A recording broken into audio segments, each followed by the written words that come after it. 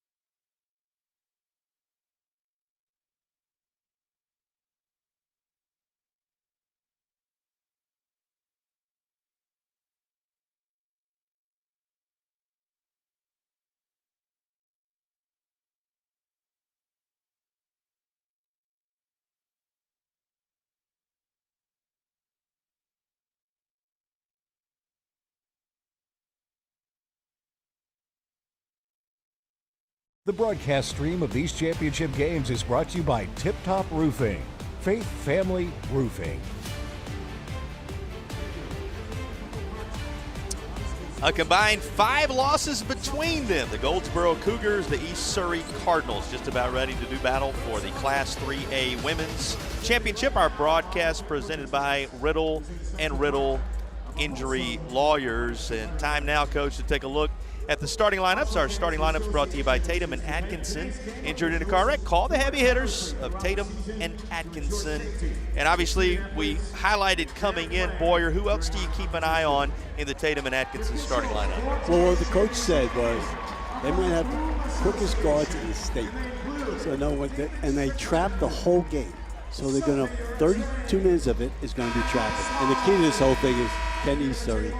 They can get up down the floor. You got to look at Coach Bryant there, who's leading this team to the charge. That's a familiar name at the top of the list. That's the niece of head coach Jay Boaz, Addison Boaz, who we introduced to you a moment ago. Here's the rest of the Tatum and Atkinson starting lineup for the Cardinals of East Surrey. What'd you find out from Jay Boaz? Well, one thing I found out was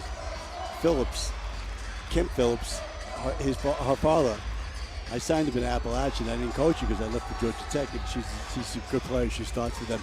But what I found out, they are a senior-weighted team. They have control. They run the guards. They have senior guards, and they're going to come at you. And they have to take care of it. If they take care of the basketball, it's going to be a heck of a game. This is all going to be, you have to take care of it. Gets into the half court, they're going to score. By this time, these two teams are families. You heard the family connections run thick, not only on the roster, but with the broadcast group here today. It's nice to have you with us as we tip off the 3A women's title game. And just like that, takes no time for Emory Anderson to lay one home and put the Cardinals out front. East Surrey off the bus, ready to go for the high noon start. We're happy you're with us for our broadcast presented by Riddle and Riddle Injury Lawyers across Sinclair's family of networks in the Carolinas and beyond to bring you live coverage all day long on this Championship Friday in North Carolina. Here's a three ball that goes up off the back of the iron and eventually down. And there's Amari Buckham with our initial Paramount Auto three-pointer. I mentioned you got to make shots. She made it. So we get a bucket on one end right off the tip. We get a three on the other side. Safe to say, Coach, both these teams ready to roll. Yeah, nice drive. Drive down the right side. Biddy Phillips couldn't get it to fall. Back the other way. Here's Smith. She'll slow it up. And another three. This time Brown, and that's off the iron. It's down the right side. A little too strong off the glass. It was Emory Anderson who started the scoring, one of those senior guards. Nothing since for East Surrey. The Cardinals settling in as the Cougars bring it up the floor. Well, Goldsboro wants to full court pressure, but East Surrey has to score. Little window at the elbow to fire it up. They got to score first, Goldsboro, and then they can press. Smith couldn't get it to fall. Other end, this a little wild pass-wise, and it goes out of bounds. Going to be Goldsboro basketball. What are you watching for early in this one, Coach? The big girl, the scorer. Let's see if go inside. I want to say Goldsboro go inside now, because as soon as they can score, they can go into the pressure. But without the scoring, they can't press. That sets the stage for the pressure, which is the trademark for this squad. Looking for that kind of bucket Number right 42, now. Talking about Boyer. This is going to be a bucket forced up by Smith. She almost got that to fall. Taking it herself toward the rim and drawing the foul. There's our first whistle. Have not yet introduced you to our officials. It is a accomplishment to be selected to call these state championship games for an official as well. David Strickland, Sophia Davis, Bryce Long, and the standby official on this one is Christopher Marzin. But Mr. Strickland, Miss Davis, Mr. Long responsible for things in this one. And I know you always had very close relationships with all the officials that worked your games. I was just thinking, I wonder if they get any paid more for this one. Do they get paid? In college, they get more. They certainly get the honor of being selected for this, as you see the Tatum and Atkinson free throw opportunities being handled by Alyssa Brown, and that's off the back of the iron. Here's Sechrist.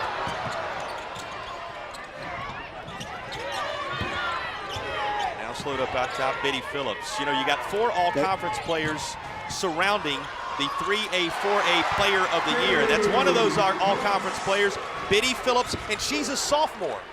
They have it. And they're well coached. They pass the ball, they share the ball, they play hard defense. Jason, if Goldsboro, they have to score to do their thing defensively. They missed 2 foul shots. Didn't get the opportunity to set it up so far. East Surrey looking strong, up 4-3 with the basketball. That is going to be out of bounds. The pestering defense there a little bit from Buckham, but It ends up being East Surrey basketball. Coach, I'll go back to that. They have 4 all-conference players and the Northwest 3A, 4A Player of the Year in the starting lineup. Smith is also all-conference coming off the bench. When you've got 6 that received all-conference honors, you know, pick your poison with this group. That's why Goldsboro cannot play a half-court game with them. They're too smart, and they're experienced kids. Girls, so it's going to take Goldsboro to score so they can get their pressing. Well, that was Boyer cleaning the boards, but the handle is lost, and here's Emery Anderson gathering it up. Eddie Phillips to slow it down. She's a sophomore guard at 5'9", and again, everybody in the lineup is, but one of those all-conference players. And she'll float one just inside the free throw line. What a job to save possession right there. Won't matter as much, but Seacrest was pretty impressive right there, Maggie Seacrest. Fast break chance, laid home by Naira Smith. So they're in trap. Takeaway, not completely, as Boaz will slow it up. There's a turnaround at the elbow, front of the iron, goes right back to Green. Green will try it again. This time it works. Now, there's such a big difference when we say a sophomore. In college, it's not that much of a difference, but size-wise, when you're talking about sophomores and seniors, not tall, but strength-wise, it's a big difference. And East Surrey's got 4 seniors starting. And the 1 sophomore, you said it. It's nice to have all that leadership around a sophomore like Phillips. Here's Boaz down the left side, and here's a whistle. It comes with 3:50 to go in the opening period, and East Surrey out front by a count of 6-5. We tipped it off in the 3A title game, and our broadcast presented by Riddle and Riddle Injury Lawyers going to continue from Winston on the other side of the break.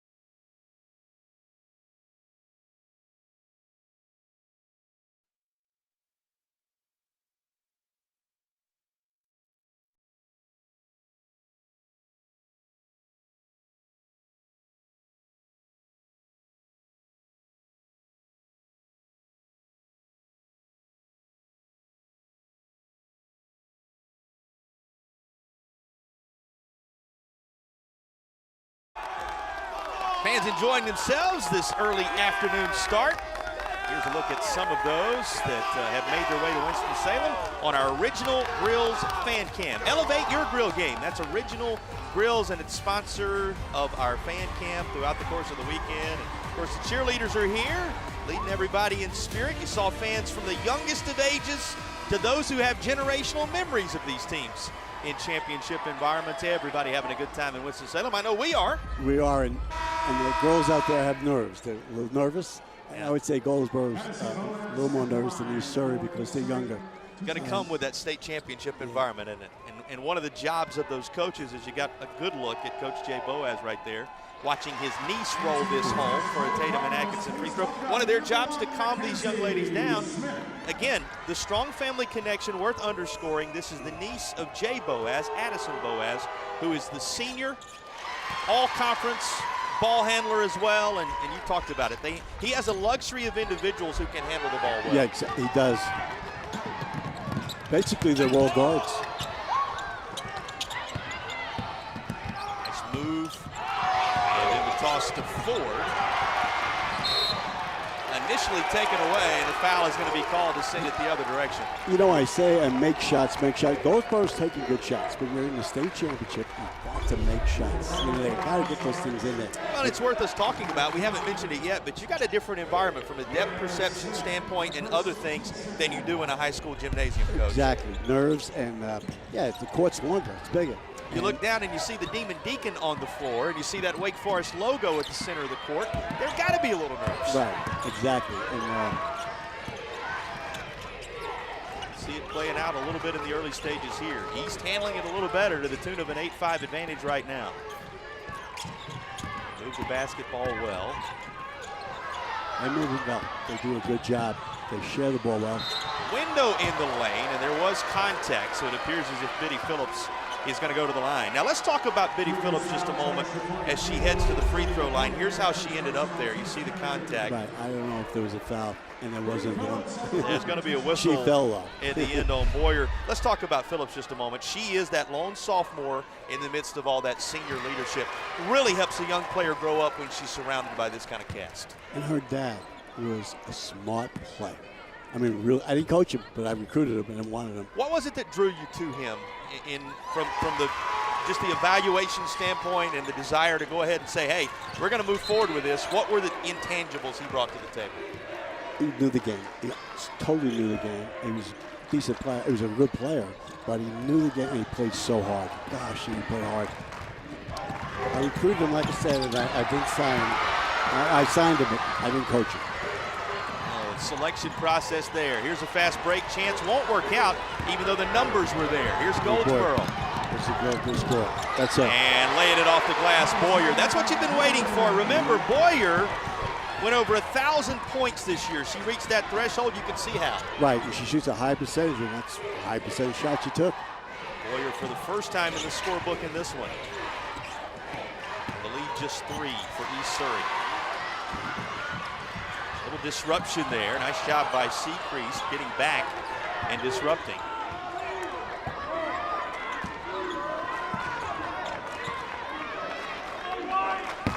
And it'll slow it up just a little bit. A reminder, shot clock not a factor in these high school basketball games. I'm not sure if East Surrey is in the zone.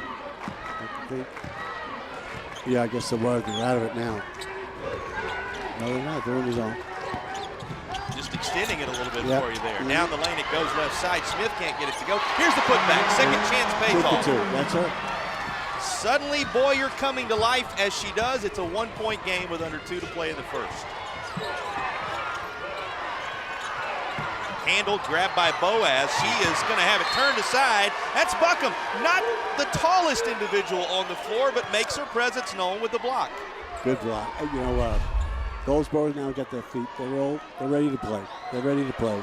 Look at that. Watch Amari Buckham work in there. That's really and nice. use every bit of elevation she's got to turn that aside.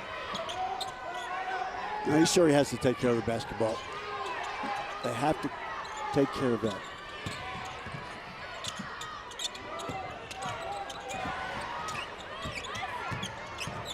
Reset out top to Biddy Phillips. How about a move here? And now the 3 ball that will rim off. It's an effort for Mackenzie Smith.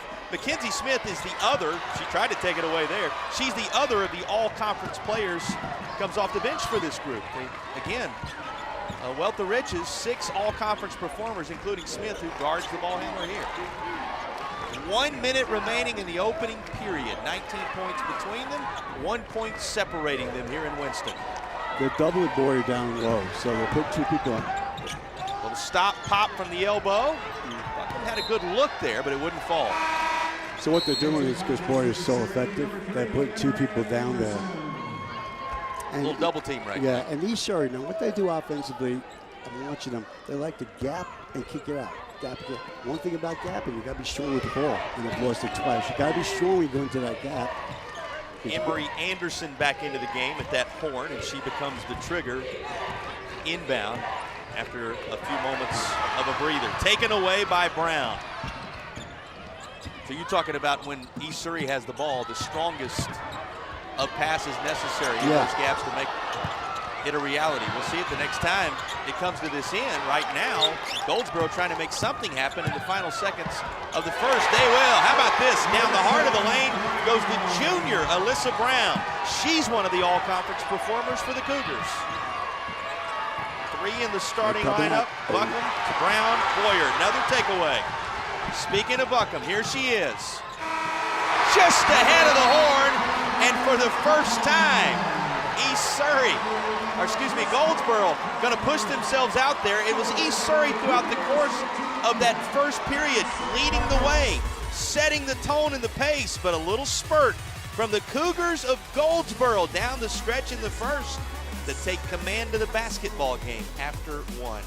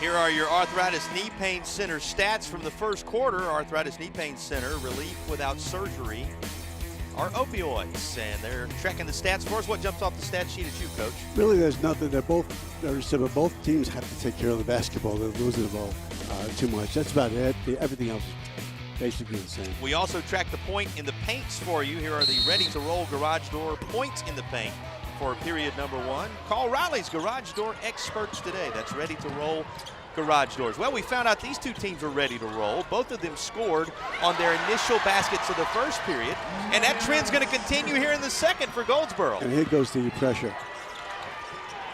They have to be patient, take care of the ball, pass the ball. You do not want to dribble a lot against these kids. You've heard Coach talking about it. Do not want to dribble the ball. You've heard him talk about it throughout, that Goldsboro's trademark is that pressure.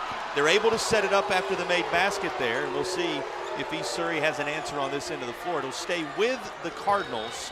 So look at Coach Boaz, but what a job he's done with this group, preparing them for a state title environment. They look to answer. They will. Rolled home by Maggie Sechrist. What a job by the senior point guard. There's some pressure, full court pressure. Good steal. Takeaway. Addison Boaz lays it back home. Just like that, East Surrey pulls right back. That was just a bad pass. Into the hands of Mackenzie Smith, who brings it up the floor. Numbers there for the 3-on-2. And unable to hang on to it. East Surrey will turn it over. 5 turnovers in that first period for East Surrey, 4 for Goldsboro. And this is going to be going Goldsboro's direction with 7:06 to play in the second. Goldsboro's a really, really fast team.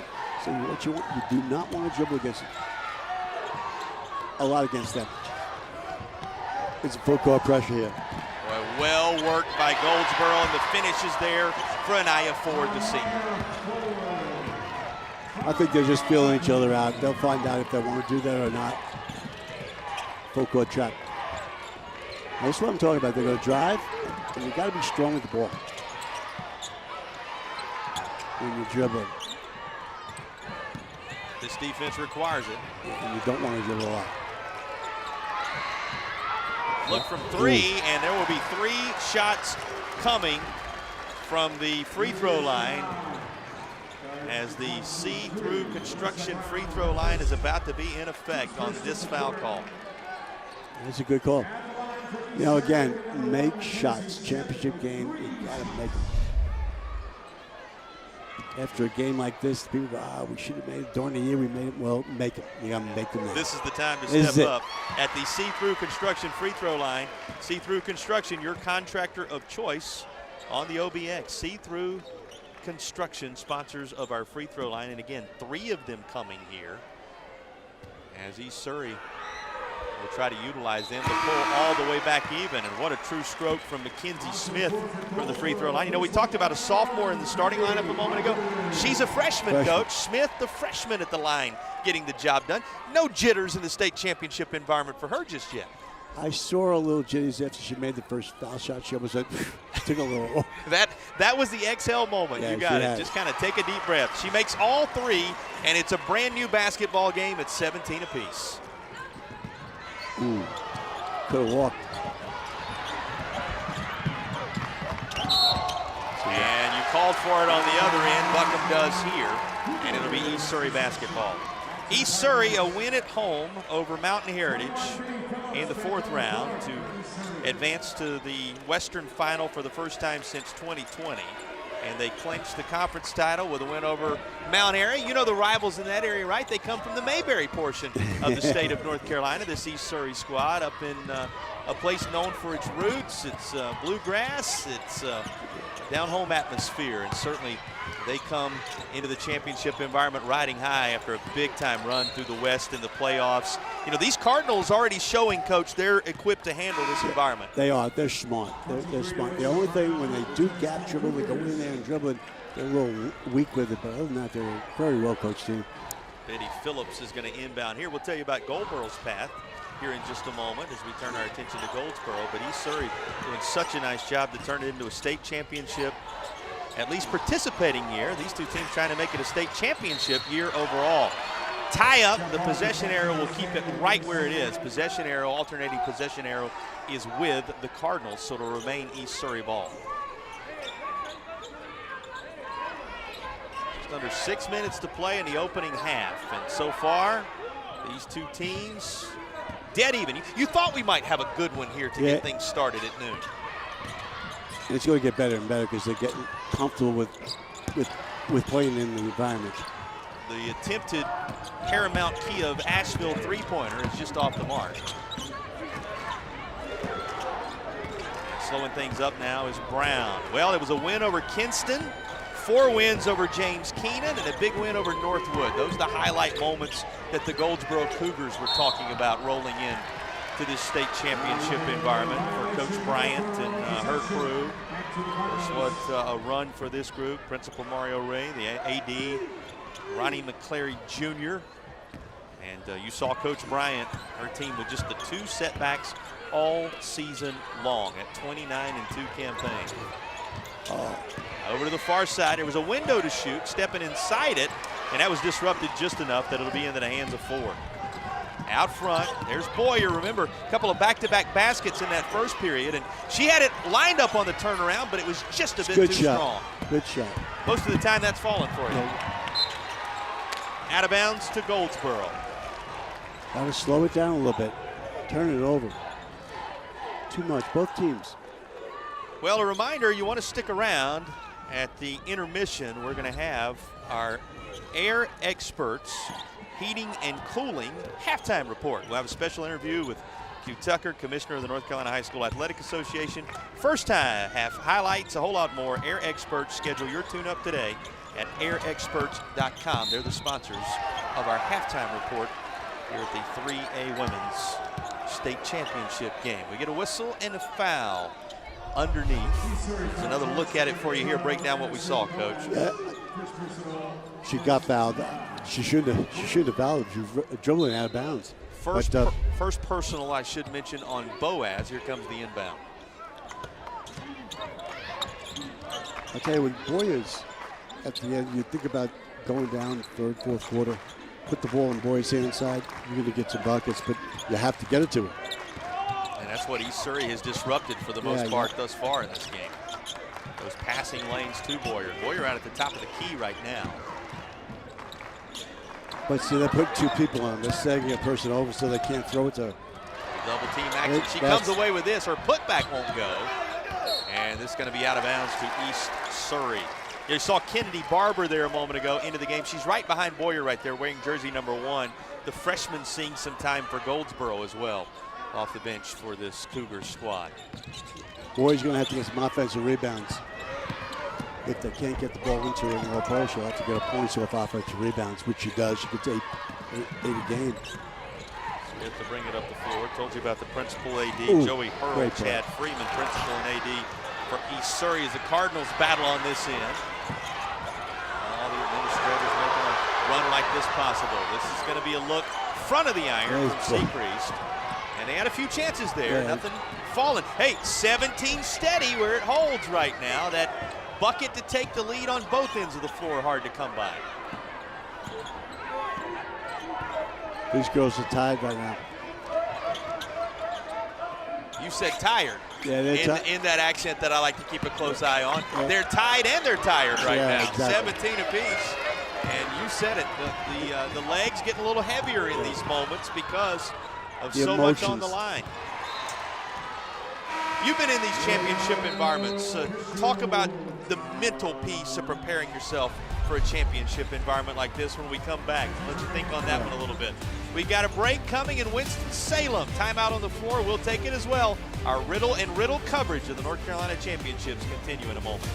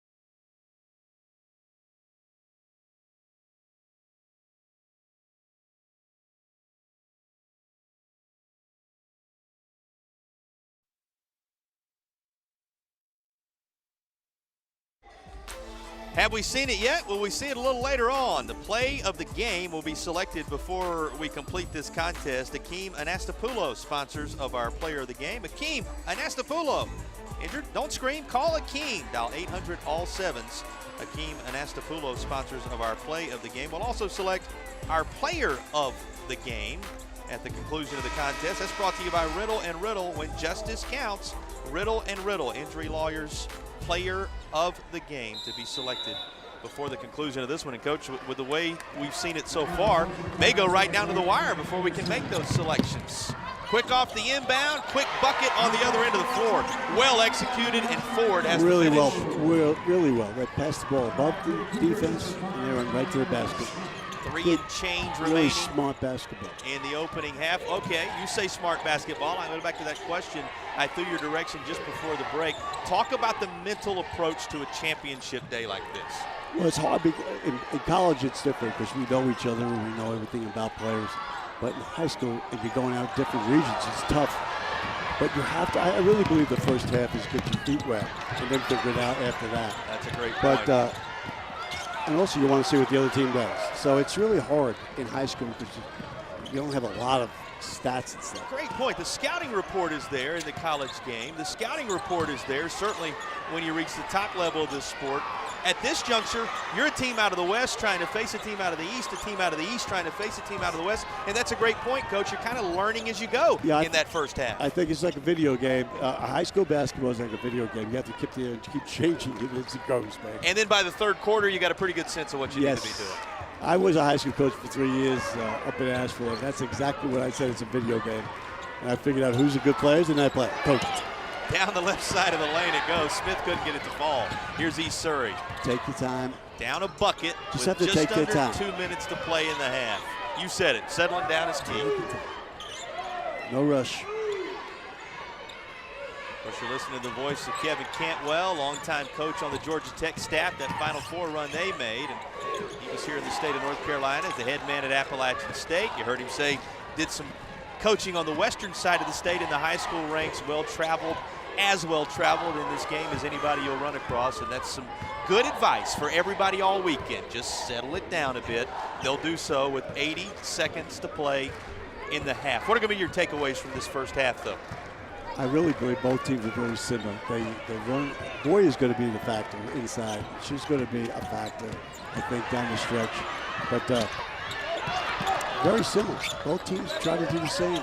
Ford couldn't quite handle that. Boyer stays with it. And how about this? Buckham gets something up. Boyer needs to be inside, getting those rebounds. And the foul will stop things at 54 seconds to go in the opening half. That's going to work Ford to the line. That's a first personal picked up there, so nothing to worry about on that front. But here's a chance at the free throw line. So Boyer sets herself up in the low post. And when she does that, they're sagging somebody in the backside of her, and the player that's played her is right there. So there's two people on her. So Boyer's going outside, but that's not helping Boyer. Needs to get back in there after she goes outside because offensive rebounds. Makes the difference. That's where she's good. We remind you, coming up at the half, we're going to have the Air Experts Heating and Cooling halftime report. You'll meet Hugh Tucker, Commissioner of the North Carolina High School Athletic Association.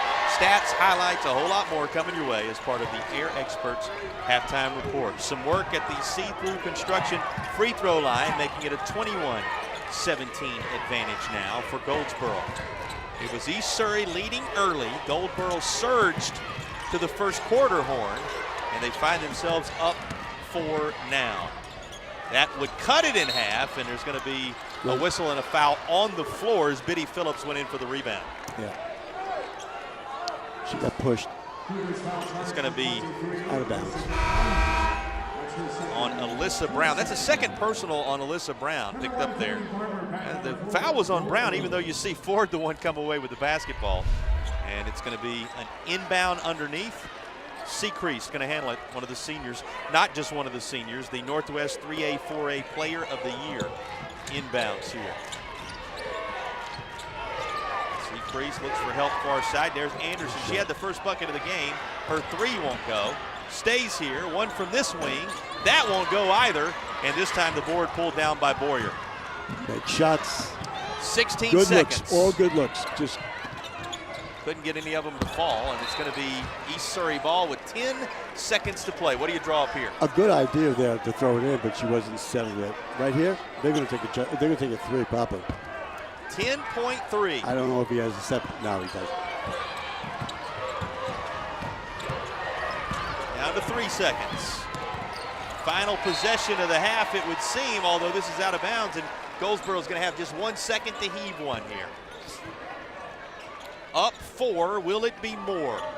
Well, that wasn't a bad turnover as far as giving the ball back. So anyway, no time on the clock. And got to quickly turn and heave. That'll be just off the mark, and it'll stay 21-17. Well, it ends up being a 4-0 run to close out the half because remember, we were at 17 apiece moments ago. Goldsboro going to carry the advantage into the break. Right, and East Surrey has to watch Goldsboro. When they're breaking the press, they're throwing it over the top and they're getting layups. They got to get on the other side. They can't. Halftime report coming your way next as it's the midway point of the 3A title contest.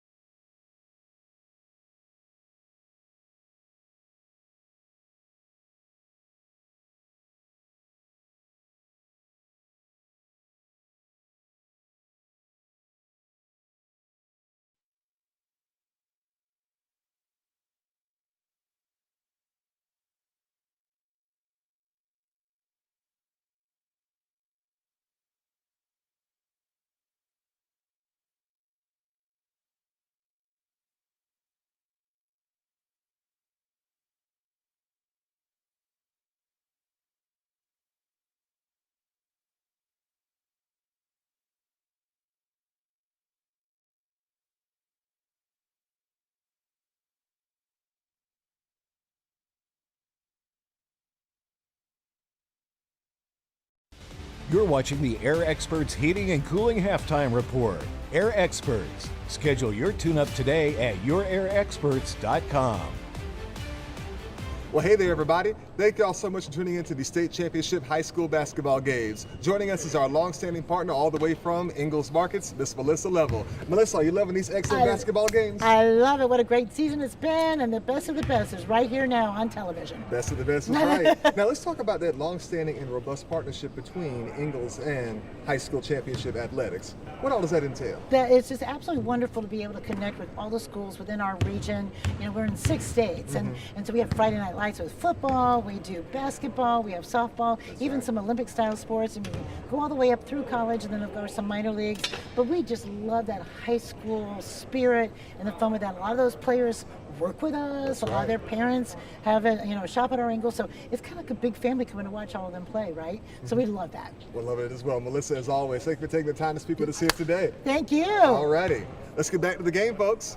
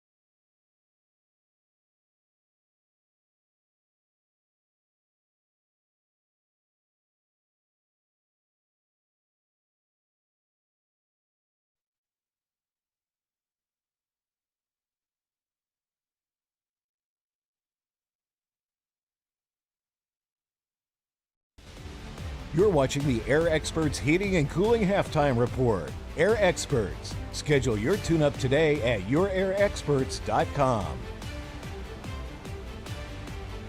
Championship week is always a special time for high school athletics in North Carolina. Joining us now is NCHSAA Commissioner Q Tucker to talk about what this event means for student athletes across the state. Commissioner Tucker, Championship week is finally here. What does this event mean for the student athletes who have worked all season to get to this stage? All of the teams that are playing this week are regional champions. And so they enter this week as already a champion. And now they're trying to, you know, put that cherry on the top, so to speak, and go home with a state championship. This year's championships feature 16 games across 8 classifications for both boys and girls. What went into the decision to structure the championships this way? A couple of years ago, the membership voted to amend our bylaws so that you could have no more than 64 schools in a classification. Now, it would have been very easy to stop at perhaps 6 classes, but at the rate we've been adding new schools, we would very quickly needed the membership to amend the bylaw again so that we could have more than 64 teams in a class, or we'd have to go ahead and have more classes.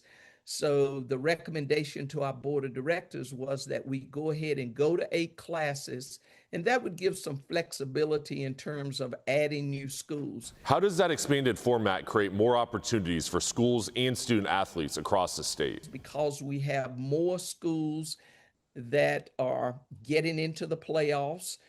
than would have ever been in the playoffs, and they're able to make a deeper run. And that's exciting for those schools as well as for those communities.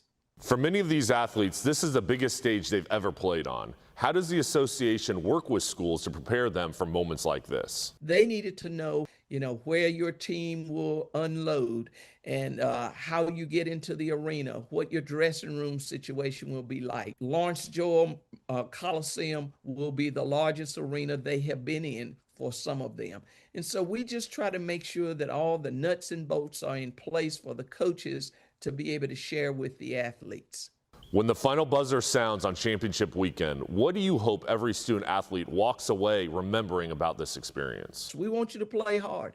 We want you to play to win, but we want you to do that and have fun so that you walk away and you think, we won, it was great, or we were runner-up, but it was great, and I had a great time with my teammates. For some of them, it would be the last time that they put on that high school jersey because they're seniors. So we want them to go away with those memories that will last a lifetime. Commissioner Tucker, thanks for joining us, and congratulations to all the teams competing this week. Thank you very much.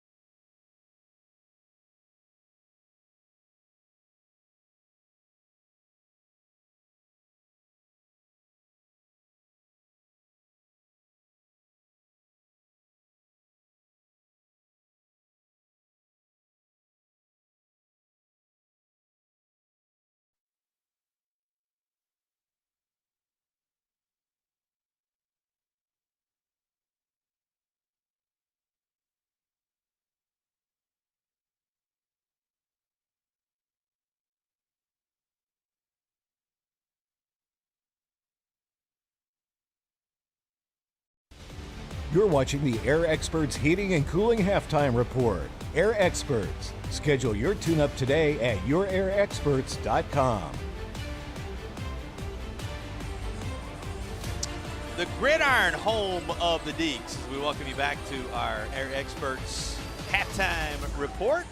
Pleasure to have you with us on the Sinclair Family of Networks. You've enjoyed a good one. Goldsboro and East Surrey separated by just a couple of baskets at the intermission in the 3A championship game. Coach, time to look back at some of the premier moments from that first half. What you're going to see, East Surrey surge out to an advantage early. Goldsboro surges down the stretch and takes command at halftime late. And East Surrey shot 17% from the field, and they shot 0 for 5 from the 3. Hopefully they're going to make some more. And what I would like to see with Goldsboro is Boy is only taking 5 shots. She needs to touch the ball more, if not on her rebounds, but she's got to get involved with the game. And like I said, I think it's going to come down to foul shooting, and East Surrey 77 right now, so you got to watch that. And, Goldsboro shot 2 for 4, so it's an interesting game. Both teams are very, very similar. Always keeping an eye on the charity stripe. These are some of the big-time moments we've seen in this one already as our first half highlights entertain you. Let's take a look at the numbers. The arthritis knee pain center stats for the first half look like this. Yeah, and the field goal percentage, 5 for 28. for East Surrey. You got to straighten that up. Over 5. You got to straighten that up. The rest of it, everything is good, you know. And Goldsboro, I really do believe, boy, it needs to touch the ball more. It's relief without surgery or opioids. It's the Arthritis Knee Pain Center, and they provide our stats. Of course, in the paint, 16-10 is the split. Those are your ready-to-roll garage doors. Points in the paint, Raleigh's garage door experts. Call them today. That is ready-to-roll garage doors. We'll be back with the third quarter. Cardinals and Cougars just about to hit the floor for the second half in the 3A title game.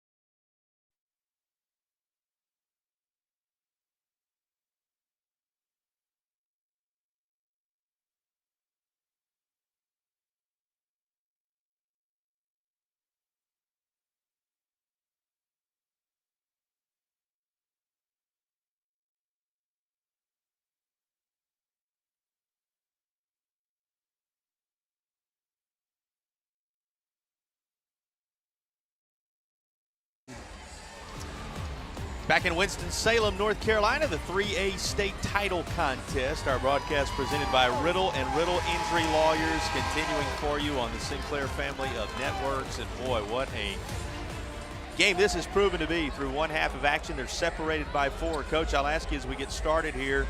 Third quarter just about to get underway.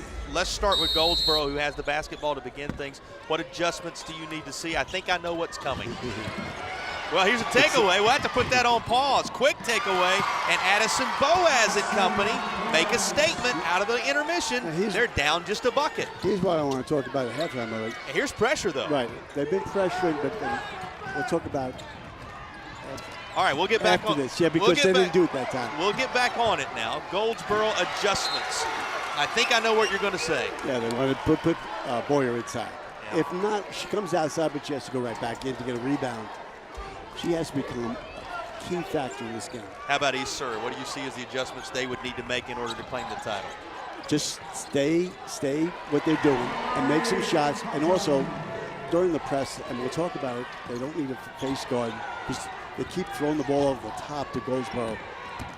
And they've gotten some easy buckets on the full court press. Other than that, it's going to be whoever makes more shots. That's what it seems to come down to in this game so often. 7 and change. Because they're taking good shots, you know, Jesse? Yep, absolutely. Freshly underway in the third. Just haven't been able to get some of those to fall. You're right, Coach. The shots have been there for the taking. Little disruption. Now gathering it up is Brown. And that's eventually out of bounds. Going to be East Surrey basketball. Of course, this Goldsboro team, it has been their goal from the very beginning. She said since June, Coach Bryant told us, all we've talked about is a chance to win a ring, a chance to make the dream come true, a chance to close the deal. And you said it, she's done it with some of the fastest guards in the state. But talked about the practice, the work that these young ladies have put in, and they were grateful for the way she has pushed them. And it pays off in moments like this. Got to take care of that basketball. Goldsboro, of course, this is a team that is well conditioned. They run that full court, man-to-man, run it for about 32 minutes, right, That if they boy is can. pretty far out here. This is when they don't know the court because they're pretty far out. And right now, offensively, things going well, but the foul underneath, and here comes an opportunity from the Tatum and Atkinson free throw line. Here's the foul, and Coach, I'm going to go back to that point you just made a moment ago as you see the foul. There's a difference in the court they're playing on right now, and it makes a difference in the way you set up your defense. Walk everybody through it. Well, it was very obvious. Boyer came way out. But when you throw the ball to the wing in the college court, you're still far away from the basket. And they think the wing, they're coming over half court. And in high school, only 2 dribbles, all right. It's 4 more dribbles to be at the same distance from the get the ball to the wing. But Boyer came way out to half court. She's used to come out and say, screw it, she was way out in half court setting it. And the Tatum and Atkinson free throw falls. To your point, we've had high school coaches tell us over the years the biggest adjustment is not even the depth perception behind the rim. The biggest adjustment is the length of the court for what they're used to playing on in terms of their gymnasiums, because you set it up based upon where the half-court line is, where the three-point line is, all different in a college environment. They're handling it well, though. Here's a bucket, down 4, and now a little trouble pushing that forward, and we got a whistle with 5:54 to play as Goldsboro wants to take a timeout. You just feel for where you are on the court. You know, a college court, you could be as close. As soon as you come over half court, you got to go a little further. Because when you throw the ball, if you just come over and you throw the ball to the wing, which they're doing, they are so far from the basket and they try to start their offense. Makes a difference, the length of the floor, Very for hard. sure. Akeem Anastapulo going to be the sponsor of our play of the game. If you haven't seen it already, Akeem Anastapulo's law firm. He says injured, don't scream, call Akeem, dial 800-ALL-7s. That is the Akeem Anastapulo play of the game. You'll see in just a bit. Both these teams have traveled well. Of course, this East Surrey squad led by the 3 seniors. You see their fan base having made the trip down from that northern central part of the state of North Carolina, the champions out of the West. You know, they've been here all 5 years with Coach Jay Boaz, this senior group, and developed that chemistry in the process. You know, Coach Boaz just came out and he called off the press. He stopped it. I think it's a good move because it wasn't that effective. You're going half-court trap. They set up in the half court instead, and that's going to be off the side of the iron. See where they have a double team in the low post, Boyer? Down the right side. That's going to be into the hands of Green, but taken right back away and handled beautifully by Naira Smith. That's a turnover, bad turnover. Naira Smith, the lead grows to 6 for Goldsboro.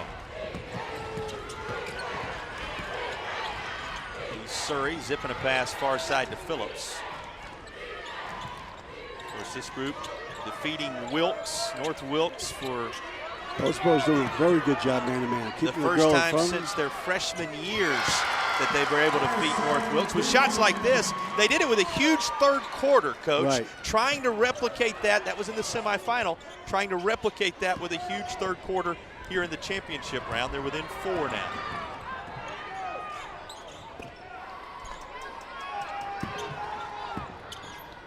That's one of the few jump shots they've made. Far side. Well, sometimes when the floodgates open, right, you Yeah. just never know. And Phillips, as the rebound, gets it into the hands of Boaz, our player to watch, the senior point guard, all-conference performer. Well, there he is, the player of the year in the conference. And a whistle as Goldsboro was trying to take it away.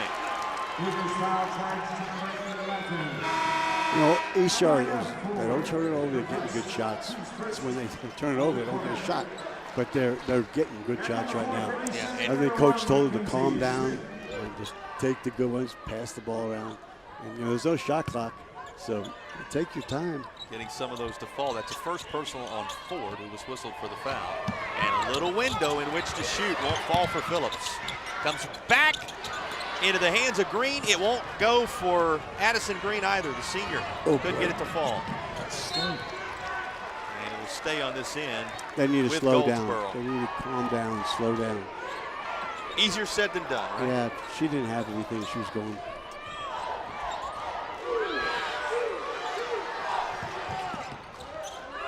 Inbound for Goldsboro. Ooh. That's tough. And going to be East Surrey basketball on the far side. And trying to implore them. Remember, they said that what she has done in setting that goal, the goal of a ring, the goal of a championship. You know, she talked about how 3A East, previously 2A for her team, was an adjustment this year. They handled that adjustment, as with all others, very, very well. They lost in the third round a season ago and made it to the championship environment this time around. Here's a takeaway for Goldsboro. What'd you see on that possession? A kick ball. That should have. Didn't end up being a whistle. On this end, it works out. There's Boyer underneath. And as coaches told you throughout the day, that's the bread and butter for the Cougars of Goldsboro. Lead back to 6. That's a high water mark. See, Priest will have it in her hands to slow it down a bit. They're patient. Here's a 3.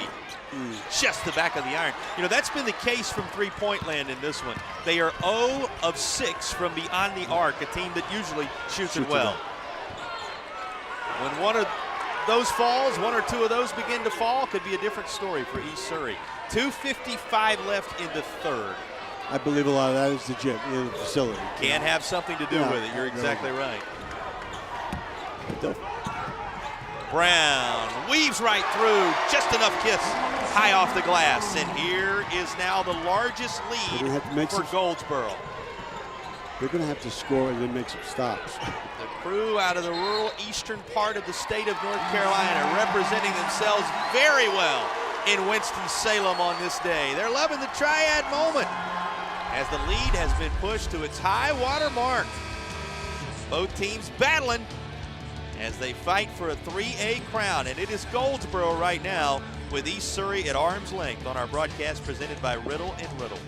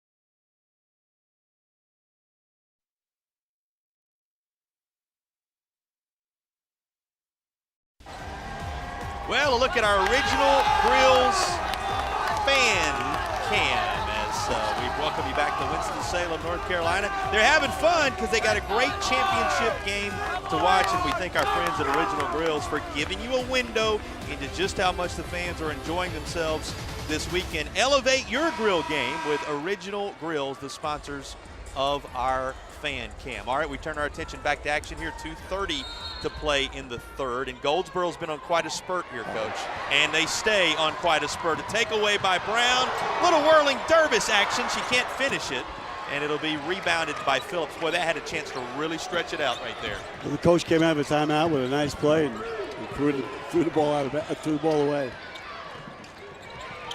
Little disruption, and that's going to touch the sideline, and it'll be Goldsboro basketball. So Goldsboro right now, East Surrey's got to be careful because Goldsboro in the position to begin to pull away a bit all of a sudden at the 2-minute mark third. Well, East Surrey has to score, and they have to stop right now. Goldsboro scored. I'm talking about right now. Out top, Buckham puts it on the floor. Well, they spread this out. And Brown's they go one-on-one. Buckham has 7, Ford has 8, Smith has 6, Boyer with 6, Brown, who has the basketball, with 4. Those have been the scores for Goldsboro, and that's just a bit too strong. Guess who has it now? Put back true.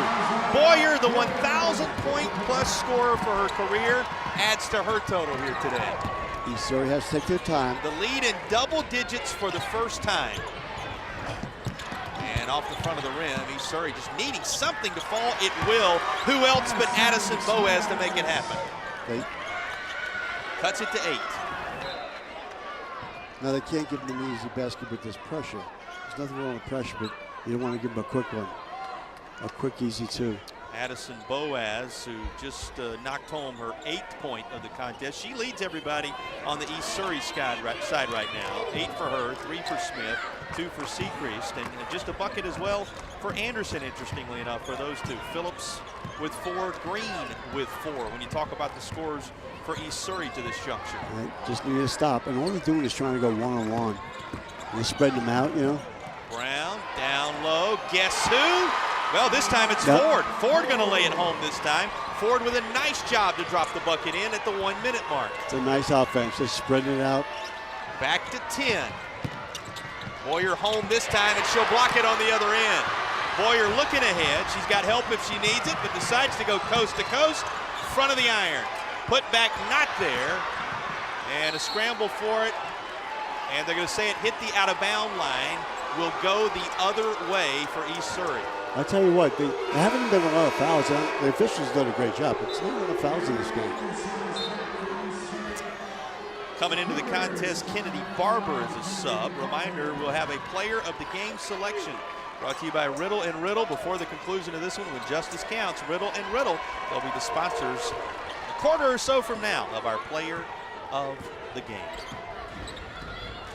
East Surrey up the floor with it. Down 10 with a half minute to go in the 3rd. Remember, this was a 1-point game at the break. So a 14-8 split here in the 3rd. Or excuse me, just a couple of buckets between them. 4 at the break. It was a 1-point game, a good portion of the first half. Tied at 17 at one point. But they've outscored them 14-8 in this quarter and the lead 10 overall. That could change as here's a trip to the line by virtue of this foul. You know, Goldsboro plays really good man-to-man. When I say good, it's not overpowering or anything. They keep the player in front of them. They don't let him drive easily to the basket. And that's what's doing. They're making it hard. This is a score. Team that shoots the free throw well when they can get there. Biddy Phillips knocks one down, the first of the Tatum and Atkinson free throws. Injured in a wreck. Call the heavy hitters at Tatum and Atkinson. And Biddy Phillips will see another one roll home. Phillips with 6 points in the contest. That'll cut it a little into single digits now. And we get a foul out top. And with 12.9 to play, everything stops. Well, you can't see those Goldsboro colors. You certainly can't be here in Winston-Salem, North Carolina, without thinking about our friend Dave Odom. His banner hangs in the rafters here where he did so much of his good work in the ACC and beyond. Of course, a Goldsboro native, one of the favorite sons of Goldsboro, Dave Odom. And his banner looking down on this group from Goldsboro as they lead it 35-27. And by the way, Odom family still making some waves in North Carolina as we speak today, right? Yeah. Ryan has the Virginia Cavaliers playing in the semifinals of the ACC tournament just down the road in Charlotte. The Odom family, one of the great families in the history of basketball. Yeah, he's a good friend of mine. Yeah. He's doing all right. He had a heart attack and he's doing better. You know, we worked some games together over the years. I know you've known him for decades, and he's one of the great gentlemen in this game. I knew him when he's in high school. And what he's done here, what he did here, you know, the Tim Duncans and Randolph Childress eras, and certainly even Chris Paul and on down the line, with all the work to put Wake Forest University on the map basketball-wise in those days. Can't be here without thinking about the Odom family, and a big hello to them. And the Goldsboro native comes to mind with Goldsboro out front in this contest. East Surrey looking to battle back. They got the basketball now. And just ahead of the horn, but it will not count. Trying to work it ahead of the horn, but it was behind the light, and it will not count, though the bucket went through the hoop. Goldsboro using a strong third quarter. They outscore East Surrey 14-10, double the advantage as we head to the 4th on our Riddle to Riddle broadcast of the North Carolina High School Athletic Association state title games.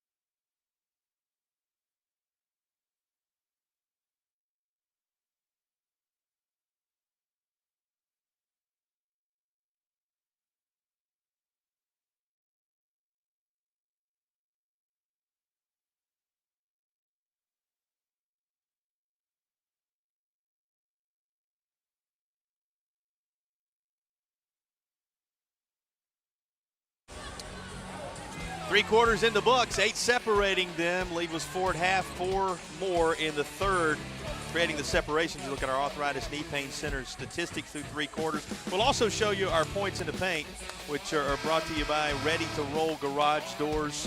And those are the 2 numbers that we're tracking for you along the way. Coach, what jumps out to you numbers-wise as we get back to work here in the fourth? East Surrey has to shoot a high percentage in this fourth quarter. And they've shot, they're shooting 20% from the field. They have to shoot a high percent. Well, that's There's a start. One, and they have to slow down. They really don't. Decent defense.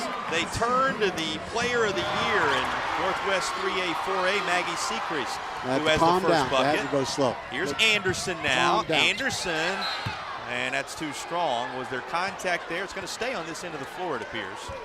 Going to remain East Surrey basketball. A couple of key possessions for East Surrey as they look to cut the lead in half here with 2 quick possessions of the basketball. Here was that last work as she worked her way close to the bucket.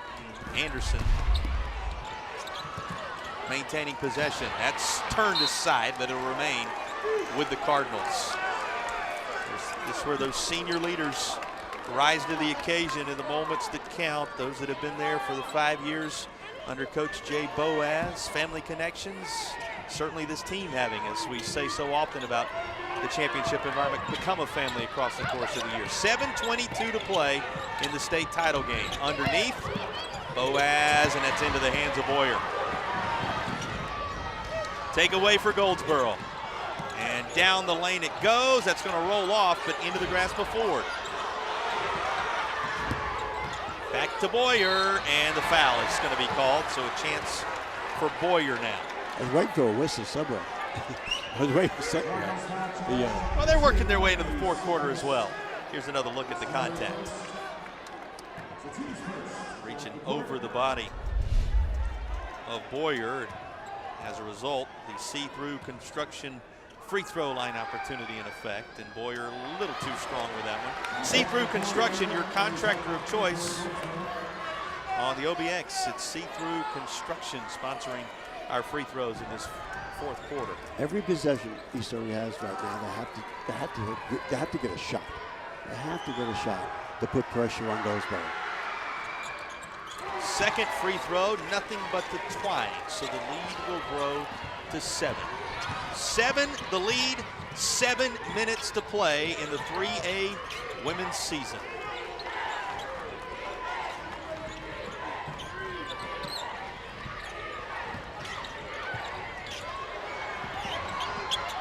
Priest and her length, will it be a difference maker down the stretch here? We talked about the big hurdle they jumped as they took down North Wilkes for the first time since the freshman year of all these seniors. Of course, Betty Phillips, the sophomore, in there with that senior group out of the leadership crowd, and that's lost off the hands of Boaz. Out of bounds, going to be Goldsboro basketball.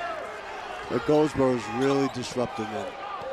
They got their hands in their faces, they're all over them. Goldsboro making the jump, 2A to 3A East, and the 3A East champs looking strong right now. Second effort, it will go. Amaya Ford, one of the seniors for Goldsboro, and the lead stretches a little further.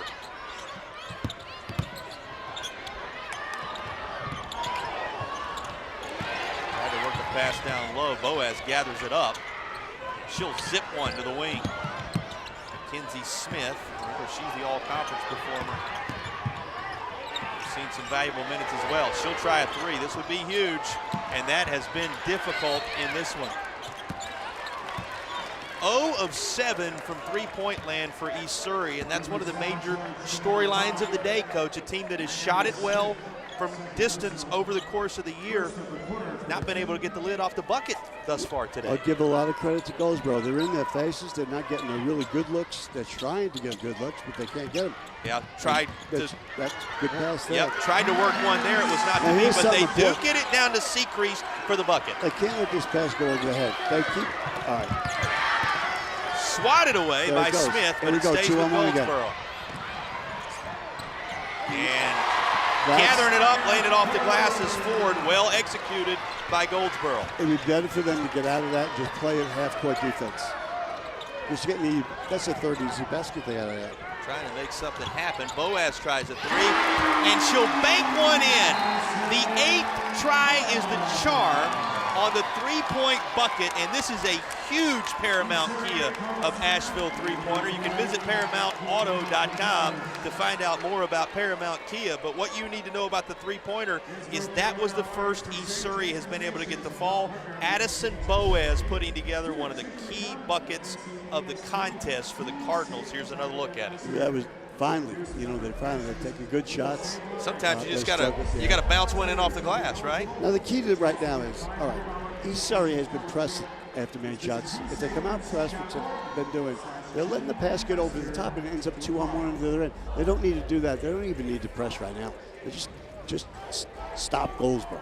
And don't do it that way because you're getting 2-on-1 breaks. But they stop Goldsboro in the half-court setting or half-court tracks. Makes it a 6-point contest. Again, this team talking about it from back in June, Goldsboro, how they wanted to go after the ring, all the sacrifices they made across the course of the year to make that a reality. You think about the strong second half in the semis, how the culture was changed for that group. You look at East Surrey and consider their journey here.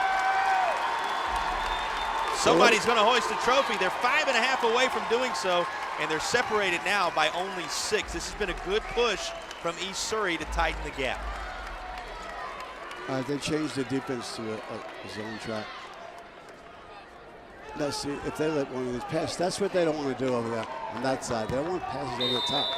You're talking about top of the screen. Yeah, Your takeaway. And who was it last touched by? Going to be East Surrey basketball. Momentum with East Surrey at the moment. They'll have possession on the baseline. What did Coach Boaz say to us in the press conference? Don't have to tell them to go. Sometimes have to tell them to whoa, but don't have to tell them to go. It is certainly go time now for East Surrey. A drive to the bucket, an and one chance coming for Emery Anderson. Anderson, who had the first basket of the day, gets it to fall through the hoop, and she's got an and one coming. This will cut the lead in half again, and it'll be a one-possession basketball game if she makes from the see-through construction free throw line, and they're so good from that spot. It is a 3-point game in Winston-Salem. And a held ball. Possession arrow is with Goldsboro, or was a timeout granted Goldsboro. Goldsboro wanted a timeout as the tie-up was transpiring, and I believe the timeout was granted, so it was a timeout on the floor. Goldsboro will have the ball out of the timeout. Coach, what a push from East Surrey right here all of a sudden. They finally got that 3-ball to fall. Couple of big takeaways defensively. Just like that, it's a one-possession game. The last 2 possessions, Goldsboro against the Fuqua pressure, they've been throwing it over the top and going down and getting some. This time they took the guard and rode it to the corner and threw the ball to her twice. And she got trapped and lost the ball twice.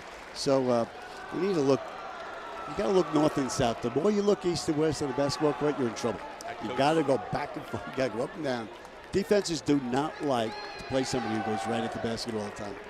Coach Jefferson in there, the football quarterback room at UNC, that staff that's been put together by Jay Boaz. It talks about the big old hearts that he has seen alongside the athletic ability on this run for his team, and they showed both that heart and that ability here in the 4th quarter to cut it to a single possession. And now Goldsboro to inbound with 5 minutes. There's an eternity left in this. Hold on, listen. They totally took everything. Offense is a half court, so you got to move your defense back. That was a great move by Goldsboro. Great move. Great move. Goldsboro on the inbound. Again, 5 minutes of basketball eternity left here. And another timeout's going to have to be burned by Goldsboro as they still have trouble working across the timeline. Having trouble getting in. They should just... So East Surrey, suffice it to say, with all the momentum right now. Remember, it was Goldsboro by 4 at the half, Goldsboro by 8 at the end of the 3rd quarter. Goldsboro ran the lead to double digits at one point, but it is East Surrey seemingly in command right now, though they trail it by 3. All the momentum on that western side right now. It's all been caused by East Surrey's defense, full court pressure, but that hasn't bothered them the whole game. And for whatever reason, Goldsboro got out offensively doing what they do against that press, and they started passing the ball in the short corners over here when they've been passing the ball up the court. So let's see what they do when they come out, but you don't want to be throwing that ball in the short corners in the defense because they're going to trap you. It was amazing about I'm watching East Surrey. And the key to this is they're seniors. These are composed kids. They've been through but if these are juniors and sophomores, they'd be panicking. They'd probably be down by 15. This team is composed. We talked about Coach Jefferson Boaz. He was in the North Carolina quarterback room. He brings all that history from the football side to his basketball prowess. The son of Jay Boaz, obviously. You've got Kelly Monsinger. You've got Kyle Chenault, Andy Jessup, of course, Terry Lee, who handles the stats, all that contingency, trying to push toward the title, and they're doing it well right now. It's out of bounds to East Surrey, going to stay with the Cardinals. 3 turnovers in a row. 2 of them out of timeouts.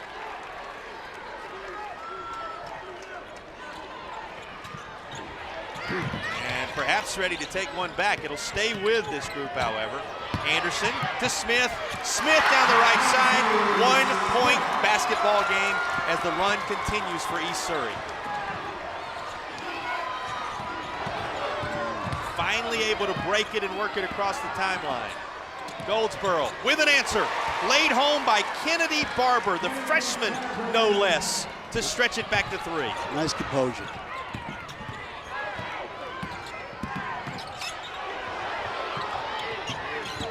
Anderson, and slowed back out. 3 from the other side, it won't go. Somehow the rebound was snatched initially by Smith. They're going to call a tie-up this time, and the possession arrow is with Goldsboro. So it will be Cougars ball, up 3.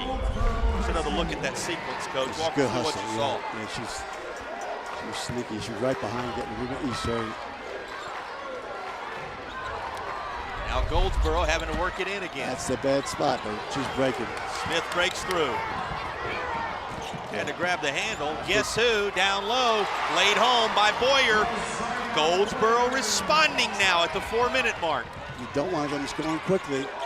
That's why that press sometimes it's not helpful. But then it is helpful. Well, it was pretty helpful when they were making that comeback Yeah, run. it It just doesn't get helpful in moments where they can break it. It's kind of one of those double-edged swords, so that much is sure. We'll be back to walk you through the balance of the 3A title game. Hey, they finally banked home a 3, and East Surrey has made it incredibly interesting. Here in the 4th, though, Goldsboro is still out front with 3:45 to play.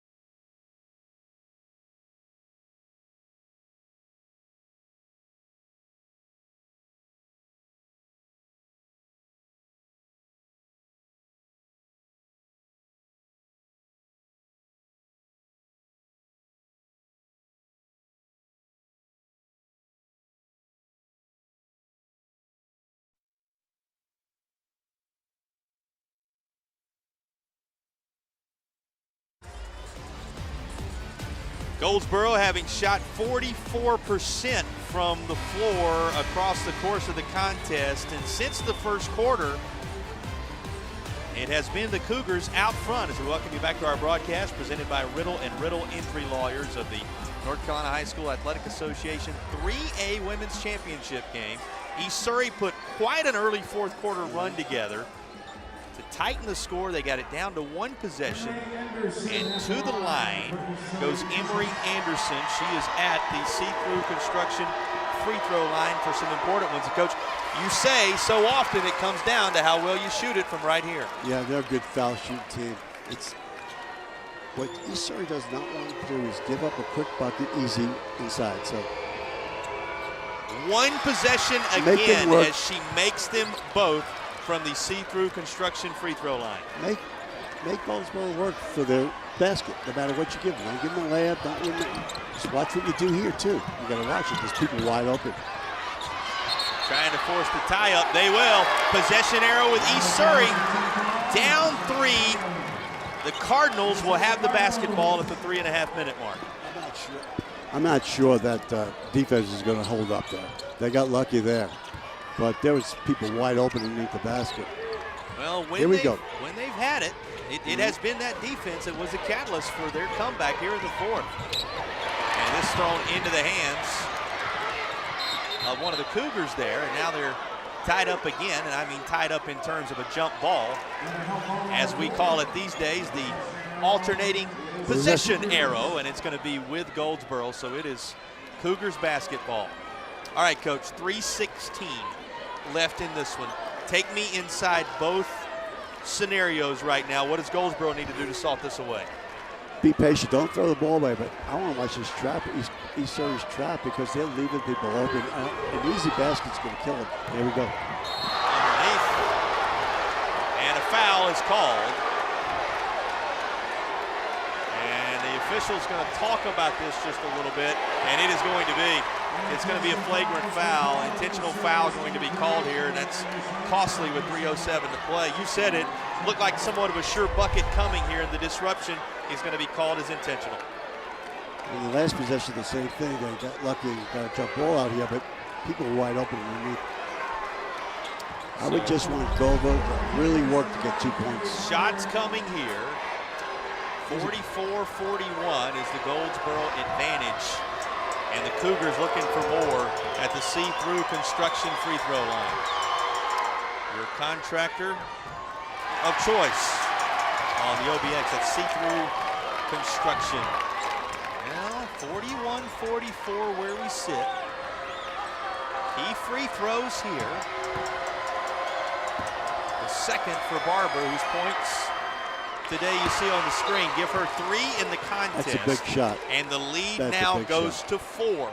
So it becomes a 2-possession game right there. 3:07 is a lot of time. Yeah. Goldsboro answering East Surrey here. From the corner. 3 ball. That's it, Dad. Amari Buckham, the senior. That is just the second made 3 for Goldsboro, just the 3rd between the 2 teams in the game. What a time for it. A critical Paramount key of Asheville 3. And this is going to be Goldsboro's after the whistle, and just like that, Coach, a free throw took it to 2 possessions. A Paramount key of Asheville 3 runs it back to 7 in the blink of an eye. Yes.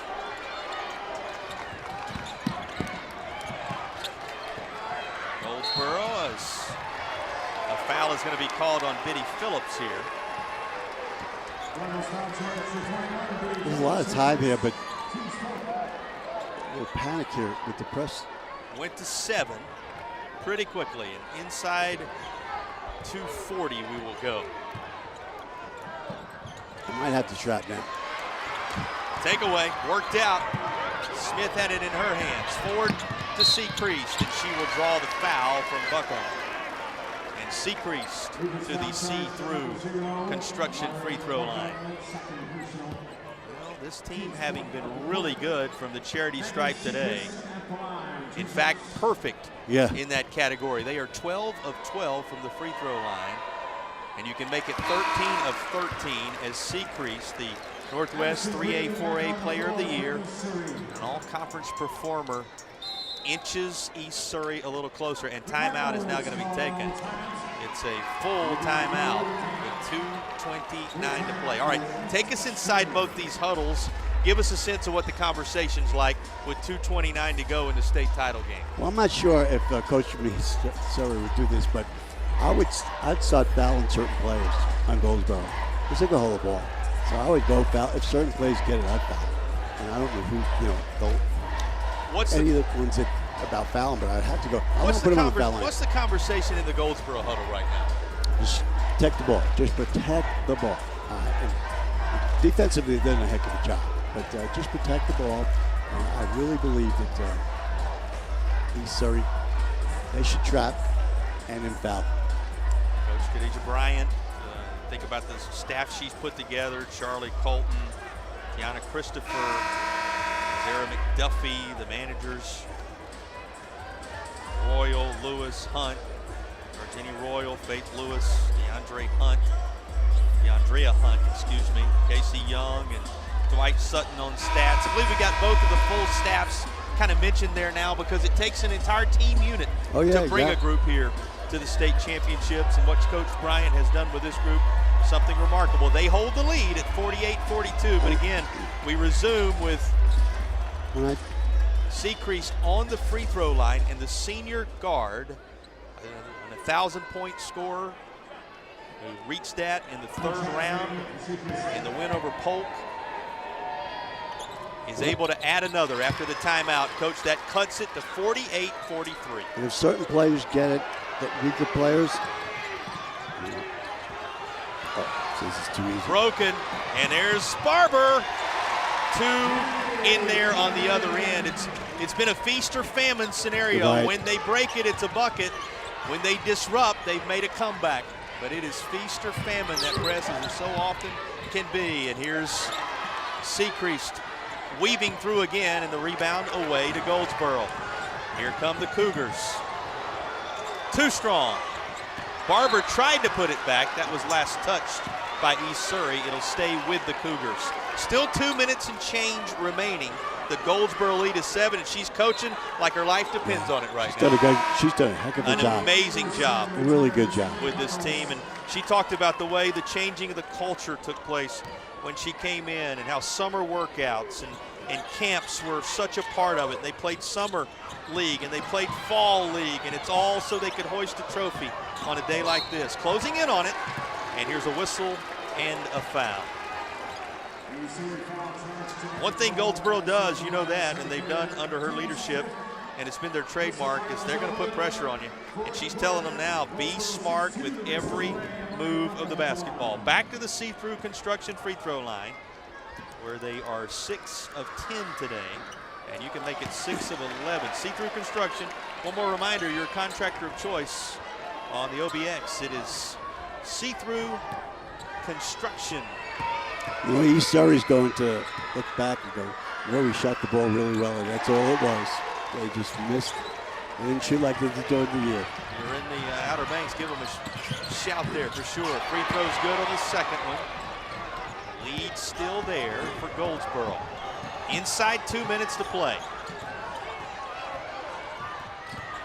Takeaway by Phillips. Plenty of time remaining. And East Surrey with Anderson up the floor with it. 95 seconds to play in Winston-Salem. Just side of the iron. That's been so much of the story in this one. Team that shoots it so well, shooting less than 30%. And that won't fall.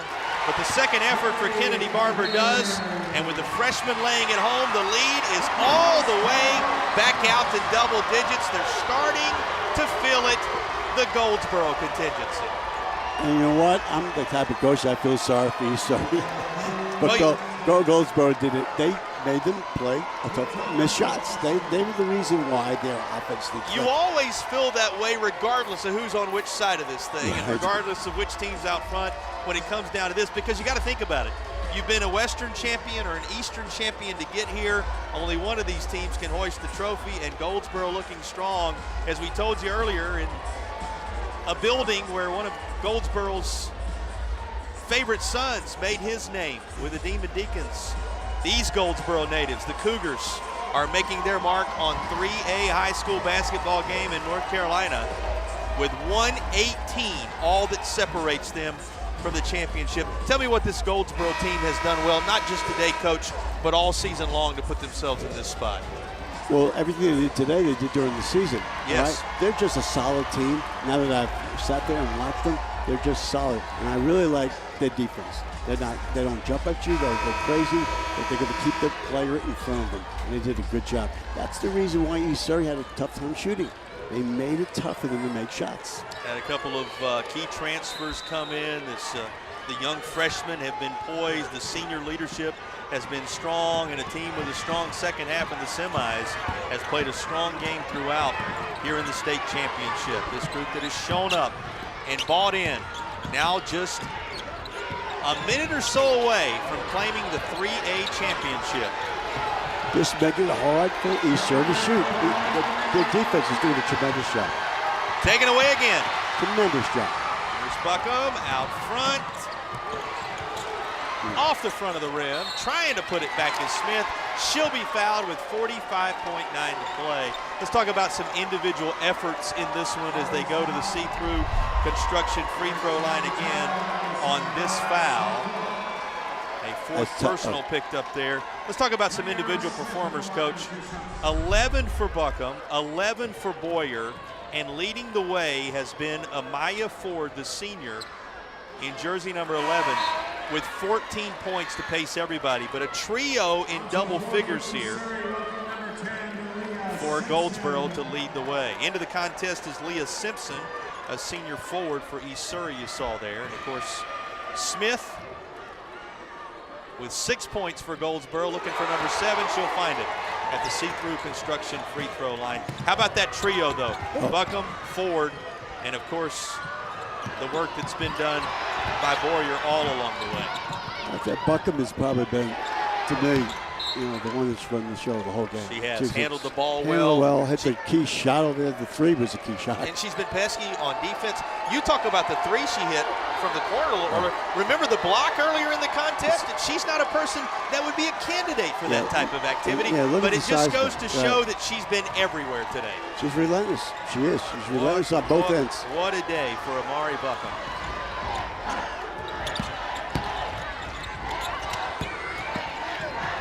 Surrey trying to make something happen, just 22 seconds to play, and that's been the story. Swatted away by Barber as Goldsboro is moments away, seconds away now, 17 of them to be specific, from celebrating a title. That'll be another Lawrence Joel Veterans Memorial Coliseum moment for a crowd from Goldsboro. Quite fittingly, the colors similar. And the outcome impressive. There's just the second made three in this contest for East Surrey, but it's going to come once Goldsboro had done enough work to claim the 3A crown. The Cougars of Goldsboro fulfilling the dream and accomplishing the goal that they've talked about since June. It'll be a ring on the finger, and the Eastern champion Goldsboro Cougars hoisting the trophy under the direction of Coach Bryant and her staff. What an amazing job they have done, and it all shakes out to a 54-46 final in the 3A state championship game. We'll come back, have the trophy presentation. You'll hear from Coach. We'll have the superlatives selected. So much more coming your way on our broadcast presented by Riddle & Riddle from Winston-Salem after the break. Goldsboro claiming the crown in 3A.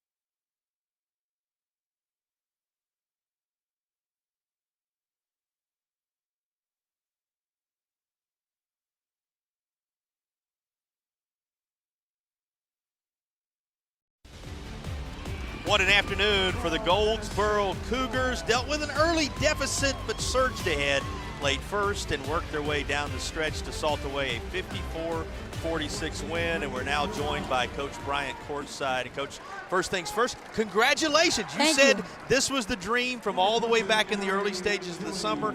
Now it's a reality. Yes, sir. Walk us through what it's like over there on that sideline. You know, I just have 10 girls that's just ready to play. Okay, and then they come out, they just give it their all every day in practice. You know, before the game, you know, we kind of just took in the moment. We got here early. We was able to kind of, you know, see the building, so that it wasn't intimidating. And man, those girls just played hard. They played hard. They just did a phenomenal job. You took a pretty good punch from East Surrey in the early going, Absolutely. but you have to love the way they responded. Yes, I mean, East Surrey is a very, very, very good team, very fundamentally sound. Got some good shooters up there, got good guard play. They run their sets very well. Much respect to East Surrey. You know, very good team. I knew it was going to be a challenge coming in, but I'm glad that my girls rose above. Your defense did everything. You stopped them. They couldn't shoot. They had a terrible shooting night. And it wasn't really because they had a shooting night. They weren't open. And you kept contesting shots. That last shot the girl blocked, she came from somewhere else. And that's all coaching. That's all coaching. Absolutely. That's great defense. Solid defense. Good job. Thank you. It was really fun. Thank Did you go over that every day? Oh, absolutely. You know, we've been playing man-to-man all season long. So, you know, things that we talk about four-man shell drill, getting the help, you know, getting in the denial, you know, making sure that we're there, stopping the ball, then recovering out. You know, Alyssa Brown, number 23, she's an amazing on-ball defender. She drops back, gets the help, comes back to the ball, and she's been doing that all season for us. So she definitely came in big right here when we needed her. And I saw her do that. Absolutely. She's hard. phenomenal in the help. She's phenomenal in the help. And it's very solid defense. It's not a crazy crazy stealing stuff. It's very solid. Yes, sir. Coach, what does this mean to the community as we wrap up our interview with you? Walk us through what it means to Goldsboro. You got a Goldsboro Natives banner hanging in this building. Absolutely. Another moment in this building here for Goldsboro. What's it mean, Coach? Oh, it means the world, not just to me, but to the community. I think they said it was about 40 years since we were able to do this. One of my player grandmother was a part of that championship team, so for her to be able to play her senior year, her 4 years here, and to be able to be a part of the team that brought home another championship for Goldsboro High School. You know, the community, not just Goldsboro High School, but the Wayne County community, from everybody, all the support. You know, it just means the world, not just, like I said, to Goldsboro, but to the whole Wayne County community. Well, congratulations, Coach. Thank Go you. enjoy this with your team. Yes, sir. Thank you. All right, what a moment for Coach Bryant, for the Goldsboro Cougars all the way around. And, Coach, you could see there in talking with the leader of this program why they've been so successful this year. She was dialed in from start to finish. You could tell it, the way she talked about it. And I just saw it. The difference here was the defense that made East Surrey shoot bad percentage. That's it. Both teams played very well. All right, speaking of playing very well, let's look at some of the superlatives. We start with our Akeem Anastapulo play of the game. You referenced the three-pointer from Amari Buckham. It was timely, and it stands as our Akeem Anastapulo play of the game. Yeah, that was the play of the game. As soon as she made it, I said, that's a backbreaker. And remember, that was right after the free throw, took it from one possession to two. She hit the three. The lead surged to 7. Timely, to say the least. And Akeem Anastapulo reminding you, don't scream, call Akeem. Dial 800-ALL-7s, sponsors of our play of the game. And our player of the game, well, it's what she did all season as well, Coach. Isaiah Boyer was a 1,000-point scorer in her career, and the senior led them here. She is our Riddle and Riddle player of the game. I felt at the beginning she was going to be the key player because of the size. She does a great job, offensive rebounds, and that's how she scored at the end, was the offensive rebound right there. And you saw her work on both ends of the floor, had the block on one end of the floor, the offensive rebound and the putback there. And the leader of this group of Goldsboro Cougars standing as our Riddle and Riddle player of the game. What a performance by the Goldsboro Cougars.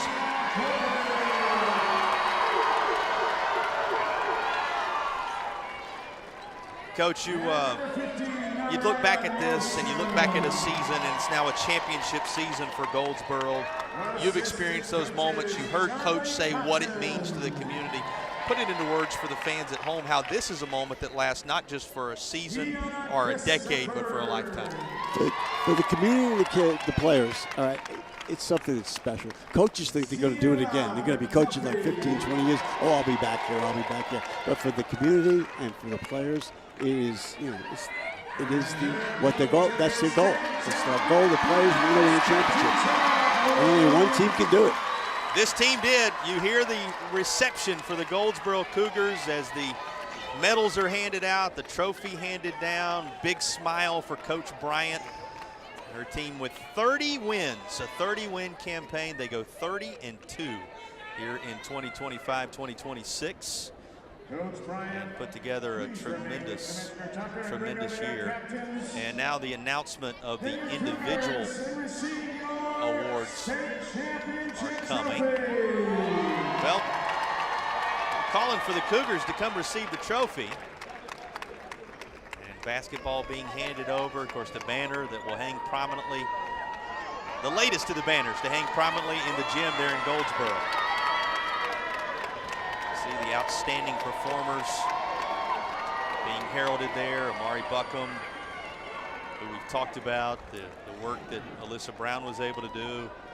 Maya Ford, an outstanding performer, and obviously Isaiah Boyer, who we highlighted as our player to watch. Should just mention this team. Amari Buckham, 0.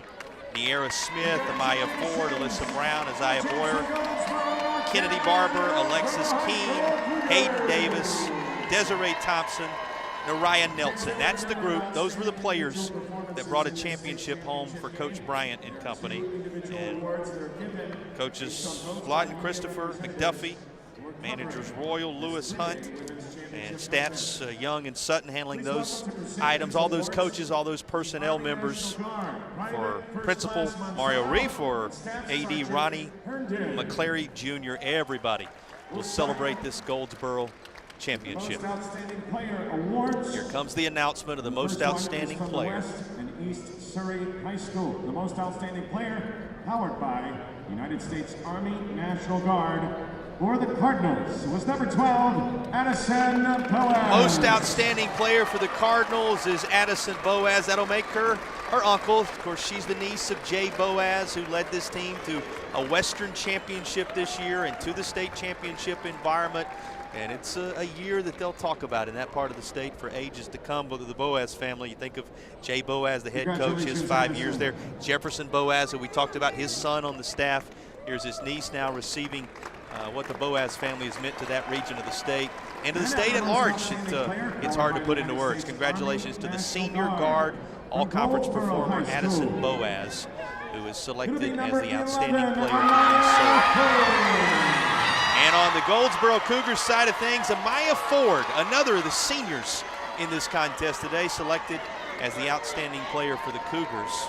And now we're going to have the most outstanding player of the 3A championship announced to stand alongside Amaya Ford. Ford, who in this one finished with 14 points to lead all scorers.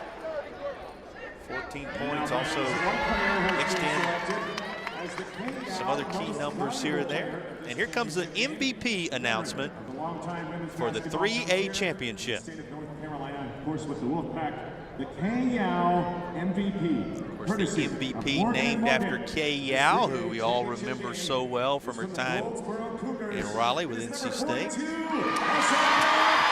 As you might have expected, Isaiah Boyer, the senior, she was a 1,000-point scorer in her career. She had 11 here today, alongside 11 total rebounds, a double-double in the state championship game. And she is the MVP in more ways than one for the Goldsboro Cougars. She came through, she stayed steady. I really was just thinking, I have not seen, if they would have played in half-court defense, East Surrey, she might have scored a bundle of points. Maybe they were pressing to keep the ball away from her. Yeah, that ended up being a great game plan. They ran it right down to the wire when all was said and done. But it's Goldsboro's Cougars getting the job done, and congratulations to Isaiah Boyer as the most valuable player of the 3A championship contest. We're going to give you one more look at the numbers. We told you about some of the individuals that led the way. Here are the overall team numbers brought to you by Arthritis Knee Pain Center. Arthritis Knee Pain Center, relief without surgery or opioids. What are the numbers you'll take away from Field this goal one, Coach? percentage, Yeah. period. Made the difference, didn't it? Could be three-pointers and regular two-pointers. Field goal it hurt them. percentage overall is they end up shooting 44% to the 26% for East Surrey. Here are the points in the paint, as always, brought to you by Ready to Roll Garage Doors, Riley's Garage Door Experts. Big split there, too, 40-24. Yeah, and I'm going to give all the credit because of the East Surrey's bad shooting performance to Goldsboro. Yeah, you got I really do. Disruption there for the Cougars from start to finish. Those are the key numbers from this one. Congratulations to the Goldsboro Cougars. The number that stands above them all, 54-46.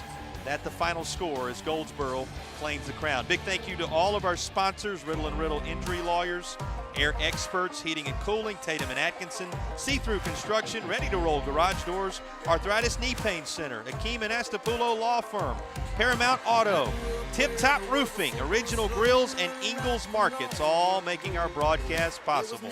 East Surrey and Goldsboro gave you one to remember. In the end, the 3A ranks see Goldsboro's Cougars atop the hill. Another moment for a group from Goldsboro right here in Winston-Salem at Lawrence Joel Veterans Memorial Coliseum. Much more to come as Championship Friday rolls on in North Carolina in just a bit.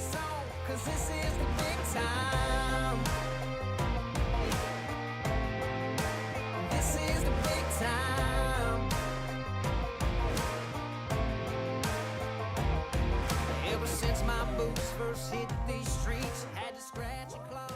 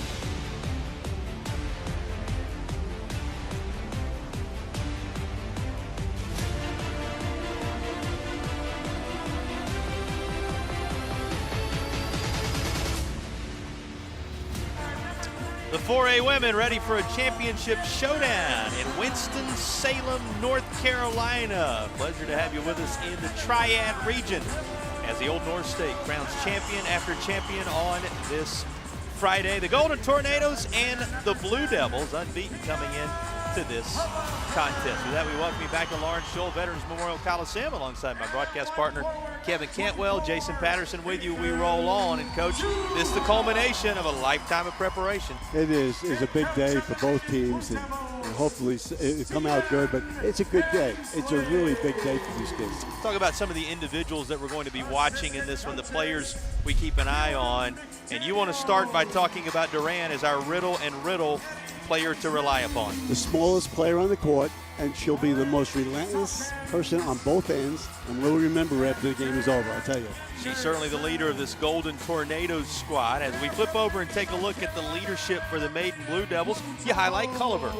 And she's an inside presence, and she's an excellent passer, so if you're going to double team her, she can pass out of it. Kiara Culliver, our player to watch, brought to you by Riddle and Riddle. Those are the players to rely on. We turn our attention now to your keys to the game. This is the Ingles food for thought. What's it come down to, Coach? Well, Fairmont presses the whole time, so they have to create turnovers, and they have to share the ball when they get it offensively. On the other end, stay out of foul trouble and make shots. Making those shots goes a long way toward making shots in a championship game is hard. Long way toward making it a hard. championship moment. 4A title going to be handed out momentarily. You will see the Golden Tornadoes collide with the Blue Devils on the other side of the break here in Winston.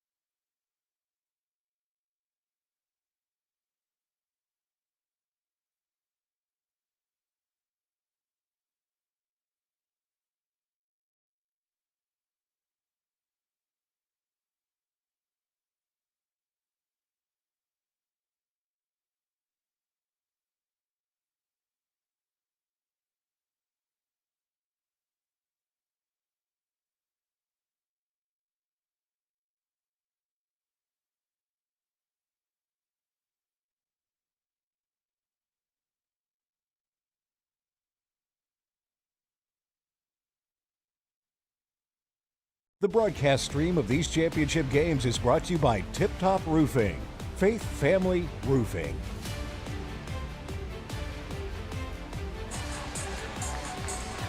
Blue Devils are here. Maiden making the trip, the journey of, right around an hour and a half in order to get the job done, making it here from down around the Hickory area. Of course, they tangle with the Fairmont Golden Tornadoes, who made a 2.5-hour journey from the North Carolina-South Carolina state line, just west of Wilmington, down on the border in the eastern part of the state. The champions out of the eastern part of the state. Ready to roll. The Golden Tornadoes of Fairmont and the Blue Devils of Maiden. And we are ready. It is going to be tipped and controlled by the Blue Devils. Golden Tornadoes will set up defensively to begin things. First possession to Maiden. Happy to have you with us for a women's title game now underway. very important because Fairmont really presses. They really get on top of you. They get really over you. You have to protect the ball.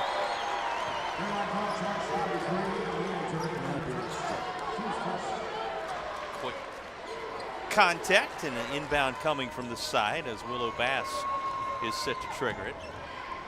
Willow Bass, one of the junior guards on this squad. We introduced you to Culliver, the senior leader, a four-time all-conference performer who wears jersey number 10. They'll try to get it in her hands early and often, no doubt about it. Here's Ava Anderson with it from top near the elbow. That was a shot from Culliver. She took the first look, was not to be.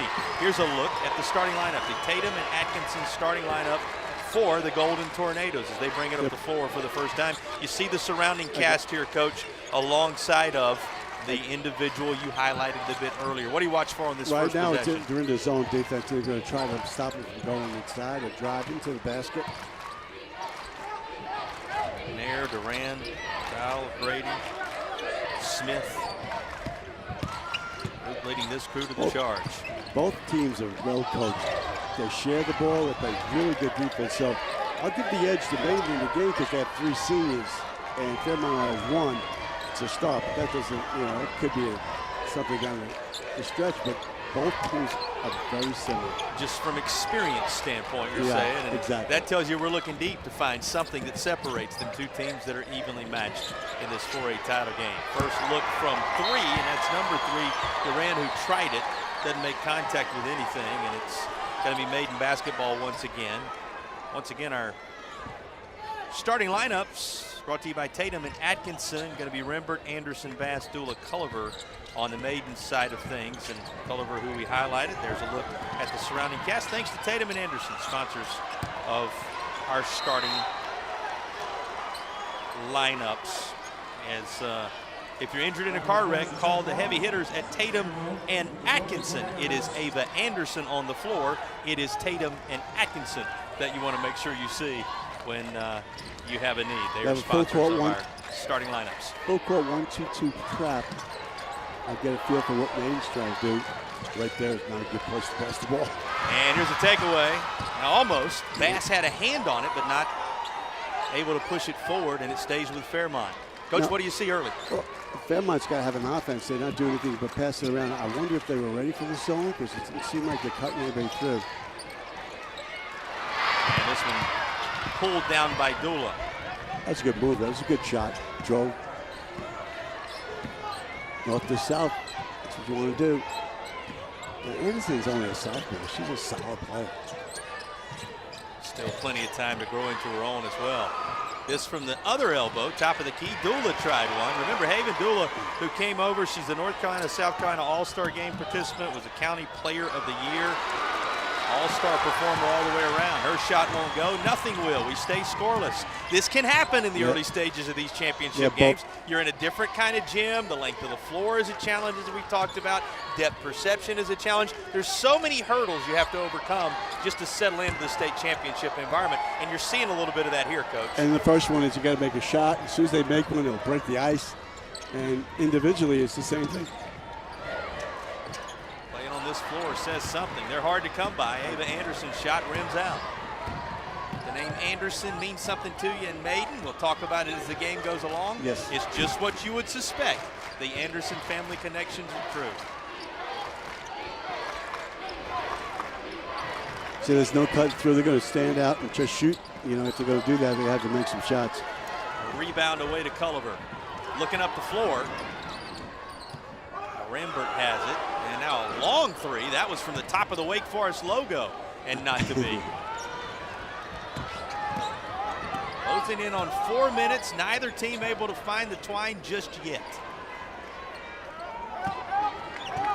Very different start. The first game we had today, both teams scored on their very first trip down the floor.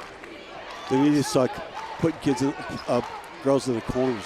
Here's another long 3, and that's a third time that Fairmont has fired away from distance without making connection on anything, and it's going to be Maiden basketball. Timeout on the floor. We'll take it as well. Wading in to the state championship game in Winston-Salem. Our broadcast presented by Riddle and Riddle Injury Lawyers continues after the break.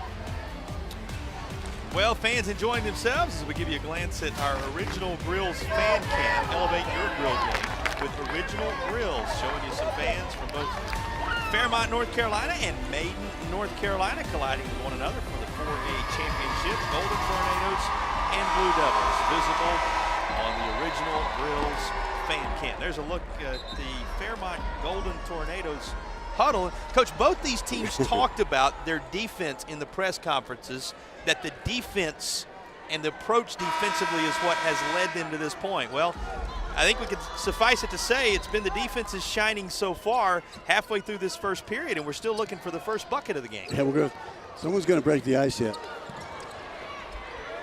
There's a little of that defensive pressure on cue, well, provided by the Golden Tornadoes. Well coached, put the people right there to break the press. Anderson with the basketball. Ava, she's only a sophomore, very mature. Good tough play. With feet inside to Culliver. That's tough. She's the one. Just a little bit off the mark. Here comes McNair with it. Lyric McNair, speaking of only a sophomore, that's her situation as well, the all-conference performer. You know, Maiden stopping the transition, go try to, they stop transition, they're back to do that. Now it's half-court defense. From the corner, another three that misses everything, and that's been the story for Fairmont in this first period. Maiden with it. You talk about Anderson, the calm with which the sophomore brings them up the floor. She'll stop, try to pop from three-point land herself, won't fall. She could have drove right to the basket there with her left hand.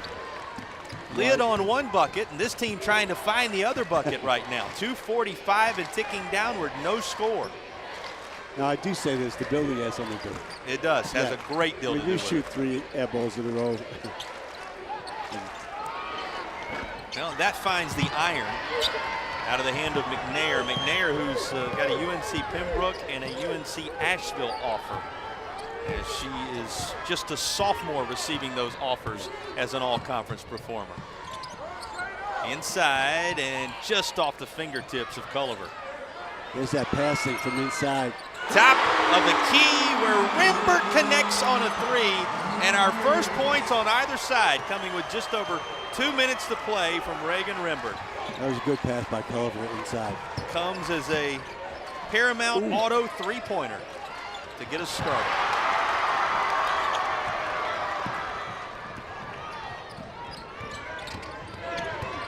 Blue Devils looking for more. To go on what would be piecing together some buckets to make a run early. Bass puts it on the floor. Thoughts related to another three, won't go. Trying one from deep, and Bass will knock it down. Willow Bass a three, and a couple of trays have Maiden out of the gate first. Whoever makes shots is going to win. They're taking long shots. Maiden Blue Devils with a couple of three-point baskets, and now a takeaway. Slow it up, and it's going to be a tie-up. Possession arrow is going to keep it with the Blue Devils. So they say really good defense from McNair there as she forces the alternating possession arrow to go into effect. Take another look at her job getting back there, Coach. Quickest jump ball I've ever seen in my life. Off the inbound and just off the mark, Rimbert's shot. She connected on one earlier. They stopped them from going to the basket. They're doing a great job, man, and not letting them get to the basket. 1 minute to play in the opening period, and the Golden Tornadoes trying to find something to put on the scoreboard. And a foul just before the shot of Duran. Aaliyah Duran, another of those sophomores. You know, Coach, the Golden Tornadoes have a pair of sophomores handling the basketball alongside a freshman and a junior and a senior in the starting lineup. So a well-rounded yet somewhat young group here. Yeah, that's what I saw, but I was that's why I say that Maiden starts as 3 seniors. But now I'm looking at the sophomore. She's mature. She's the ball handler. She runs the show. Ava Anderson with calming effect on the floor. And that's tipped aside by Dula. Fairmont just has to hit one shot. Just break the ice. Haven Dula you saw there disrupting. You mentioned she's the county player of the year, was Western North Carolina All-Star, will play in the North Carolina-South Carolina All-Star game. With a senior forward, and there it is. Maiden Going to bring it inbound after Fairmont has their first bucket of the game toward the end of this first quarter. McLean getting the job done. Now a second trip, this one just off the mark.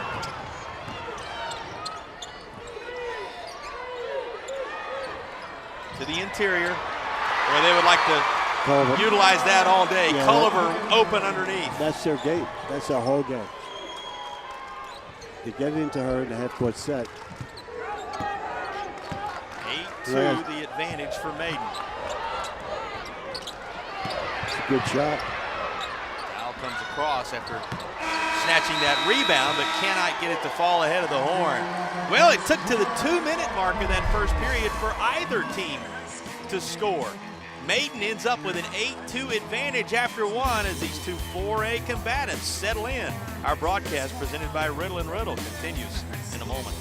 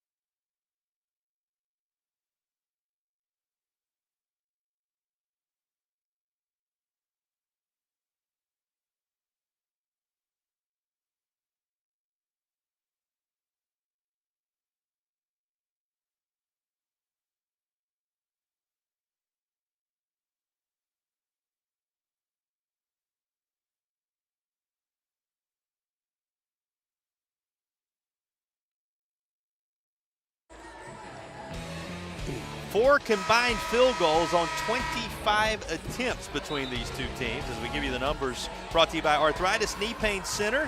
Those are our Arthritis Knee Pain Center stats. Relief without surgery or opioids. That's Arthritis Knee Pain Center, sponsors of our numbers. And obviously, we'll also show you the ready-to-roll garage door points in the paint. Raleigh's garage door experts. Check them out today. Ready-to-roll garage doors. Just a couple of points apiece, just one bucket apiece in the paint so far. Coach, what do the numbers tell you in this one? Well, Fairmont's going to have to do something against this zone defense. They're just standing outside shooting threes. If that's what's going to happen, you're going to, they're taking what you'd say are not bad shots, but they're all threes. And they have to figure some way to get the ball inside a little more. And the problem is, Lyric McNair, who had the only points in the first quarter, has the first points in the second quarter as well. Lyric McNair with all four for the Golden Tornadoes early. when you shoot threes, you're not going to have any offensive rebounds. To score anyway, you might get an offensive rebound in the scoring position. Well, and remember the first three they tried, we talked about the depth perception in the building sometimes being a challenge. Didn't connect on anything, so there was no chance for a rebound. Here's Ava Anderson on the other end. And coach, her father, Dan Anderson, on the staff, her grandfather, Danny Anderson, 800 wins in his career. And you know the story, and those of you who are familiar with that area and that region of the state, and the trend just continues. She's a special player. There's an answer on the other end of the floor by Fairmont, and all of a sudden the second quarter is a completely different script. That's hit the jump shots, score points. Paramount Kia of Asheville going to be a little more involved, it would seem, here in this period. Paramount Kia of Asheville, of course, the sponsors of our three-point baskets, and you can check them out at www.paramountauto.com. And just like that, from one quarter to the next, where nothing's falling, suddenly everything's falling. Well, and although Anderson's shot was left a little short, Culliver's there to clean it up and finish.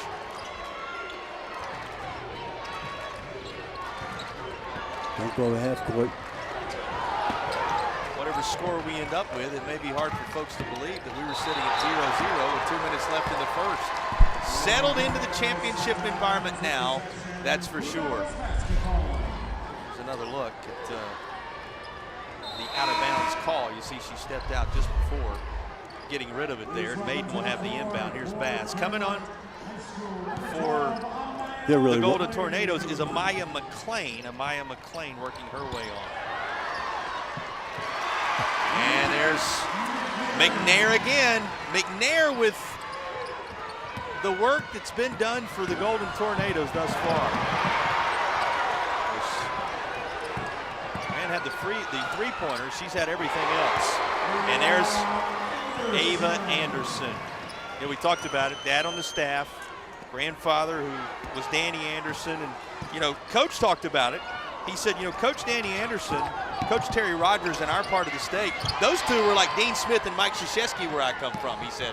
And to have been on his staff during those days and carry that over, it speaks to what Coach Stephen Hensley is doing with this Blue Devils squad, under the shadow of giants.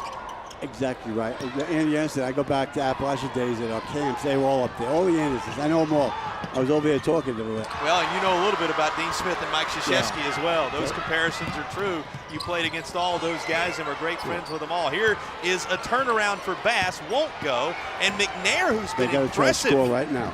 Because if they go score in the half court, that's for sure. Goes to work. Good. The sophomore high off the glass. How about Lyric McNair in this first half? What a sophomore sensation she has proven to be. Exactly. She's putting up a lot of numbers. But if you're going to score, try to go in transition so you don't have to face the half court defense.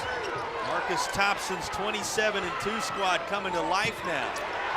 And within one possession, that's snatched away and then swatted away.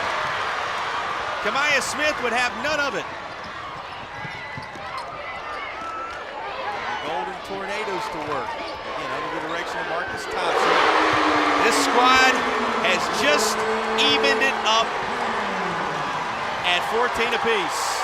You know, Maiden is a school known more for its football history by many, perhaps, than the basketball prowess. A couple of touchdowns on the board both ways right now. We were tied at 17 in our earlier game. We're tied at 14 here, and a foul is called as Culliver went to work. We're going to see a lot of that. Go inside the Culliver, and if they start to double team her, she's a very good passer too out, but she's the one they're going to go to. Very well coached team. He does a great job. Headed to the line for a see-through construction free throw opportunity. See-through construction, your contractor of choice, Outer Banks. Listen, Coach, we were talking before the game with some of the Maiden folks, and they said, yeah, our football history incredibly strong, but you'll never believe how this community has embraced this women's basketball squad this year. Boy, have they ever, and you said it, Stephen Hensley, impressive with what he's done. Remember, this is a team coming in unblemished at 28-0. He's done. You could just tell him. He's trying to slow him down. He knows he's a little. He has something. He has to cover, take their athleticism, and slow him down a little bit. And spent some time coaching with Danny Anderson, as we talked about, part of that coaching tree. Yes. He's a Maiden guy through and through. Grew up in the area, knows what it means.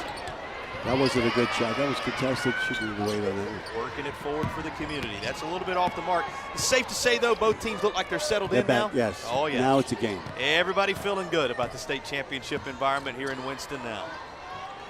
Now they forget about where they're playing. Ooh. Ooh. Just into the hands of Ava Anderson. They're all over them. They're not going to call fouls. If they're not going to call fouls. Swatted away. Sophomore goes to the deck to try and hang on to it. And that's going to be an over and back as Anderson slid across the timeline to try and save possession. pestering defense from Fairmont and some shots made on both sides. We're now in a one-possession basketball game as everybody is settled in here at Lawrence Joel. More coming your way. Our broadcast by Riddle and Riddle Injury Lawyers continues from North Carolina in a moment.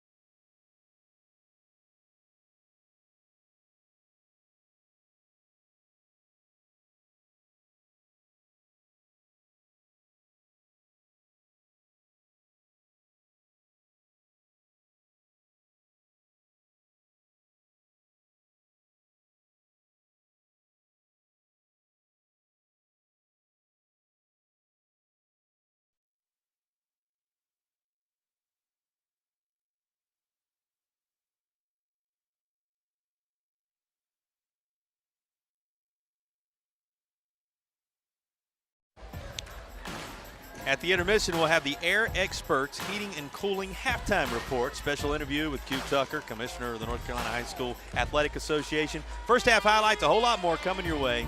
Air Experts, schedule your tune-up today at airexperts.com, sponsor of today's halftime show. We'll also have the Akeem Anastapulo play of the game.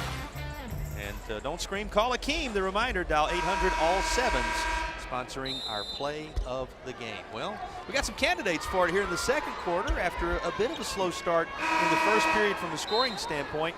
You know, 8-2 was the score at the end of one. These teams have combined for 20 points in this second quarter, and there's still 3.5 with which to work. Now, Fairmont hasn't shot a foul shot yet, but they have not driven to the basket to create fouls either. Driving here, taking the three, just rims off for number 3, Aaliyah Duran. Duran, one of the sophomores, all-conference performer. She also has a UNC Pembroke offer. Culliver doing good work inside throughout. They go to the senior again, and Kiara Culliver, the 4-time all-conference performer, 2-time all-Catawba selectee, is good for it down low, Coach. That's a senior looking up the court, passed the ball up the court, and threw it to a senior. Said those seniors, the experience level when you get into the state championship environment, such a difference maker. Weaving through. Sophomore's been pretty impressive though. McNair can't do much with it here, and it's going to stay on this end of the floor. Last touch by Maiden. Substitution coming as Layla Grady is back into the contest, and Smith is going to take a seat. Of course, Kamaya Smith, the freshman and all-conference performer. She's got an offer from Fayetteville Tech, taking a breather right now. Has a bright future in this game. Boy, what a job to disrupt that. I mean, all-out effort by Ava Anderson. She plays a lot older than she is. Dula. And they've been stopping transition the whole time. Too much disruption from Amaya McLean, and now McNair. Through the air, won't work out. She does come away with the basketball though. That's the side of the backboard. And Reagan Rembert just making sure Maiden hangs on to it. Toward the bucket goes Willow Bass, and she'll draw contact. It's a good move. Shots coming. She knew exactly what she wanted to do. It's a good move. 2 for 2 in the free throw department, the only 2 that have been shot so far today by Maiden. Like I said before, Fairmont's not getting to the line because they're just not going to the basket in the half-court set. Those, of course, were made by Culliver. And now it's Willow Bass at the charity stripe for the see-through construction free throw. And it goes down. 3 for 3 to get things started from the charity stripe. You know, I've been impressed today, Coach, how well some of the teams we've seen really shoot these free throws. And that's important. Critical part of the game when it comes down to the wire. Yeah, and they're probably a pretty good shooting team, too, but in this building, they don't turn out that way. A little tough. But usually if you can shoot your foul shot, you're not a bad shooting team.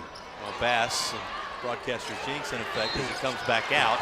And here's Culliver, as she tried to put it back. We'll go to the line where she made the first 2 free throws of the day for Maiden. She's everything in the offense for them. She's the inside presence. And, 6-foot senior center, Kiara Culliver, at the see-through construction free throw line. She'll knock down the first, a perfect 3 for 3 on the day in that department. Here is Amelia Beal coming into the game, a junior guard. Bill was selected the Farm Bureau Sportsmanship Award, 1 on each side. Khadijah Hunt the other. So Khadijah Hunt and Amelia Beal on their respective teams selected to receive the Farm Bureau Award for sportsmanship prior to the contest. Congratulations to those two, and Bill into the game right now for Maiden. They're trying to do something here to attack this zone. 94 seconds to go, and a big time 3. How about this? Amaya McClain knocks down the Paramount Kia of Asheville 3-pointer. Paramount Kia, you can check them out at ParamountAuto.com. And a reminder as we get a whistle and a foul call up top on Grady that we're moments away from halftime. Air Experts Heating and Cooling halftime report coming your way. You'll meet Q Tucker, Commissioner of the North Carolina High School Athletic Association. We'll have highlights and stats, all that and more on the Air Experts halftime report. 1 and change left to go in the second. You know, if someone had just walked into the building in the second quarter and seen these teams score 15 and 13 points respectively, they would never know what the opening stanza was like. You know, Maiden hasn't committed a foul yet. They have not committed a foul. But that's all. It's not the officials or anything like that, because that's the way Fairmont's playing, not playing aggressive downhill. It's the way they're playing the game. Yeah. The Blue Devils, no whistles against them. You know, you mentioned our officials. We haven't talked about them yet today. We'll do that if we get a chance here. On the backside of this shot, there's a great one. Boy, nice outside look, knocked down by Keziah McClain. Called Amaya McClain's name. Here's Keziah McClain. You probably guessed it. The freshmen are twins on this Fairmont Golden Tornadoes roster. What a family connection. Played for the last shot. Very well coached. Holding for the final 30. Not going to do it after all. And trying to get in there was Anderson. She'll go to the line. Well, as promised, on that whistle, our officials are out of the Northeast Association. It is Stephen Lassiter, James Mercer, and Courtney Williams, with Tim Dowdy, the alternate, handling this one again. Stephen Lassiter, James Mercer, Courtney Williams, out of the Northeast Association, honored with the opportunity to call the 4A state championship game. Congratulations on this group doing a nice job today. And there's the first of the see-through construction free throws that will fall. We'll also select the player of the game, brought to you by Riddle & Riddle, before the conclusion of this one. A candidate on the line right now. Stay tuned for the player of the game, brought to you by Riddle & Riddle. Maiden out front, 23-19 with 19 seconds to play in the half. That was a 3, rainbowed up, nearly fell. It's off the rim, and they scramble for it in the heart of the lane. Going to be a tie-up. Possession arrow will send it the other way. Possession arrow with Maiden. The girl got kicked in the face. Oh, right in the yes, face. you're right, Coach. I saw the foot go up. And down right in the face. On the deck is Haven Dula, a little slow to get up. Everybody was in there scrambling for the basketball. And remember, Haven Dula is such an important piece of the puzzle for the Blue Devils, the senior power forward who's an all-star and came over from Hickory. Take a look, Coach, is exactly what happened as they tried to go for the basketball. The foot goes up. See that foot? Ooh. Yeah, that's tough. That foot quarter. And Haven Dula going to work her way over to the bench. Receives a nice hand as she walks there under her own power. You hope certainly all is well for the senior. All right, and inbound is coming for Maiden. Blue Devils going to have 10 seconds to work with here. Up 4. Take care of the ball. Anderson looks up the floor, and that was disrupted by McNair, last touched by McNair. Maiden will have the inbound on the side, 4.5 to play in the half. Whoever gets it goes to the basket. Neely Campbell into the contest, one of the seniors, a different role this year, Go. having really embraced it. Gives it to Anderson, back to Campbell. She'll have to fire away from 3, just too deep. And it will be a 4-point advantage. Hey, that sounds familiar. A 4-point lead at the half. It's what we saw in game 1 today. It's what the Maiden Blue Devils enjoy here in the 4A title bout. We got the halftime show brought to you by Air Experts Heating and Cooling coming your way when you return to Winston-Salem.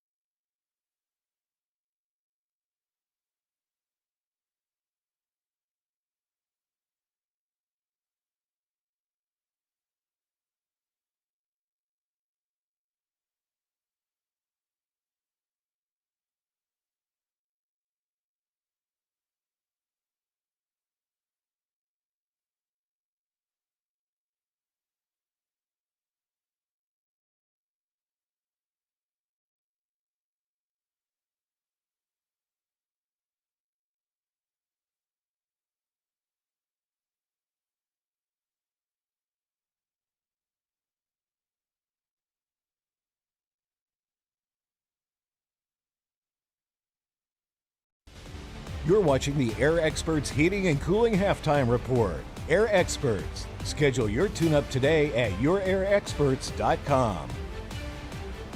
Well, hey there, everybody. Thank you all so much for tuning into the state championship high school basketball games. Joining us is our long-standing partner all the way from Ingalls Markets, Miss Melissa Level. Melissa, are you loving these excellent basketball games? I love it. What a great season it's been, and the best of the best is right here now on television. Best of the best is right. Now let's talk about that long-standing and robust partnership between Ingalls and high school championship athletics. What all does that entail? It's just absolutely wonderful to be able to connect with all the schools within our region. You know, we're in 6 states, and so we have Friday night lights with football, we do basketball, we have softball, even some Olympic style sports, and we go all the way up through college, and then of course some minor leagues. But we just love that high school spirit and the fun with that. A lot of those players work with us. A lot of their parents have a shop at our Ingalls, so it's kind of like a big family coming to watch all of them play, right? So we love that. We'll love it as well. Melissa, as always, thank you for taking the time to speak with us here today. Thank you. All righty. Let's get back to the game, folks.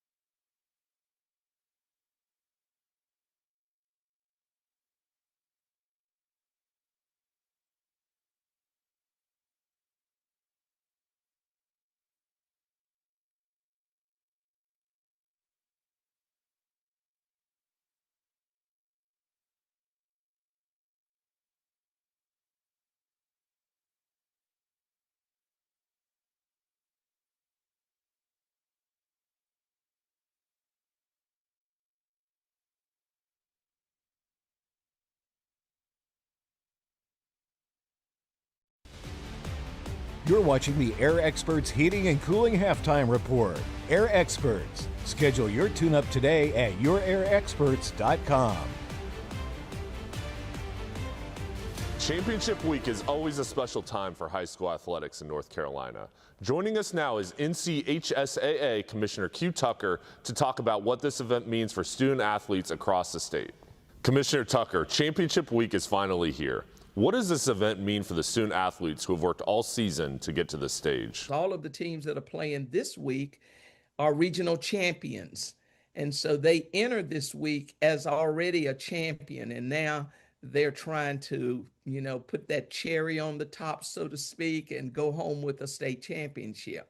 This year's championships feature 16 games across 8 classifications for both boys and girls. What went into the decision to structure the championships this way?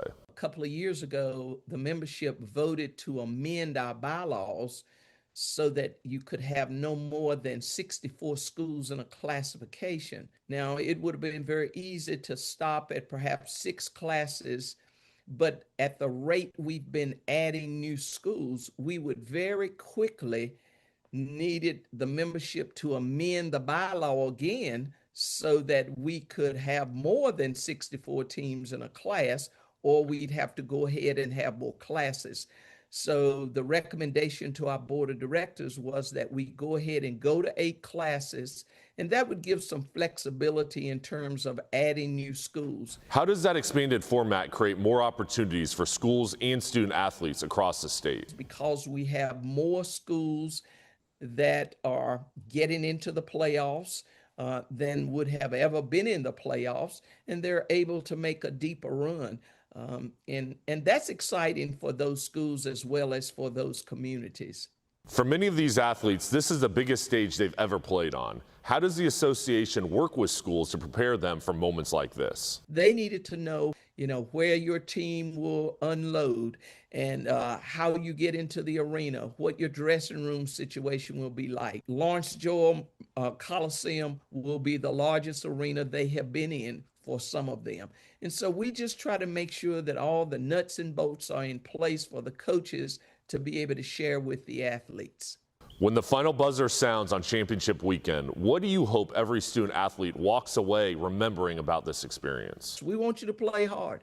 We want you to play to win, but we want you to do that and have fun so that you walk away and you think, we won, it was great, or we were runner-up, but it was great, and I had a great time with my teammates. For some of them, it would be the last time that they put on that high school jersey because they're seniors. So we want them to go away with those memories that will last a lifetime. Commissioner Tucker, thanks for joining us, and congratulations to all the teams competing this week. Thank you very much.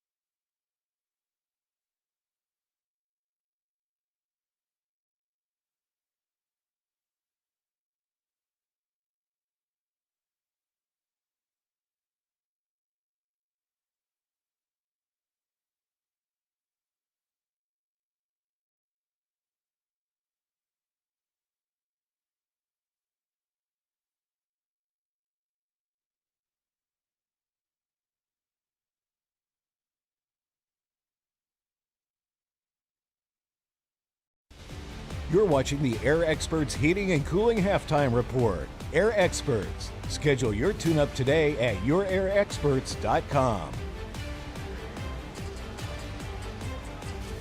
Halftime report continuing from Winston-Salem, North Carolina. Fairmont and Maiden in the 4A title game, separated by just a couple of buckets in this one. It's been a very entertaining first half. In fact, worth taking a look back at some of the moments to remember from this first half of action. And Coach, scoring was a little difficult to come by in the opening stages. It took 2 minutes remaining in the opening period before we had our first bucket of the game. But once they started scoring, both teams showed a great deal of comfort. Exactly. Now Fairmont staying outside and just continuously just shooting threes, that could show up and not be a good thing at the end. And Maiden's going in and out, but they're going into their power right now. They're going inside a little bit. How about these two young players as well, the sophomores? Ava Anderson on one side, and there you see Lyric McNair on the other, both making their presence known in this contest. Yeah, both play in college, I'll tell you that right now. And Anderson is just a 4 leader, and she's tough. And there's McNair. McNair. She goes to the basket. There's the person that's going to the basket and get fouled, but she's got to try to do it. Same thing on the other side. Here are the numbers brought to you. Arthritis and Knee Pain Centers, the presenter of these numbers. We're watching throughout things. What jumps off the stat sheet? It's going down a field goal percentage again. Fairmont's going to shoot threes, all right, because they're not breaking that zone.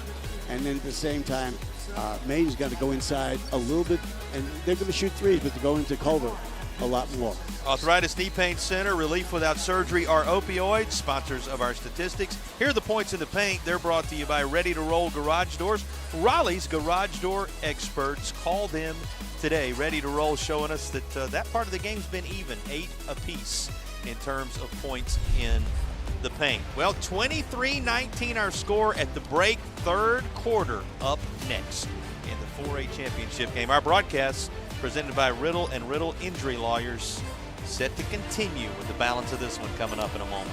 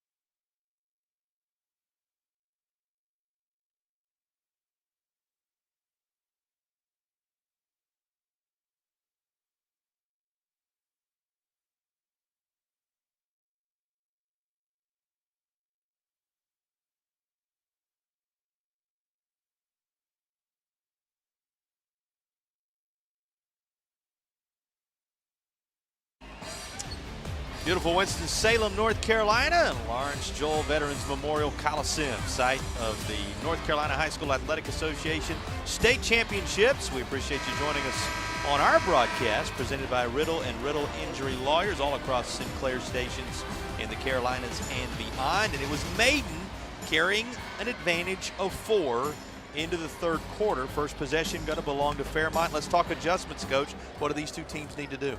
Well, Fairmont ran a play against the zone and got a 3-point. I want to see what they do. They have to run some plays instead of standing outside and just throwing it up there.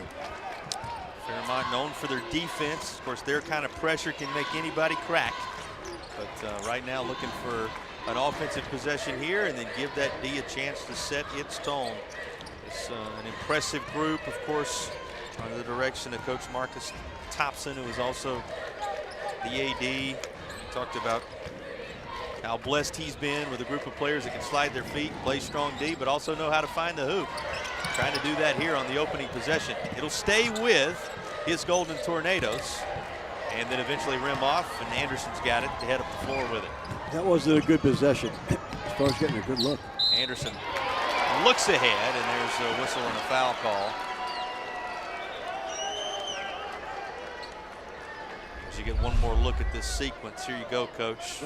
Bass was trying to put it on the floor, and it's Duran called for the foul, and that's a third personal on Duran. That's foul trouble. You don't want her in foul trouble. Going to depart now, and they will bring Amaya McLean, one of the McLean twins, the two freshmen that are outstanding, both of them standing 5'7" for this squad. She'll come in as part of this defense, and Anderson working around it, but she'll see the front of the iron, and that's all. They get back quick, and they stop transition, which is tremendous. They really do. Of course, Maiden unbeaten on the year at 27-0. 28-0, check that. And the Golden Tornadoes with just a couple of setbacks at 27-2. Here's an answer on the other end. Guess what? Just like that, 1-point basketball game. That's the value of those Paramount Kia of Asheville threes. Now, Maiden will stay in that 3-2. As long as Fairmont's just going to take jump shots. They'll take them if they can make them, that's for sure. Here's a foul down this right side. And down the stretch, it's hard to make those things. Yeah, the threes, can get tougher. Here's Dula, who was attacking. Remember, Dula was a little shaken up earlier. She's the one that took the foot to the face on the scramble for the basketball, so it's good to see her back out there, and she heads to the line. A Tatum and Atkinson free throw. Injured in a car wreck, call the heavy hitters at Tatum and Atkinson. Of course, thus far in this contest, he has looked on as Dula and company have built an advantage that is now ever so slight. Dula, who's in the scorebook for the first time with her work at the Tatum and Atkinson free throw line, and she's a player they expect to get going here in the second half. The Maiden's just daring them to shoot the threes. That's it. From the corner, and that's off the mark. Going to be right into the hands of Reagan Rimbert. Rimbert had the first points of the game. Remember, she hit a three with 2 minutes to go in the first quarter to start the scoring. It's a good pass out. That was a really good pass. And tapped out. Boy, that was nicely done in the interior by Kamaya Smith. Another of those freshmen. Well, and they're fighting for That's it. Tough. It's finally put back by Culliver. That's a tough rebound. Tough two rebounds they got there. Kiara Culliver, the senior again. She was our player to rely on coming in. She's a four-time all-conference performer, two-time all-Catawba selectee. You can see why. Maine's just challenging to shoot the three. They keep moving back. Plenty of movement for the Golden Tornadoes here. They do not want them to drive to the basket. And what Fairmont's got to do is drive to the basket. Well, they take the shot from outside. Guess what? Into the hands of Rimbert again. This Maiden team that play with the... I think the word that Coach talked about this week was an intentionality with which they play. He said, you know, the way they play defense, certainly pleasing to him, but the identity they've come into, the fact that they've discovered who they are and have played to their strengths this year, Coach. Not a lot of teams know how to do that, but he praised his team for playing to their strengths. That was one. Didn't have the end result they wanted, but Culliver has been so good at that today. This team has put together an undefeated season to this point because they've relied on what they're good at. Exactly, and she's good at what she does. What I like about her is she passes the ball so well on the low post. other thing he says about this Maiden team, it's not a me team. It's a we team, and you've seen that with the lead they built. Right. But Fairmont, the same formula and recipe coming right back at you. And the Golden Tornadoes close it up to 1 bucket now. With a whistle and a foul call as Anderson was trying to drive.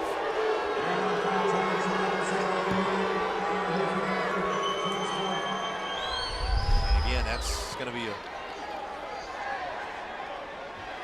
whistle on McNair. Third personal her direction, so a little foul trouble to keep an eye on with both her and Durant. And there's a foul call, which will take us to break. I like it.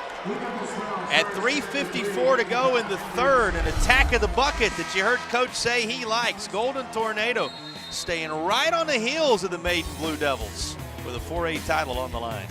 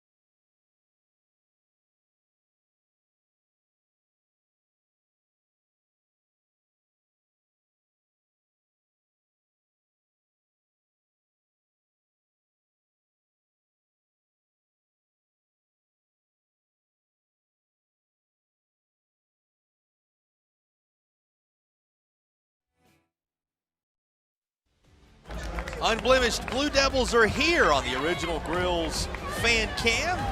Elevate your grill game. That's Original Grills helping you get that done, and they're the sponsors of our fan cam. Get a look at some of the fans on both sides. The Golden Tornadoes well represented.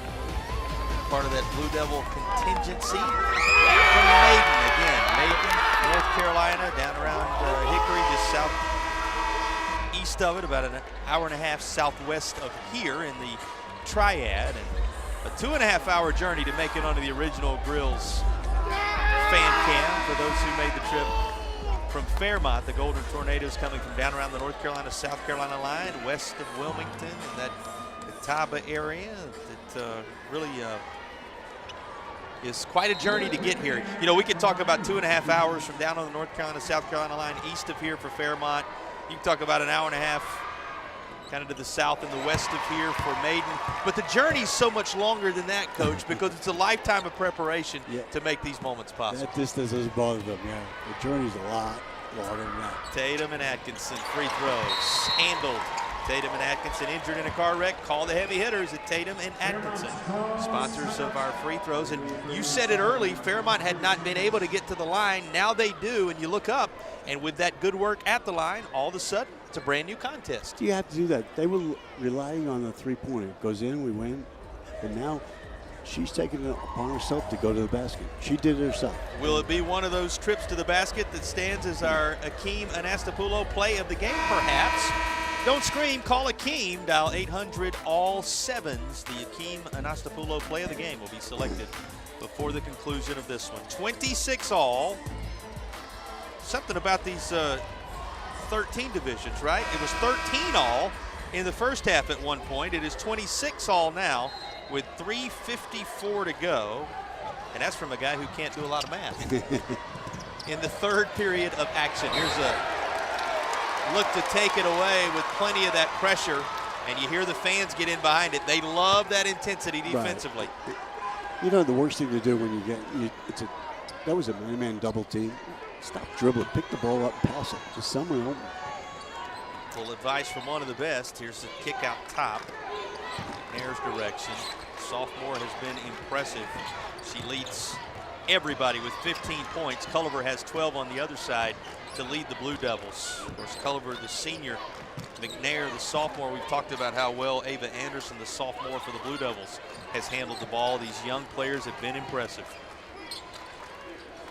Number of young players for Fairmont. Here's going to be a traveling violation, so it's going to go the other way.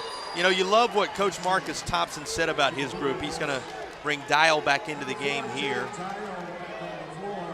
As Jada Dial is back into the contest, one of the seniors. She's got a Cape Fear Community College offer and is committed to play for Cape Fear Community College.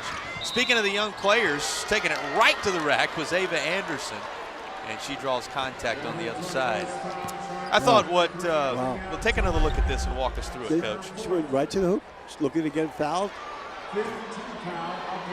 That's her fourth foul. Duran's foul. Number 4 picked up. Remember, we were talking about a couple of players with a trio there, and Ava Anderson goes right toward it, and Anderson off the mark on the first of the Tatum and Atkinson free throws. Into the contest is Keziah McClain, as Duran will now take a seat after picking up that 4th foul.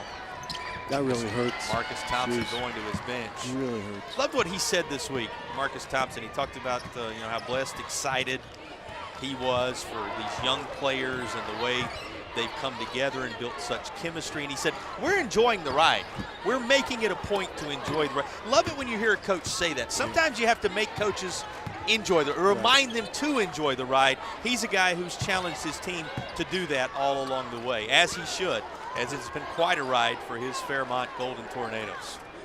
Right now they're really, I say confused. I'm not sure if they have a play for this, but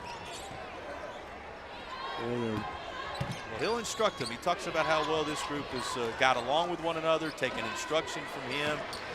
You don't get here without those type of approaches.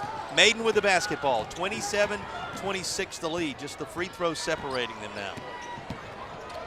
Anderson with such skill and grace. She goes to the hoop. Ava Anderson lays it home. The lead is 3. They let a really good screen there. Remember Ava Anderson, we told you in the first half, for those of you that weren't with us, her granddad, Annie Anderson, 800 wins. Her father, Dan Anderson, on the staff, a part of the staff in this scenario. Think about the history of it all. 3 generations of Andersons playing in the state championship environment for this maiden squad. It's been quite a family commitment, connection, and again, the head man, Stephen Hensley, a guy who's under the tutelage of Coach Anderson for a period of time and speaks highly of his impact on his life. That's going to rim out. Certainly likes what he's seeing from the sophomore. It's in her hands again now. She's staying on the perimeter and live with those jump shots. Maiden up 3. This would double it, but that's front of the iron. That was a good shot. Big rebound into the hands of McClain. Here comes Amaya McClain. Coast to coast she goes. And the freshman, one of the twins, one of the McClain twins, lays it in just like that. A 1-point game again. It was one of the first transition buckets they've gotten. Maiden need to get back. Tried to go inside to Culliver's, top of the key. Just off. Let's do this shot here. Go down. Boy, tried to save it, but it's into Culliver's hands. Culliver slows it up, back into Anderson's grasp. They really need, Fairmont needs to push this ball and not face that half-court defense. We need to get score in transition. Do something to get a better shot. Maybe get fouled. Here comes the screen again. Yes. Inside the final minute of the 3rd. Disrupted. Dula tried to put it back, wouldn't go. She's fighting in there, has it blocked away, but it stays with the Blue Devils. They're tough. But again, they're seniors. You know, when you have 3 seniors going off the ball, you have juniors. It makes a difference. Will it be one of those seniors selected as our Riddle and Riddle player of the game? We'll have the selection of the player of the game. Will it be one of these young players making their mark and shining in this contest? We'll let you know in the 4th quarter. Our Riddle and Riddle player of the game selection is coming your way. When justice counts, Riddle and Riddle, sponsors of our player of the game. Fairmont's got to find a way to score points. You know, they're just, if they stay there against the 3-2, they're going to keep shooting threes, and you can't go on hope they go in. You can't coach on hope. You know, you don't want to cope with it. So they have to try to get to that better through transition. Fast break, go. What do you say about this team this year in terms of that they do what they're asked to do? He said, this is a group that has done what they're supposed to do. Yeah. I loved his quote. He said, when God gives you ability, you go out there and do what you're supposed to do with it. This group has. And he's looking for them to do that across the final 35.8 of the third and into the fourth quarter here. They've closed it up to 1. Coach giving you a formula for how they can have some success, but it's Maiden's basketball right now. Right. And the Blue Devils hanging with it. Here's a 3-ball. Just off the mark. Rimbert tried it. She hit one of those earlier today. Guess who's there to put it back? Culliver. Culliver again, the leading scorer on the Maiden side of things on the score sheet. She now has 14. Firing up a 3, won't go. That rims off, but into the hands of McLean. Running out of time in the third, just ahead of the horn. It's like she realized and found another gear. Lyric McNair, the sophomore who has been the leader, beats the horn to make it a 1-point game. They got to make it. They're struggling to score, right? And she made a shot that right at the buzzer. Great job. Not anymore. It's that way early. You know what happened in the second quarter. What does the fourth hold? The sophomores leading them in many ways in a 1-point contest for the state title.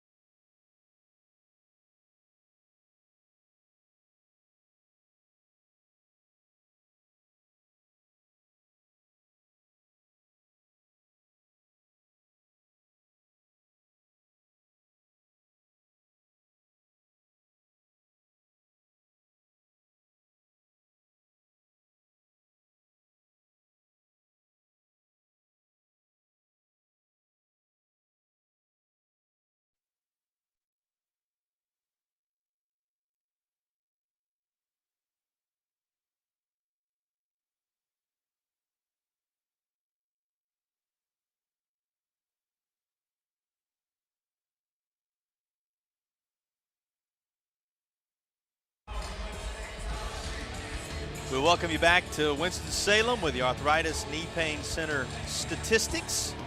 Arthritis Knee Pain Center, relief without surgery, or opioids. What stands out off the stats for you? Just the shooting. I mean, to get more than 3-pointers, Fairmont's got to do that. Aiden's playing a nice game right now. You know, this is the last quarter. It's going to be about making shots. It is. Look how even the points in the paint are as well. Yeah. 28 points split right down the middle as we glance at the ready to roll points in the paint. Call Riley's Garage Door experts today. Ready to roll, tracking our points in the paint. Fourth quarter for a championship game underway. And Maiden will carry a 1-point lead, looking to put the finishing touches on an undefeated season. Their hands full with the Golden Tornadoes of Fairmont right now, though. Came in 28-0. Coach Stephen Hensley's squad. I'm not aggressive. Dula, held quiet in the scoring department today. No longer the senior Haven Dula with a bucket to start the fourth. The lead is 3. So they don't struggle to score all their points. That was an easy basket. Not an easy basket, but it was a close, high percentage basket. Here's Fairmont shoots another 3. That was the first field goal for Haven Dula. May come as a surprise to you. Came over from Hickory High, the senior who's been one of the key leaders along the way this year, an all-star performer. If she gets going here in the fourth, that would spell trouble. This spells trouble for the Blue Devils. Take a look at the energy with which Fairmont's playing. Now, coming down with the basketball and losing the handle, it's going to be a traveling call that will keep it with Fairmont. But Anderson was right there to get that rebound. That was nice. She ran the full court.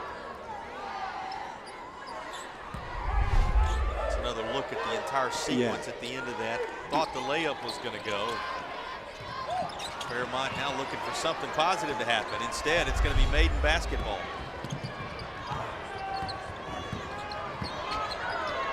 Well, fourth quarter starting. Reminds you the quote we snatched away from Marcus Thompson, the head man of the Golden Tornadoes. He said he told his girls, at the end of the day, you're going to be what you want to be.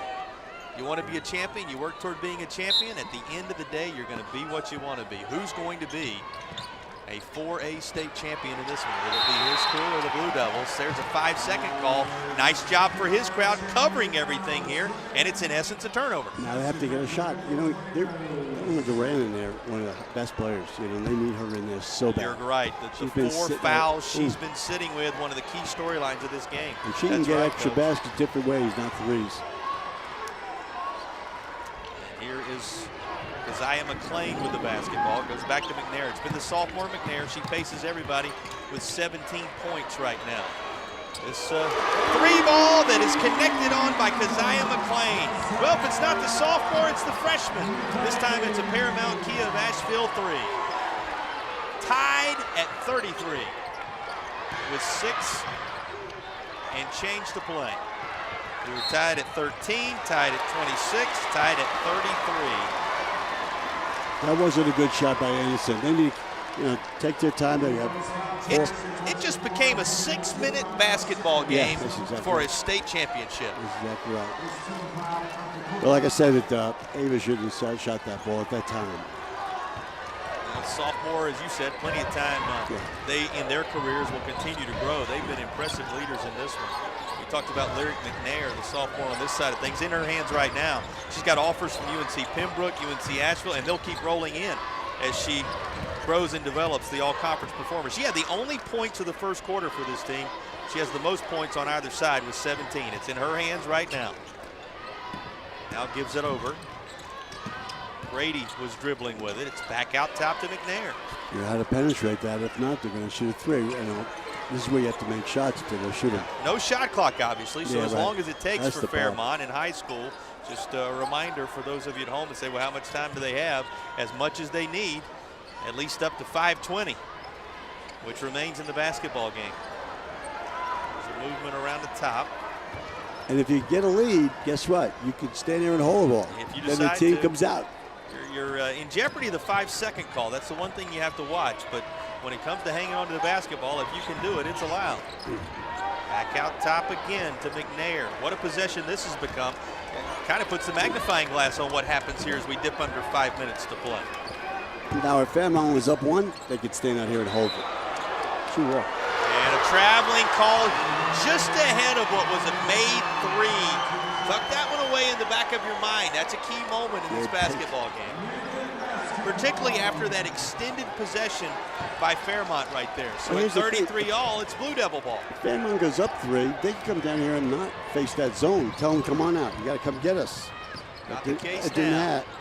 Stop and pop. Ava Anderson puts her team back out front. The third-generation player in the state environment for that Anderson family picks her spot and puts the Blue Devils back ahead. You know, she's a very, very aggressive person offensively. I can tell it right now. I hope she doesn't try to do too much here at the end. Because she took a bad. I thought that shot. You have to make the defense play defense. She just took a really good one right there. Right, I know she'll do that, but is she going to continue? She took this one and the next one. Hopefully she calms down a little bit. She's got 11. She becomes the second player in double figures alongside Culliver on the Blue Devils side of things. You loved what Culliver was able to do earlier in the interior as well. That's a weapon they have down the stretch. And that's what I'm saying. So, you know, Anderson, Ava, she has to understand she has a player inside too, and she took a NBA 3 when she came back. Play defense for a while, and they'll break down, maybe get to use the bucket. That's the adjustment in your mind for the Blue Devils. Make Fairmont play defense, take smart and wise shots. What's the adjustment down the stretch in this fourth quarter for Fairmont right now? What do the Golden Tornadoes have to do if they're going to come out on top on this end of the floor? You have to go to the basket a little more. You want to see them attack. Someone has to attack. This is where they need to run in the game. And that's what McNair has done a good deal of here and there along the way. She becomes critical to sophomore on that side as well. 35-33, 4:37 to play in the 4A title game. Here come the Golden Tornadoes. And they'll keep Durant out of the game as long as the score is this way. They'll keep her out. Yeah, with the 4 fouls. Yeah, they'll keep her out. Of course, McNair has 3. Keep that in mind. She's the only other player on either side in any kind of real foul trouble. She's also the leading scorer with 17. In her hands now. 4.5 left in the 4A women's basketball season in North Carolina. And that rattles down. How about this from Layla Grady? She connects on a Paramount Kia of Asheville 3. And the lead to Fairmount after all the surge from behind throughout this one. Fairmount playing from out front and a little too strong on that pass. And dancing around on the far side is Marcus Thompson. He knew the spot. His team was in right there. Fairmount has pushed ahead with the lead mid-fourth on this key Paramount Kia of Asheville 3. Quite a finish shaping up in 4A.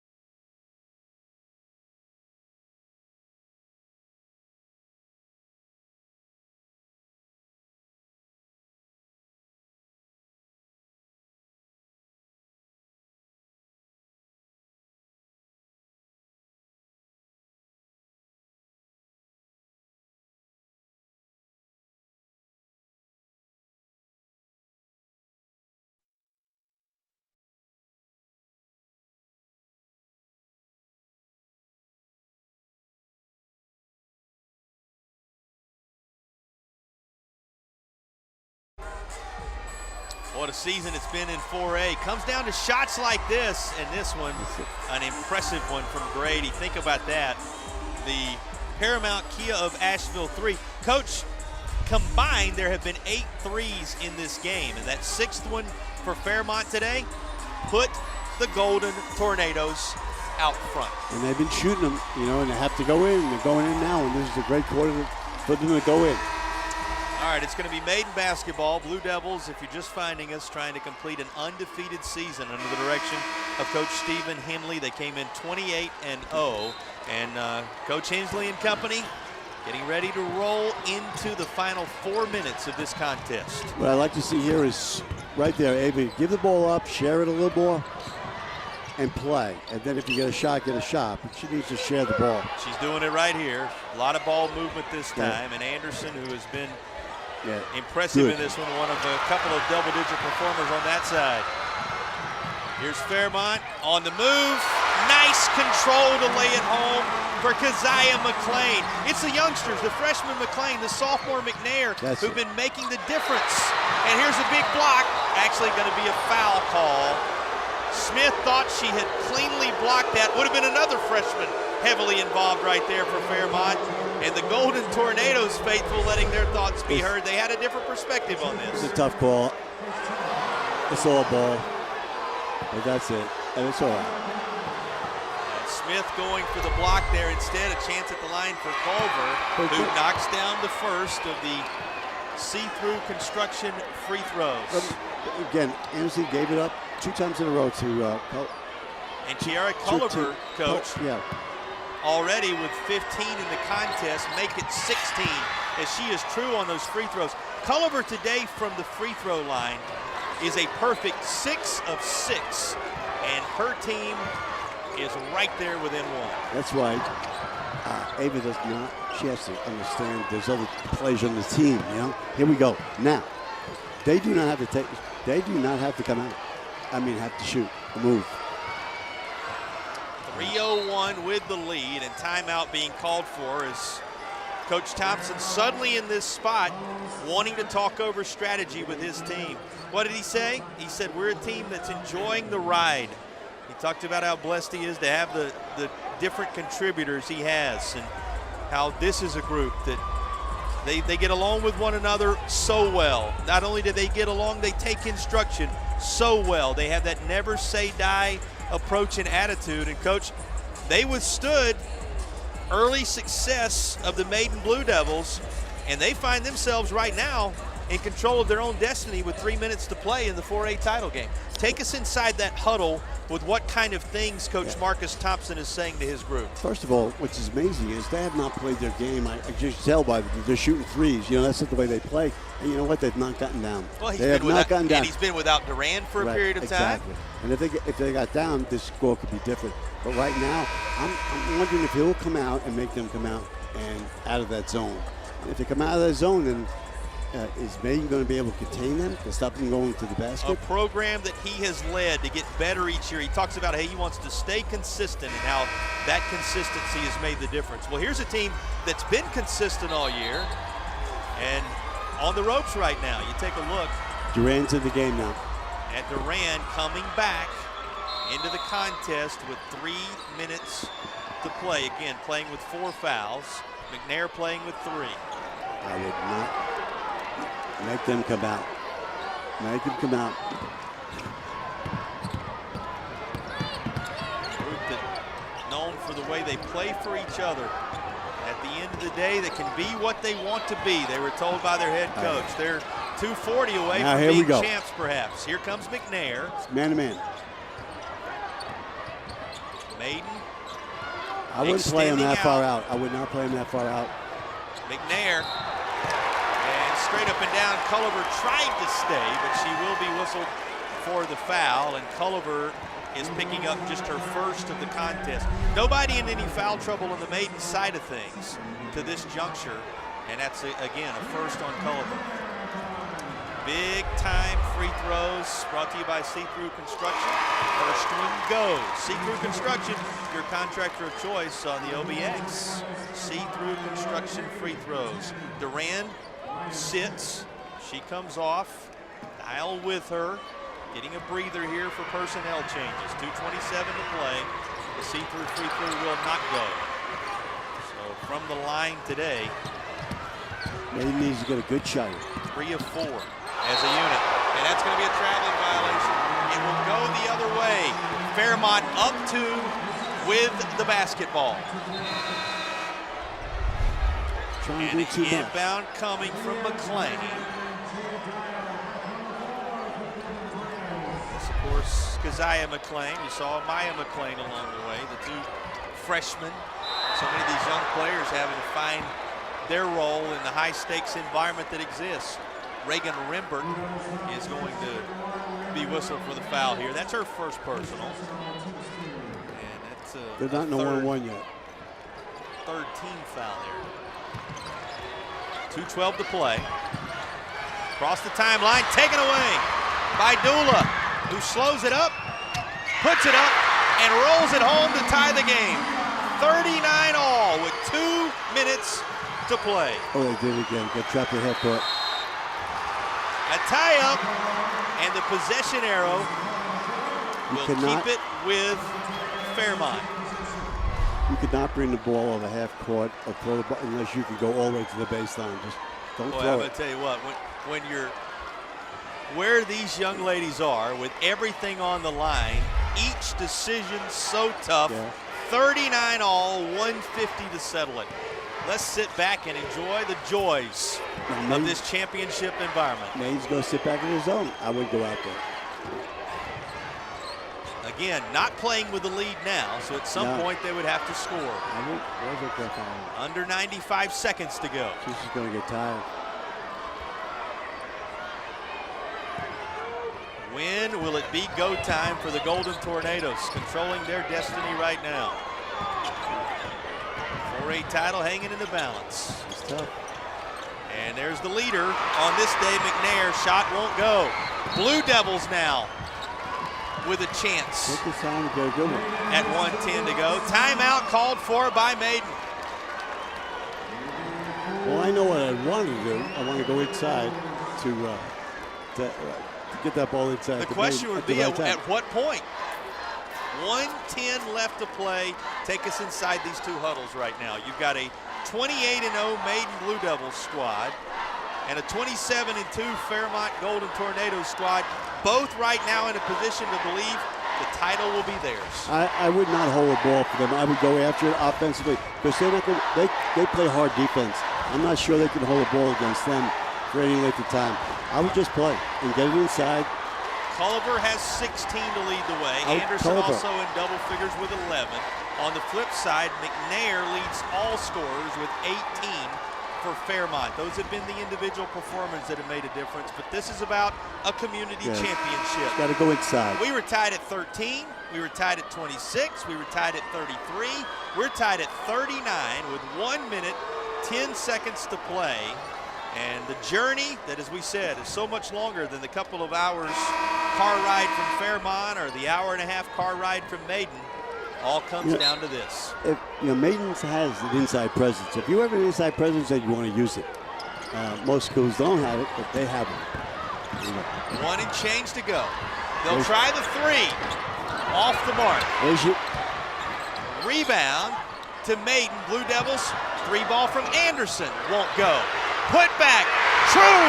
Culliver underneath with the putback, leading the Blue Devils with under a minute to play. Here comes Fairmont. Blue Devils back out front. Oh, you live by 3. If you live by 3, you might win. 40 seconds to play. Yeah. And timeout called for by Coach Thompson. What a 4A championship game we're witnessing here at Wake Forest University in Winston-Salem, North Carolina. It is far from settled. Well, we've sat here and watched Fairmont play the whole game. They haven't done anything against the zone except shoot threes. Guess what's going to happen here? They're going to sit in the zone. Unless someone wants to drive, McNair can drive the basket. McNair has attacked at times. Only once or twice. 18 points to her credit, and almost all of them in the paint. So it's going to be interesting to see what she decides to do. 34.9 left to go. Here's a look at the bucket for Culliver underneath. How about the senior when it counts, Coach? Great passer. You get the 3 look from Anderson, but here comes Culliver. Big time play. Big board, that's a big winner. putback, and you saw the bench celebrate. Will that be a state championship winning bucket? Time will tell with 34.9 to go.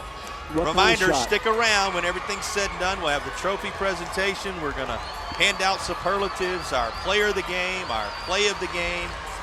So much coverage coming your way from Winston, but this is the moment you've been waiting for. Settle in and enjoy the final 34.9. McNair have to move quick to inbound. That's Duran back in there now with the 4 fouls. Wow. Wow. You heard his surprise. He's done so well. The zone's done so well. 25 seconds. But they want to shoot 3 with us. Into the hands of Dula. And now the foul of Anderson, who's hard to the deck. Good and with 17.4 to play after the Blue Devil takeaway, Maiden will try to salt things away. And you saw who had to commit the foul right there. That was Duran. It was number 5, and Duran will have to depart. Here's another look at the entire sequence. Tried to work it inside. They were hoping to get Dial available to put something up, but Maiden read it and snuffed it out. That's good coaching. And then there's the 5th foul picked up by Duran. She had a tough day. Difficult day. Duran 5 fouls. She ends up 1 of 7 from the field, 3 points for the player that was a sophomore, all-conference player. She's got an offer from Pembroke, got a lot more coming. She's one of those 2 sensational sophomores for the Golden Tornadoes in the starting lineup. But it's a little bit of tougher hill to climb now, particularly if Maiden can salt this away where it matters at the free throw line. Wow, 17.4 to play, and a Culliver putback on the last trip down the floor. Right now, the difference in the contest. Remember how difficult scoring was at the start in this one. You had a situation where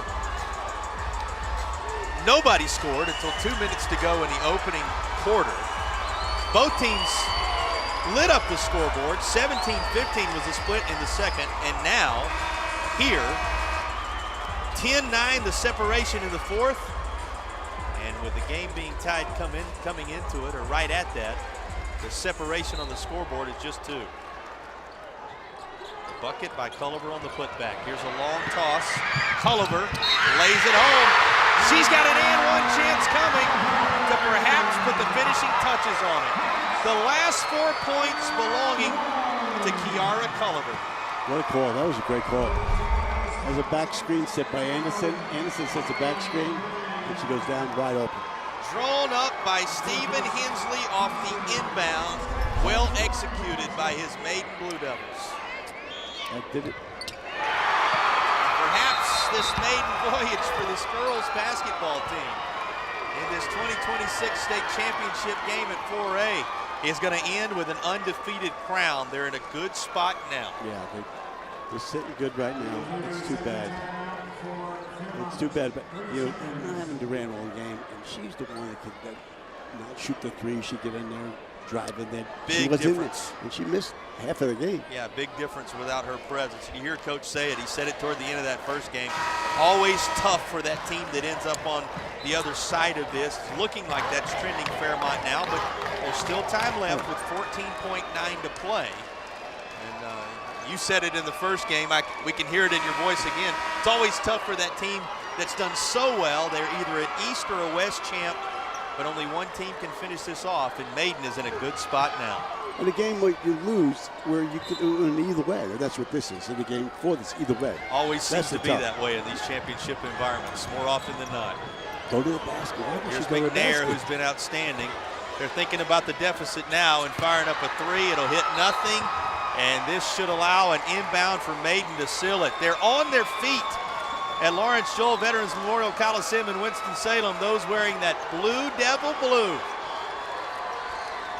As Maiden is now a half second or so away from a state championship. Well, we said it, all the football prowess over the years, a third generation Anderson, you know what that family and that coaching connection has meant, and what a year Stephen Hensley has put together his 28-0 Blue Devils. With one more inbound, are your state champions in a perfect campaign in the 4A ranks.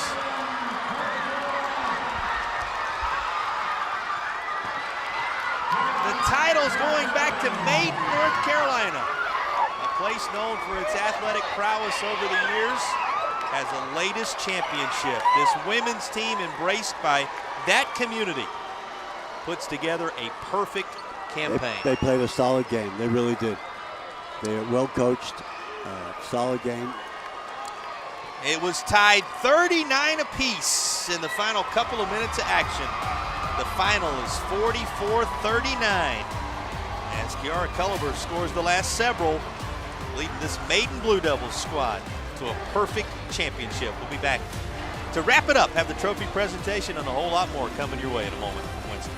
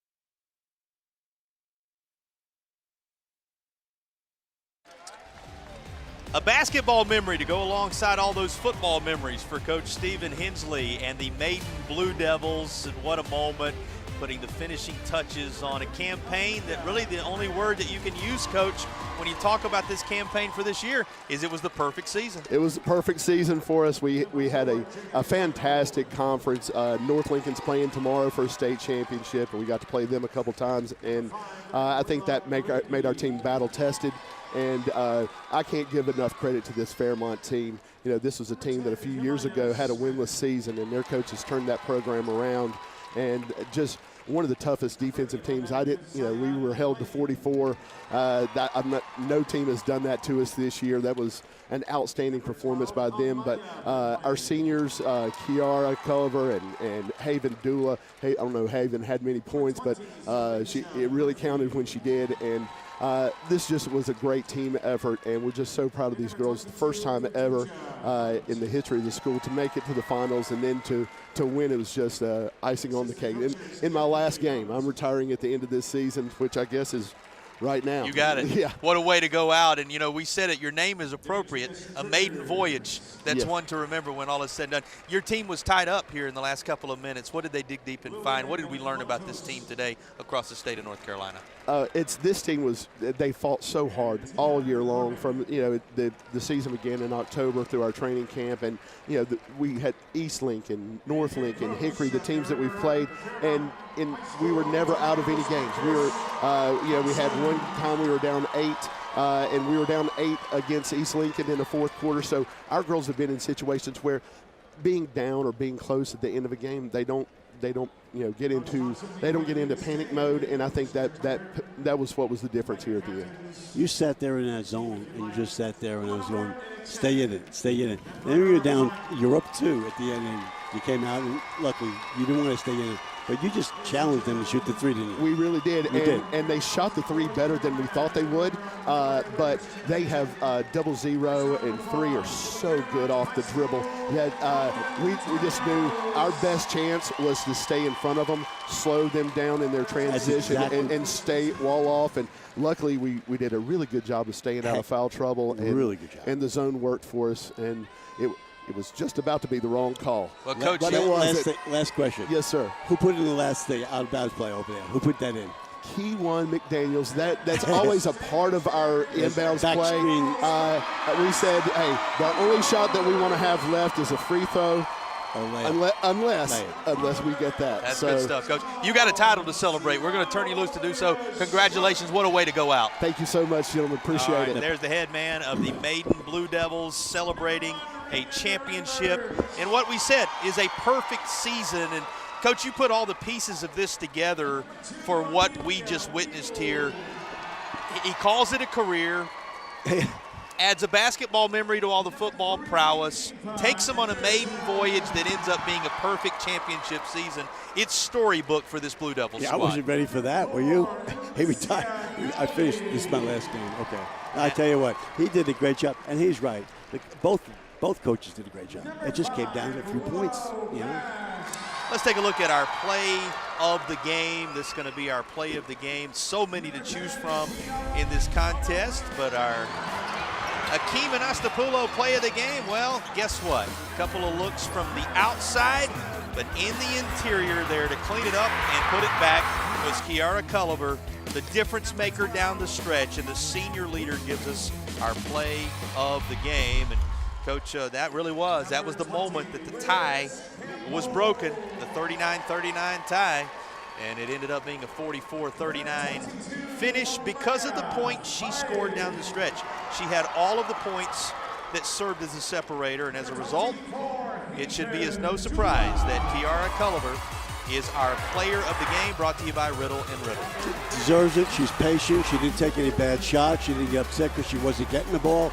She just played a beautiful game. Beautiful game. Easy decision. She had 11 rebounds and 21 total points for a double-double. And, Coach, those 21 points in the end, because of the few she scored down the stretch, paced all scorers on both sides. Unbelievable. Her offensive rebounding did it all. That's where she got it. Offensive rebound put backs. She didn't score off the dribble or anything. He's put back, so did a great job. Tremendous history for this squad. They're being handed their medals as we speak. Let's give you each name. Reagan Rembert, Ava Anderson, Willow Bass, of course, Kiara Culliver, who you just saw there, Haven Dula, who came over, was a big contributor. The role players on this squad: Olivia Shook, Amelia Bill, Yasmin McClain, Amaya Broom, Liz Campbell, Lamaya Fife, Neely Campbell, Caitlin Hensley, Madden Hensley, Alyssa Gowdy. A number of these players that took different roles this year, embraced different responsibilities to make it a championship year, and it ends with an image like this. It's tremendous. And what a job he's done along with his staff. He called their names. McDaniel, Coach McDaniel, Coach Anderson we talked about, Coach Dawkins, Coach Andrews, the trainer, Gillian Herman, and Bass, who handles the stats. So many individuals come together to make a moment like this possible. And to the principal, Brian Hefner, and the AD, Kane Hauser, congratulations in order, because what they found in Stephen Hensley in this run in 2026 results in a championship. Yeah, you know, the seniors come through for you. If you have a bunch of them, you have 3, 4 of them, they can come through with it. Well, it's what you talked about at the start of the contest. You said you look at these teams, they're evenly matched on paper. Can't be much more even than a tie game down the stretch. But you said the senior experience could pay off, and in Culliver's case, it certainly did. Yeah, I say experience. It might not be basketball. It's just experience of their size. I mean, your growth, you're just living. You know, you're bigger. So it's a cumulative of a bunch of things. But perhaps even a little calmer when all is said and done. Yeah. In those moments where the heart's beating a little faster and the clock is ticking downward, they certainly embrace that moment. Exactly. And a championship is going back to Maiden, North Carolina as a result.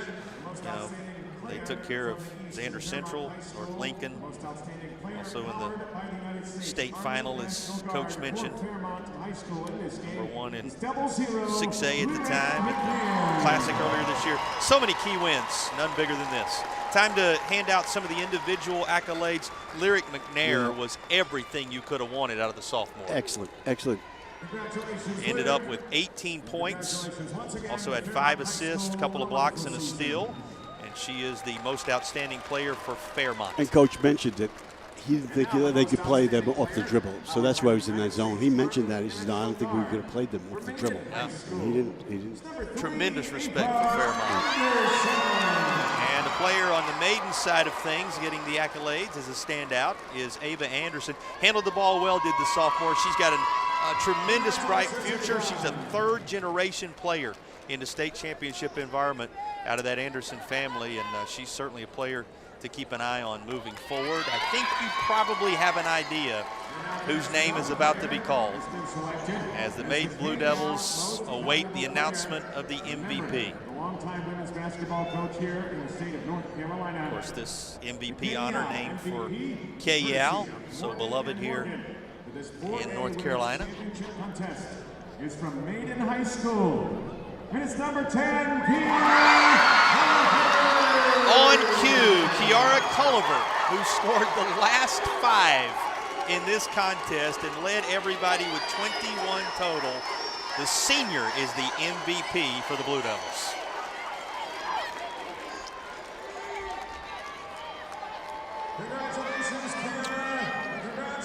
Boy, Coach, what a basketball game. She's a winner. You know why? Winners go in and get offensive rebounds. And don't mind it when the brightest of lights are on you. Yeah. That was a really good game. That was an excellent game. Our pleasure to bring it your direction. A reminder, a couple more coming your way today. Full day again tomorrow as North Carolina championships roll on. Let's look at the numbers one more time from this contest, brought to you by Arthritis Knee Pain Centers. Coach, those numbers pretty much tell the story. Yeah, I'll tell you, the rebound is what rebound 41 for Maiden and 27. It really came down to that at the end. That one rebound was a difference maker. It really does. Arthritis Knee Pain Center, relief without surgery or opioids. That's Arthritis Knee Pain Center, the sponsor of our numbers in this one. Also, we kept an eye on things in the paint.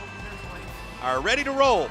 Garage doors, points in the paint. Call Raleigh's garage door experts today. Ready to roll. 24-16 the split for Maiden when it mattered most. And you know how many of those came down the stretch and what a difference they made. Well, a big thank you to all of our sponsors making this broadcast possible. Riddle and Riddle Injury Lawyers, Air Experts Heating and Cooling, Tatum and Atkinson, See-Through Construction, Ready to Roll Garage Doors, Arthritis Knee Pain Center, Hakeem and Astapulo Law Firm, Paramount Auto, Tip Top Roofing, Original Grills, and Ingalls Markets.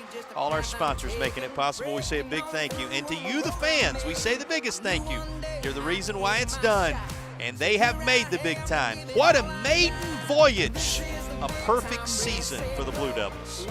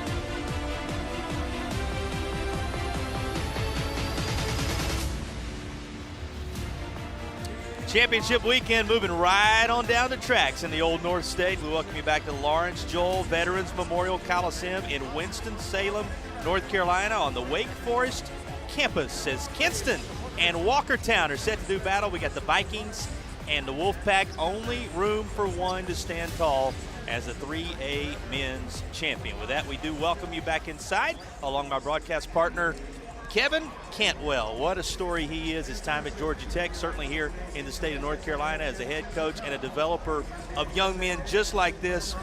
This, as you know as well as anybody, Coach, is about developing these young men with a lifetime memory. Yes, it is. And today is going to be a lifetime memory. Win or lose, it's going to be a lifetime memory.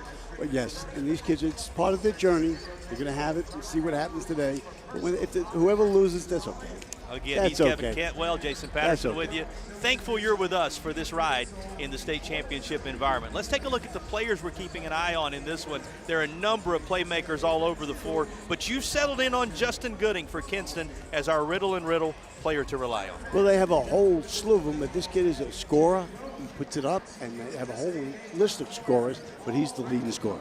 Not the leading scorer, but he puts it up a lot. Going to be a critical performer in this one, Justin Gooding. We keep an eye on for Kinston. You flip over on the Wolfpack side of things for Walkertown. Who do you highlight here, Coach? Kenny Grady.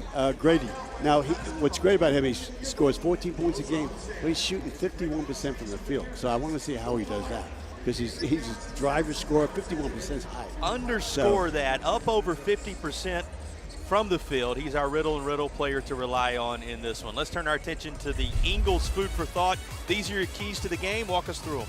Well, Kingston create turnovers. They press, they hit hard, and they have to share the ball. They have to give it up, share it, and walk it down, stay out of foul trouble, and make shots. They have to make shots. And both teams do today. Those keys, the name of the game. That's our Ingles food for thought. Ingles, low prices, love the savings. A 3A crown going to be handed down here in just a bit. We got Kinston and Walkertown coming your way next on the Sinclair Family of Networks around the Carolinas.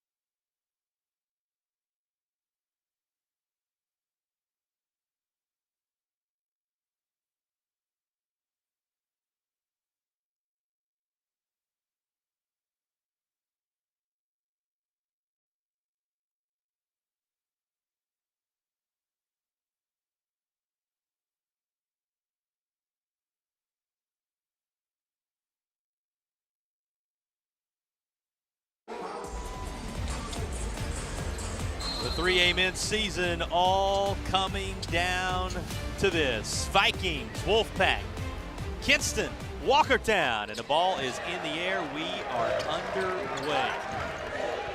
Our broadcast presented by Riddle and Riddle Injury Lawyers, coming your way from Winston-Salem, North Carolina, the North Carolina High School Athletic Association championship game. Walkertown is in the zone, 2-1-2.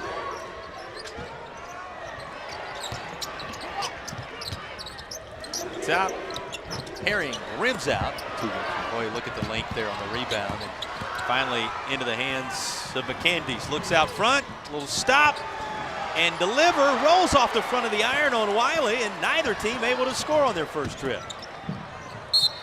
Ball out of bounds, but last touched by Walkertown. Here's a look at the Kinston starting lineup. Going to be the combo of Kuntz, Chambers, Wiggins, Washington, and Herring on the Tatum and Atkinson starting lineup. And they're all guards. Washington's really a nice player. They're all guards in a way. They have no inside presence. As you could say, you know, they have nothing. They're going to play it outside. Walkertown's playing zone. Not their MO, at least, right? Anything on the interior. You're going to see that on both sides. They're making adjustments. Quick takeaway. There's A.J. Durant, one of the juniors at 6'5", the forward, and thinking about stopping and taking one with Rico Daniels, and by the time he restarted, there was a traveling violation in effect. Wiley, McKendy's, Daniels, Grady, and Durant, the starters. Again, all of our starting lineups brought to you by Tatum and Atkinson. Tatum and Atkinson, sponsors of our starting lineups. Injured in a car wreck, call the heavy hitters at Tatum and Atkinson. How about the starting unit we just showed you a moment ago there for the other team, Coach? Very similar. Both teams are very similar in play. This is going to be a game that's going down to the wire. I really do believe that if you take care of the ball. You believe these two teams are mirror images of one another in many ways. Yes. And there's a look at the head man. Of course, the name familiar, Daniels, Richard Daniels. And then Perry Tyndall, who is calling the shots for this Kinston squad. 21-3, 8-2 in the conference, and for Walkertown, a 20-win club also, 20-8 on the year under Coach Daniels. So these teams well equipped and working their way here. You think about the playoff run for Kinston, regional champ over Martin County, so many good teams. Big win on a big stage to get here. And then obviously for Walkertown, winning against Shelby to make the fourth round for the first time in school history. And well, you know what that means about this is the first time in school history. Walkertown set to inbound now. First point's hard to come by. It's a familiar refrain sometimes in a building like this. It's going to happen. Probably the first quarter. Nice offense. Some of those jitters, some of those nerves, some of them just straight adjustments on the length of the floor and the depth perception of the rim. And that is turned aside with force by Chambers. Good transition defense by Walkertown. You know, Chambers may think it's football. He's a Marshall football commit. He's in the right colors, right? That green. And the senior has the rejection on the other end.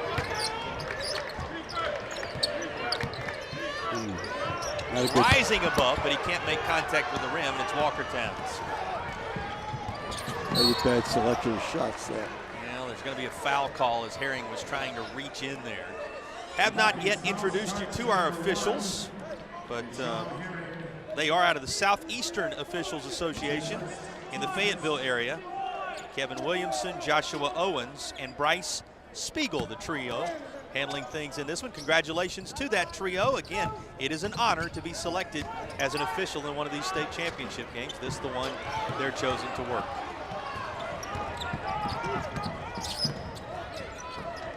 After putting it on the deck, a little back and forth, and it's in the hands of Herring. Herring's the leader, the junior. He's one of three all-conference players. Herring, Wiggins, Washington. We could really call them the big three if we wanted to, Coach. All of those all-conference performers for the guys in green. Exactly right. And Washington's a nice player. Nice player.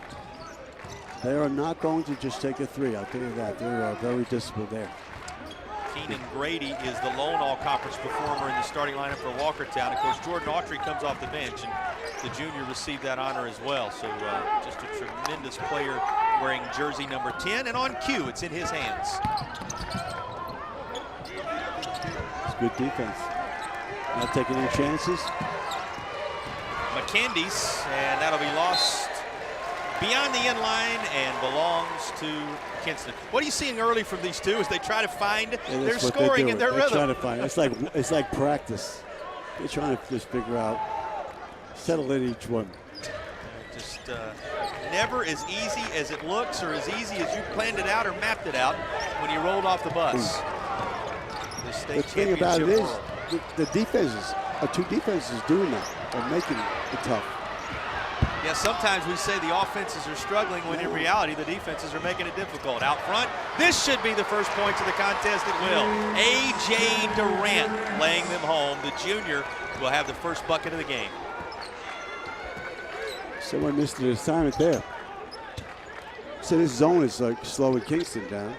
And Kingston knows right away they're not going to shoot the three automatic. They're very patient, which is good. You need to attack that. You need to go into the gaps. You need to go. You can't. Passing is not going to get done. Just the one bucket thus far, and the Wolfpack trying to double their pleasure right now. Guess who tried to put it back? That was Durant. His follow won't go. Here comes Kinston again. Nice control for Keyshawn Herring. You know, you talk to the Vikings, they'll tell you Keyshawn Herring is the leader. The junior showing his skill set right there.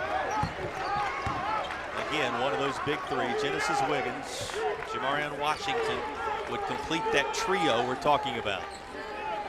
It's a solid man-to-man. They're not over-pressuring anything. They're just playing solid, keep them in front of you, which is tough to do.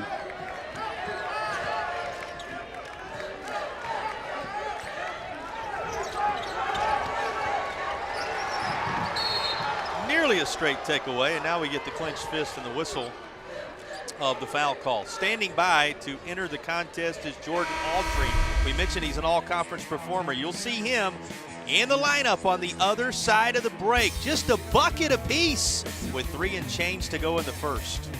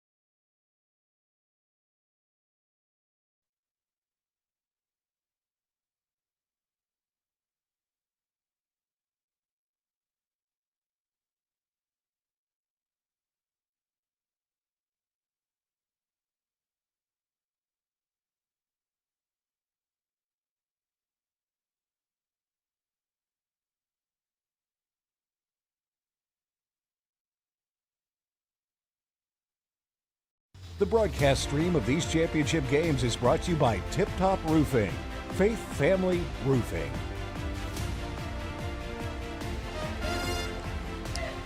Original Grills has been giving you a window into the fans who've made the trip to the state championship environment. Here's a look at the Original Grills fan cam. Original Grills, elevate your grill game. These two teams have certainly elevated their game. Vikings and Wolfpack elevating it to the point of making it into the state championship round. And Coach, what have you seen from these two in this first quarter? Game hasn't started yet. They both, one team's played zone and one plays main man. Here we go. What a way to say it. And a little touch is there and one opportunity coming. They will gather up around Washington. You said he's a special player, Coach. The junior shows you why right here. Walk us through this. That's defensive. He stole that ball. It was nice. And they've scored 2 baskets have been scored this game, both in transition. You know, the half-court defense is doing great. Kingston's running a man, and Walkertown's doing his own. For the Vikings, he's going to the line for a Tatum and Atkinson free throw opportunity. He is lefty, too. A southpaw out there, no less. Yeah. And getting the job done. Free throw is good. Just like that, Kinston out front. Breather for Rico Daniels. Candy's back in the mix. Told you going to break, Jordan Autry was out there. He wears jersey number 12. He's going to have to help out right here and won't be able to get there in time as it'll stay this direction. But Autry's a junior guard. He's all conference along with Grady. And he's one of the first off the bench for this Walkertown squad. Kingston came out and trapped there real quickly, and almost got a turnover. There's a look at Autry. So a different look there. So trying to get a feel for each team right now. There's one of double-digit subs available on that Walkertown bench. The Wolfpack bench is deep. Speaking of Grady, to work it around to the far side, and Autry loses the handle. Football pass. Completion is made. How about right now, the transition. job by Kuntz right there? Take care of the basketball. And here Kuntz with his first bucket of the game. Both 15s. He and Durant involved early. Fans getting in behind them, and a lower bowl that is filling up here at Lawrence Joel. Speaking of Durant, he weaves right through and answers his counterpart wearing jersey number 15. That was nice patience. They could have went and took a quick shot. That was very good patience. I could see you settling in here, Coach. You're seeing these players settle in, and you like what both these teams can bring to the table. Neither team is what I call jacking up threes. That's a good three. That's a good three. Well, not only is it a good take of the three, it is a good three in that it's through the hoop. Brennan Chambers getting the job done. That's a Paramount Auto three-pointer. Little stop and go. Autry can't get it to fall. Follows his own shot. Still going for it. And his all-conference teammate was there, Grady. Neither of their shots will go down. That wasn't a good offensive possession. Have to get used to these rims, have to get used to the depth perception, length of the floor, all those things we've been talking about. Not taking any getting used to for Washington right now. The junior with another bucket, and it's Kinston with a 12-4 split on the start. That's where walk down. They broke down defensively. They broke down. He just drove right to the basket. If you get by the front line of his own, you'll go right to the basket. Well, a little floater in the lane there was a beautiful finish when all was said and done. And you're right, Coach. Look at the way Washington does that. No real surprise right now what we're seeing in terms of the big three making their mark. Take me inside that Kinston huddle right now. What's the conversation about how well things are going? I think offensively, they're taking better shots. The last two possessions, the shots were very good.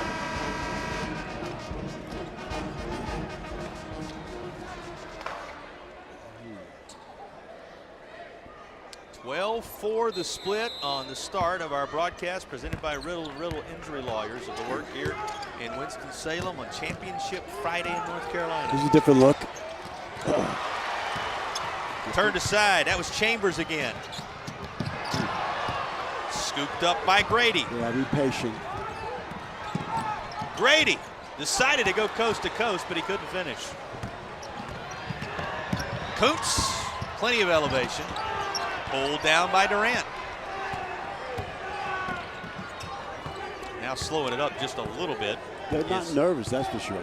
Eric Wiley, the senior. No, these are game faces. Now he stepped out of bounds, but that was the contact by Wiggins that caused that as much as anything, as Grady will give the basketball aside. And Genesis Wiggins was getting ready to inbound it. Got a change coming for Kinston. Jalen Hawkins into the game. Hawkins is senior, seeing his first action of the state championship environment. Ball inbound to Herring. Tell me about Keyshawn Herring, who has the basketball coming up the floor with it. Well, 51% from the field, and he's the lead scorer. I want to see how 51% is high. So he's taking good shots. Now, he tried to lob that inside as a pass, but it was not to be. Speaking of lobbing one inside, this is in Durant's direction, cleaned up by Wiley. Contact there, no whistle as it goes out of the hands of Autry. Back and forth continues, none of which has involved any scoring of late. Final seconds of the first. Rolls off the front of the iron, and it's that 12-4 start for Kinston that stands up after 1 quarter of action. Walkertown and Kinston into it now. One stanza in the books as they battle it out for the 3A men's title.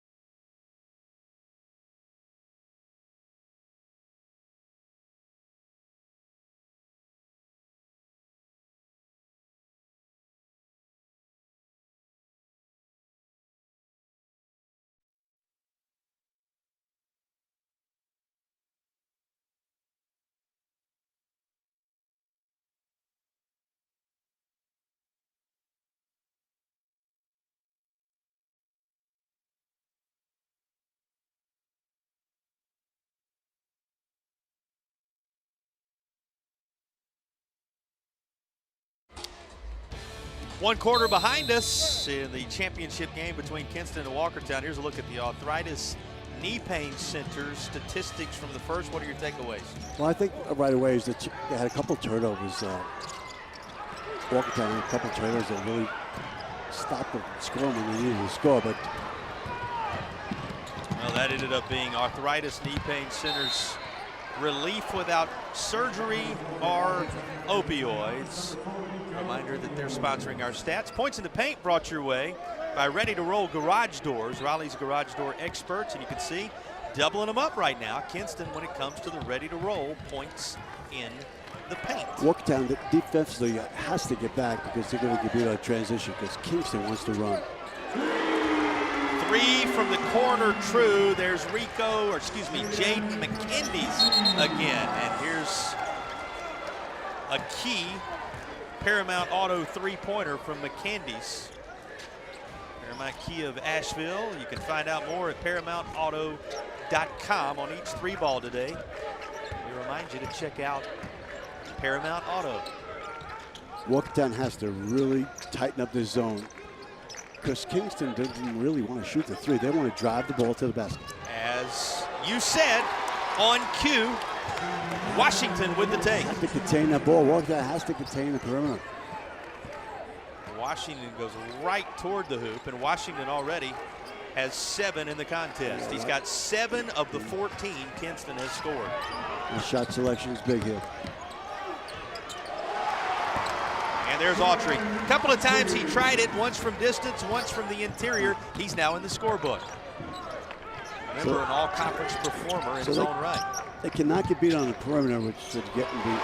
Look who's going to the hoop here. Wiggins. Doesn't matter if it's Washington, Wiggins, Herring. Plenty of confidence for the group in green right now. It's a little too easy. 16-9 to split. Washington, as we said, was 7. Leading the way. Dribbling on this or end. getting more trouble in basketball. dribbling. It's kind of part of what you have to do to play the game, right, Coach? You don't. You really don't. Coach Kevin Cantwell saying you don't really have to dribble it. Nah, in this instance, no dribble was necessary. Grady takes it straight up and in. Well, literally. I don't mean Walkertown with a bucket. The lead just 5 now. I say wasted dribbles. There you probably go. The Extra dribbles, yeah. Unnecessary dribbles. Coach's nightmare. Back out top to Herring. He goes down the lane. Herring with another bucket. You know, Herring with a couple of buckets already in the contest. Wiggins has been there. Washington leading the way. Just impressive what this trio can do. And they're not alone. Surrounding cast members, tremendous as well. We've seen Chambers and Kuntz make their mark. This is a solid group, the Kinston Vikings. Tapped up, tapped into the seats, about 10 rows deep. That'll keep you awake back there. And it comes right back to Now I the see floor. how Herring shoots 51%. They just take layups. I mean, they're driving the ball right to the basket. When you're on point blank range, you're going to have that. And Justin Gooding into the contest. He'll come right out top and cover Daniels. Highlighted Gooding out front for you. He's contesting here. It'll be a turned aside possession as Kuntz has it and back into the hands of Gooding just that quick. Here's Herring. That's just a bad shot. Everything slowed up to Herring. We need to pack it back because Kingston does not want to shoot threes. All right, put that in layman's language for everybody at home. Well, they shot it there, but initially they don't want to shoot a three. They want to go through. They want to penetrate. We'll get to it in a moment. It's a Paramount Kia of Asheville three-pointer once again. ParamountAuto.com. Sponsors of those threes, and just like that, Kinston out front 21-11. I ask you to put that in layman's terms, pack the back. Walk everybody through what you're talking about there, Coach. Got to pack it back because as soon as they're trying to beat you, yes. and if they beat you on the perimeter, they're going to get a layup. You're trying to compensate for that drive to the bucket that we've seen earlier, and the tough part with Kinston is they can do what we just saw there. Trying a three of his own, Autry won't go. The appropriately named to be a sharpshooter from the outside, right? Autry? Right. Gotta love a name like that when you're looking for a sharpshooter. He tried to jump that, could not get the basketball. And a drive at the baseline by Chambers. And here comes Autry. Other end. And we got an offensive call. Stepping in, taking the charge, 1-5. Kuntz, and it is headed the other way. This is worth another look. Yeah. At 4-on-1 break. 4-on-1 break, you never pass the ball. There's 4 guys there. And it ends up being a player control Tough foul ball. in the end. Tough. Hey, a reminder, we are moments away from halftime. Air Experts Heating and Cooling halftime report will be coming your way. We'll have a special interview with Q Tucker, Commissioner of the North Carolina High School Athletic Association. You'll see more highlights just like the one you saw the replay of there. To go along with it, we'll have the numbers, all that coming your way as part of the Air Experts Heating and Cooling halftime report. 4 and change left until we get there. Nice aggressive from Durant, and he's able to get back. It's a long 3, back of the iron.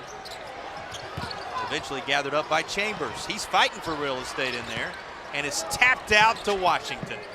What a possession this is proving to be for Kinston. Let's talk about second chance points. How about fourth or fifth chance points? Exactly. It all started out with a missed 3.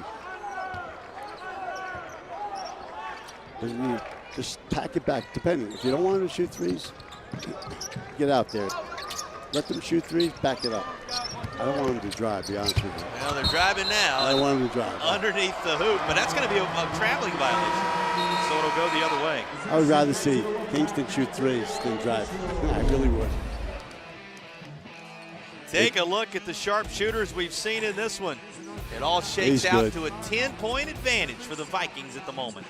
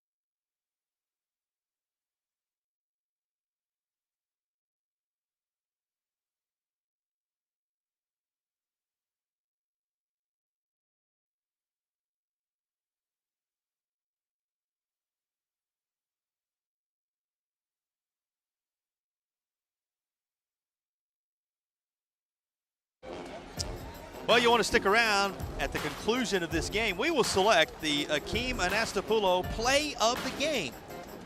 Don't scream, call Akeem. Dial 800 all 7s.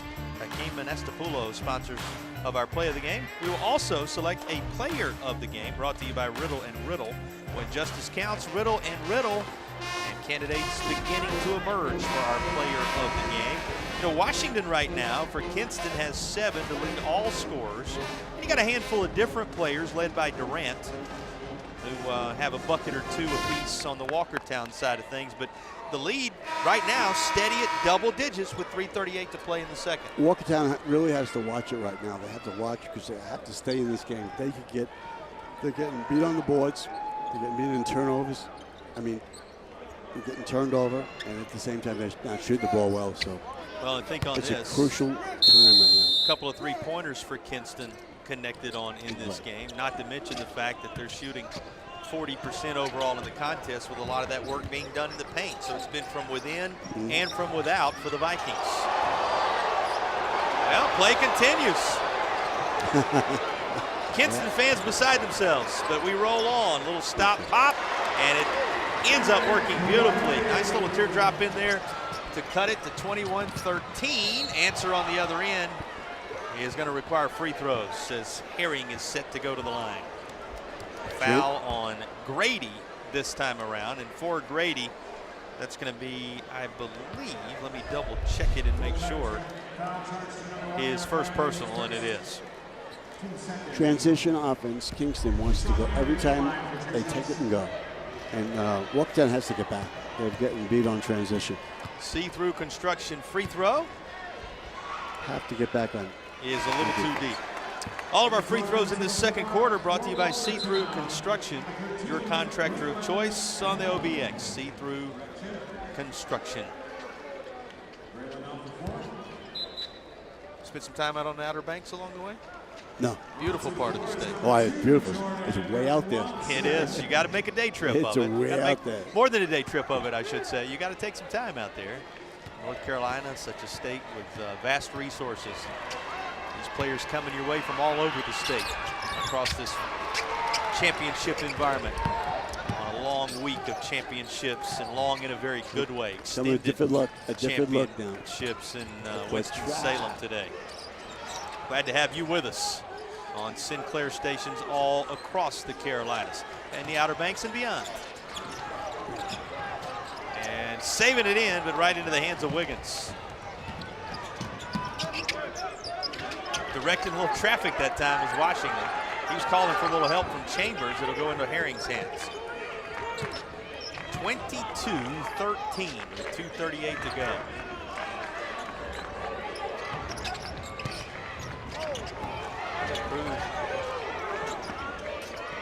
Out of the east. A little too strong. Somehow gets it back and tosses it off to Chambers, who finishes relentlessly. Washington's a tough player. That was a very good pass, but it was a great move by Washington. He missed it. What an offensive rebound. He's trying to throw something up is Wiley, and that's going to be a traveling violation. Seen it the other way. And Coach, I go to your point from a moment ago. Wolfpack have to be very careful right here that Kinston doesn't slide away and hide. They're not offensively. They're not together. They're everybody's going one-on-one a little bit. Have to take their time. Perry Tyndall and his staff doing a really nice job. Of course, that staff including Tad Parsons, Jackson Fink, Carson Shepard, Tigger Clark, and Danny.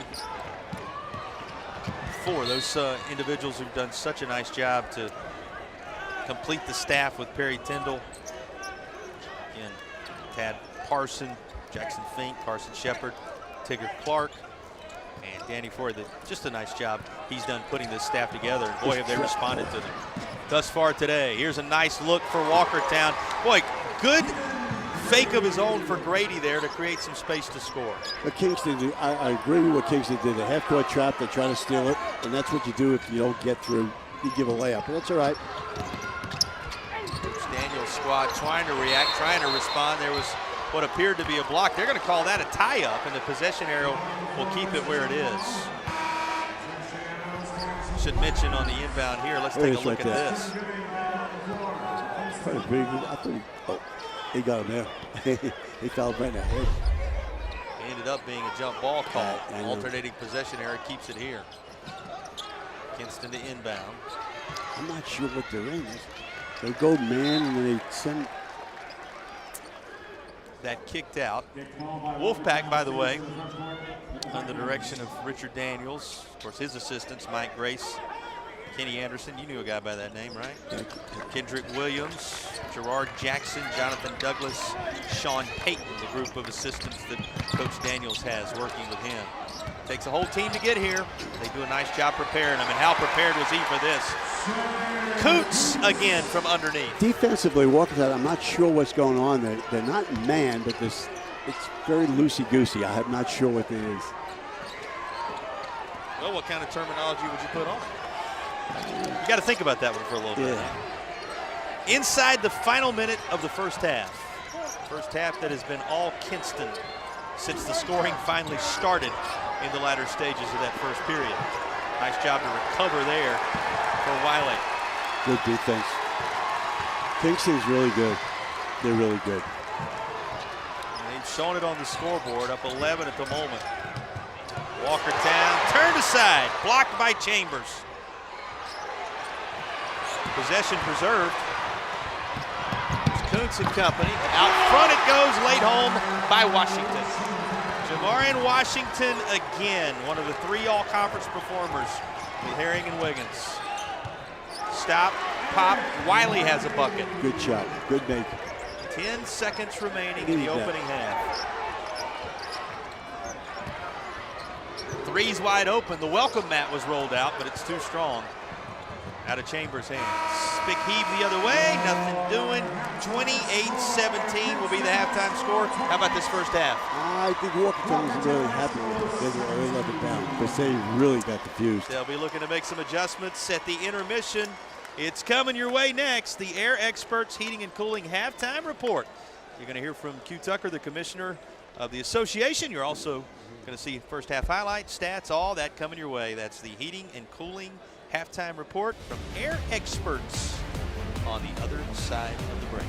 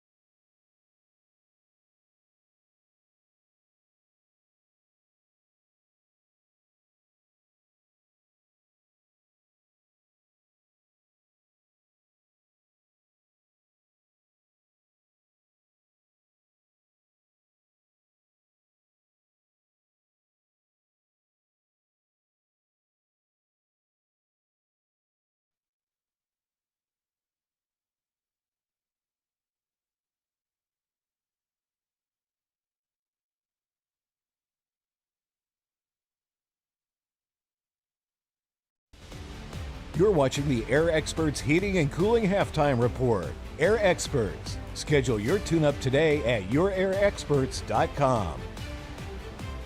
Well, hey there, everybody. Thank you all so much for tuning in to the state championship high school basketball games. Joining us is our longstanding partner all the way from Ingalls Markets, Miss Melissa Level. Melissa, are you loving these excellent basketball games? I love it. What a great season it's been, and the best of the best is right here now on television. Best of the best is right. Now let's talk about that longstanding and robust partnership between Ingalls and high school championship athletics. What all does that entail? It's just absolutely wonderful to be able to connect with all the schools within our region. You know, we're in 6 states, and so we have Friday night lights with football, we do basketball, we have softball, even some Olympic style sports, and we go all the way up through college, and then of course some minor leagues.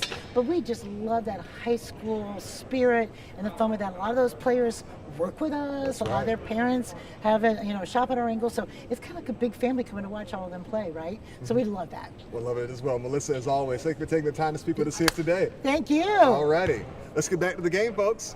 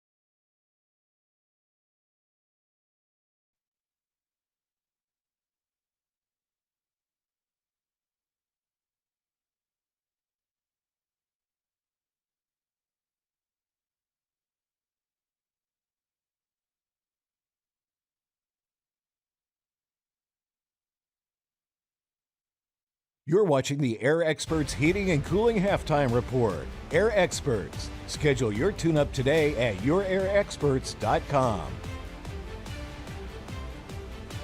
Championship week is always a special time for high school athletics in North Carolina. Joining us now is NCHSAA Commissioner Q Tucker to talk about what this event means for student athletes across the state. Commissioner Tucker, Championship week is finally here. What does this event mean for the student athletes who have worked all season to get to this stage? All of the teams that are playing this week are regional champions. And so they entered this week as already a champion. And now they're trying to, put that cherry on the top, so to speak, and go home with a state championship. This year's championships feature 16 games across 8 classifications for both boys and girls. What went into the decision to structure the championships this way? A couple of years ago, the membership voted to amend our bylaws so that you could have no more than 64 schools in a classification. Now, it would have been very easy to stop at perhaps 6 classes, but at the rate we've been adding new schools, we would very quickly needed the membership to amend the bylaw again so that we could have more than 64 teams in a class, or we'd have to go ahead and have more classes. So the recommendation to our board of directors was that we go ahead and go to 8 classes, and that would give some flexibility in terms of adding new schools. How does that expanded format create more opportunities for schools and student athletes across the state? Because we have more schools that are getting into the playoffs than would have ever been in the playoffs, and they're able to make a deeper run. And that's exciting for those schools as well as for those communities. For many of these athletes, this is the biggest stage they've ever played on. How does the association work with schools to prepare them for moments like this? They needed to know, where your team will unload and how you get into the arena, what your dressing room situation will be like. Lawrence Joel Coliseum will be the largest arena they have been in for some of them. And so we just try to make sure that all the nuts and bolts are in place for the coaches to be able to share with the athletes. When the final buzzer sounds on championship weekend, what do you hope every student athlete walks away remembering about this experience? We want you to play hard. We want you to play to win, but we want you to do that and have fun so that you walk away and you think, we won, it was great, or we were runner-up, but it was great, and I had a great time with my teammates. For some of them, it would be the last time that they put on that high school jersey because they're seniors. So we want them to go away with those memories that will last a lifetime. Commissioner Tucker, thanks for joining us, and congratulations to all the teams competing this week. Thank you very much.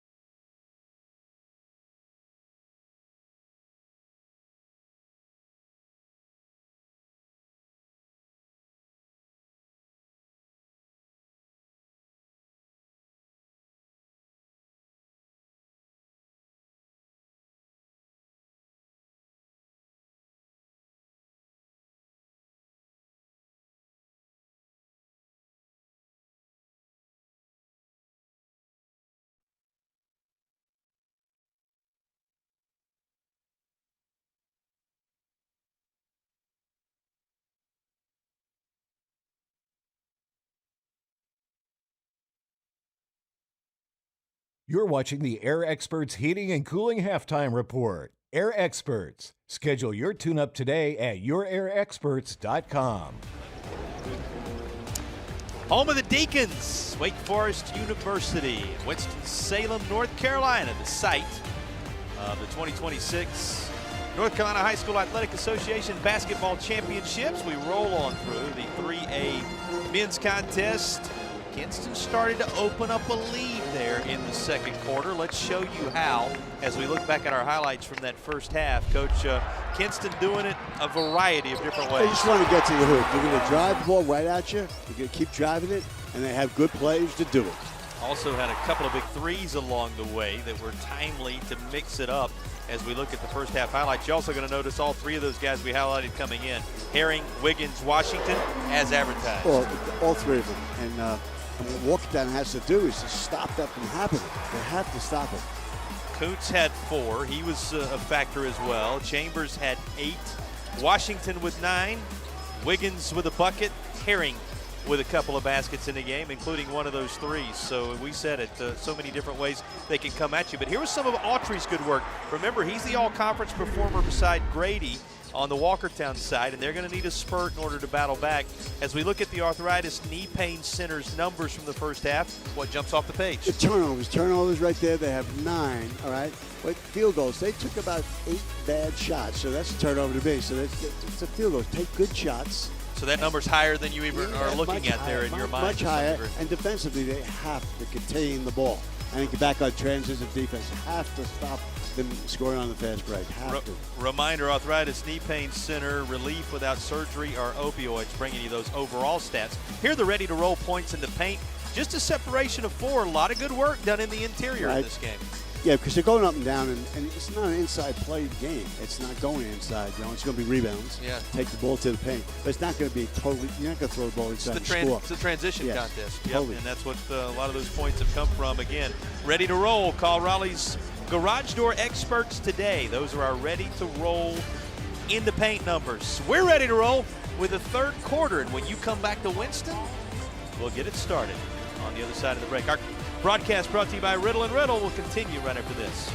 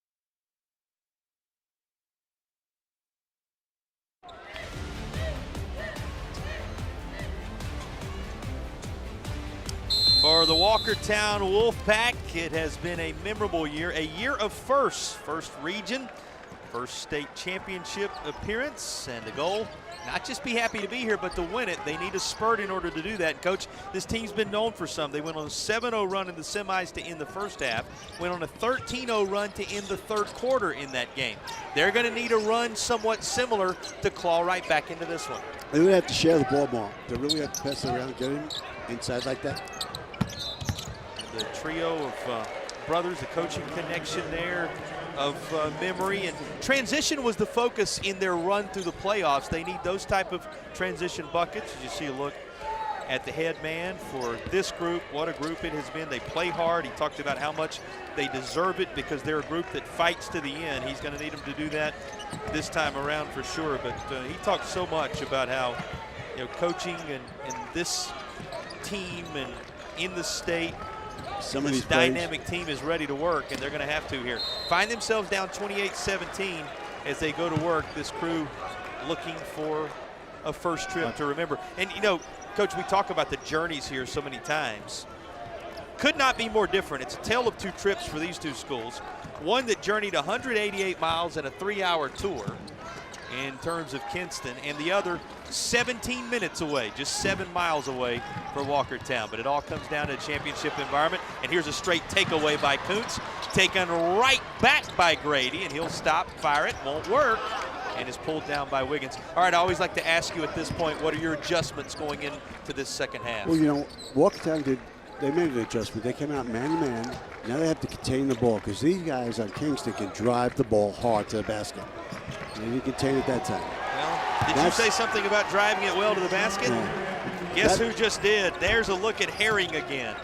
The lead grows.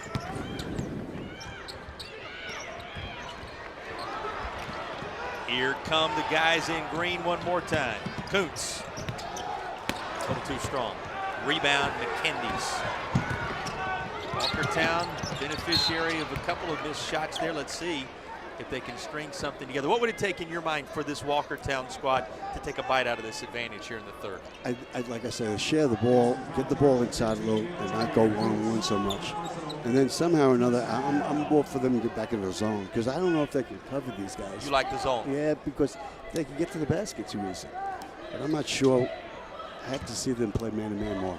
Starts with the scoring. Can they do that here as Rico Daniels triggers? They only have 17 points, so Durant. it's scoring. What they're trying to do now, basketball in hand for the Wolfpack. Contact, couple shots coming. This is going to be your first Tatum and Atkinson free throws of the third quarter. Injured in a car wreck. Call the heavy hitters at Tatum and Atkinson. Here's how he worked his way to the Tatum and Atkinson free throw line. He does a good job getting to the hole. He really does. But he needs to go down there sometime and kick out, pass the ball back. A little traffic being directed by Rico Daniels. Wolfpack to this point in the contest have not had this opportunity. That's the first free throw shot by Walkertown, and it goes through the hoop. The Tatum and Atkinson free throw kind. Those opportunities have just been few and far between. Well, non-existent until just a moment ago, if we want to be accurate. Both of them are true. He shoots 63% from the field. Rico Daniels. Just like to see him get as close to the basket as possible. That runs those percentages higher, and that's well off the mark. And will be Walkertown basketball. So here you go. They get it now in a position where they can make it single digits. And Kingston hasn't done that all night. Pass one time and take a three. That's the first time they did it. That was one pass and a three. One of the reasons that lead was built the way it is. It's bounced off of Wiley. Somehow it all pinballs around and ends up in his grasp again. Wiley goes to work. And he is anticipated and turned aside by Brennan Chambers. Chambers, a senior, we told you early on, he's a Marshall football commit. He plays with a physical approach, and boy, was he timely here with that block. He'll play for the Thundering Herd. He won't have to change his wardrobe, will he, Coach? No, he won't. What position do you be think? able to keep a lot of green in it. What position football do you think? Oh, what do you think? How do you size him up? Not sure. Versatile type athlete. Have plenty of options about how to utilize him. He's not a lineman. Same's true with Kuntz. Take a look at this. He lays it home. And timeout called for on the backside as that lead is at 32-19 with 5:16 to play in the third. Kinston just keeps coming at you. They keep coming. And they've been tested. They've been tested this year, so. And they're a high-octane team. They just keep going at you.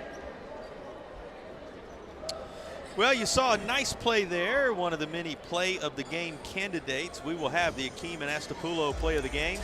Don't stream, call Akeem. Dial 800 all sevens. The reminder from Akeem and Astapulo, sponsor of our play of the game, coming your way at the conclusion of this contest. Fans into it. Everybody making sure they communicate expectations for these two teams. Again, just under 200 miles and a 3-hour tour for Kinston. The Vikings have embraced the journey well. 21-3 for Perry Tyndall's squad. Told you about his assistants, all of his staff. Of course, the trainer, Crystal Bryant, video, Daniel Torres, special analyst, Drew Tyndall, handling hydration, scorekeeper, Wande Jenkins. So many make experiences like this possible. How about that kept alive? What a job done underneath by Daniels. That goes down as a rebound. Daniels kept it alive, but no points on the end, and then a little bit of a miscommunication on the break. That's a rebound when he's laying on the ground. That's a rebound. One of the harder ones to get. It's got to work its way through everybody else. Now, they have to really pass the ball. He went one-on-one. They have to, or they're going to. This score could get out of hand. Important for Walkertown, these opportunities after a turnover. Remember, 7 miles, 17 minutes for Walkertown right here in the area. In fact, their band was playing the Demon Deacon fight song a little bit ago. So familiar with this area. Winston, the Triad. Happy to have you with us from here in Winston. Rising above and just kind of laying it home. Boy, you saw the elevation from Keyshawn Herring there, though. The junior, impressive. Got to get back. 3 on the other end, won't go. Here we go. Pulled down by Wiggins. Taken back, Autry. And Autry going to be whistled for the travel as when he went up, Chambers timed it beautifully and left him right in no man's land. Walkertown's not playing high percentage offensive basketball. They're taking really tough shots. Sharing the ball hard. Walkertown, I'll go back to it, the 7-0 run, the 13-0 run, the 2 spurts that propelled them to the state championship environment. They're going to need something similar, if not greater than that, to make this one tight down the stretch. It is 34-19 now with 4:10 to play. And some candidates already emerging for our player of the game, Coach. You got 9 for Herring, 9 for Washington. That's 2/3 of that trio we were talking about. Candidates for our Riddle and Riddle player of the game. Riddle and Riddle when justice counts. Riddle and Riddle, sponsors of our player of the game. That's really a nice backcourt. High school backcourt, the 2 right there you just talked about, that's a beautiful backcourt. Well, and when you had Herring and Washington, that's nice. That's like a good college backcourt, to be honest with you. And then you had Genesis Wiggins in there too. That's another one. Think about what Chambers has done today. Kuntz is a nice addition. Gooding, who we talked about a little bit, off the bench among others. We saw Hawkins for a period of time earlier. Yeah, it's a wealth of individuals that can make their mark. Yeah, they go deep. It's a little trap, but someone's. Got 5 different players having scored in this contest today through the Vikings. What a move to lay it home. Kingston's doing whatever they want to do.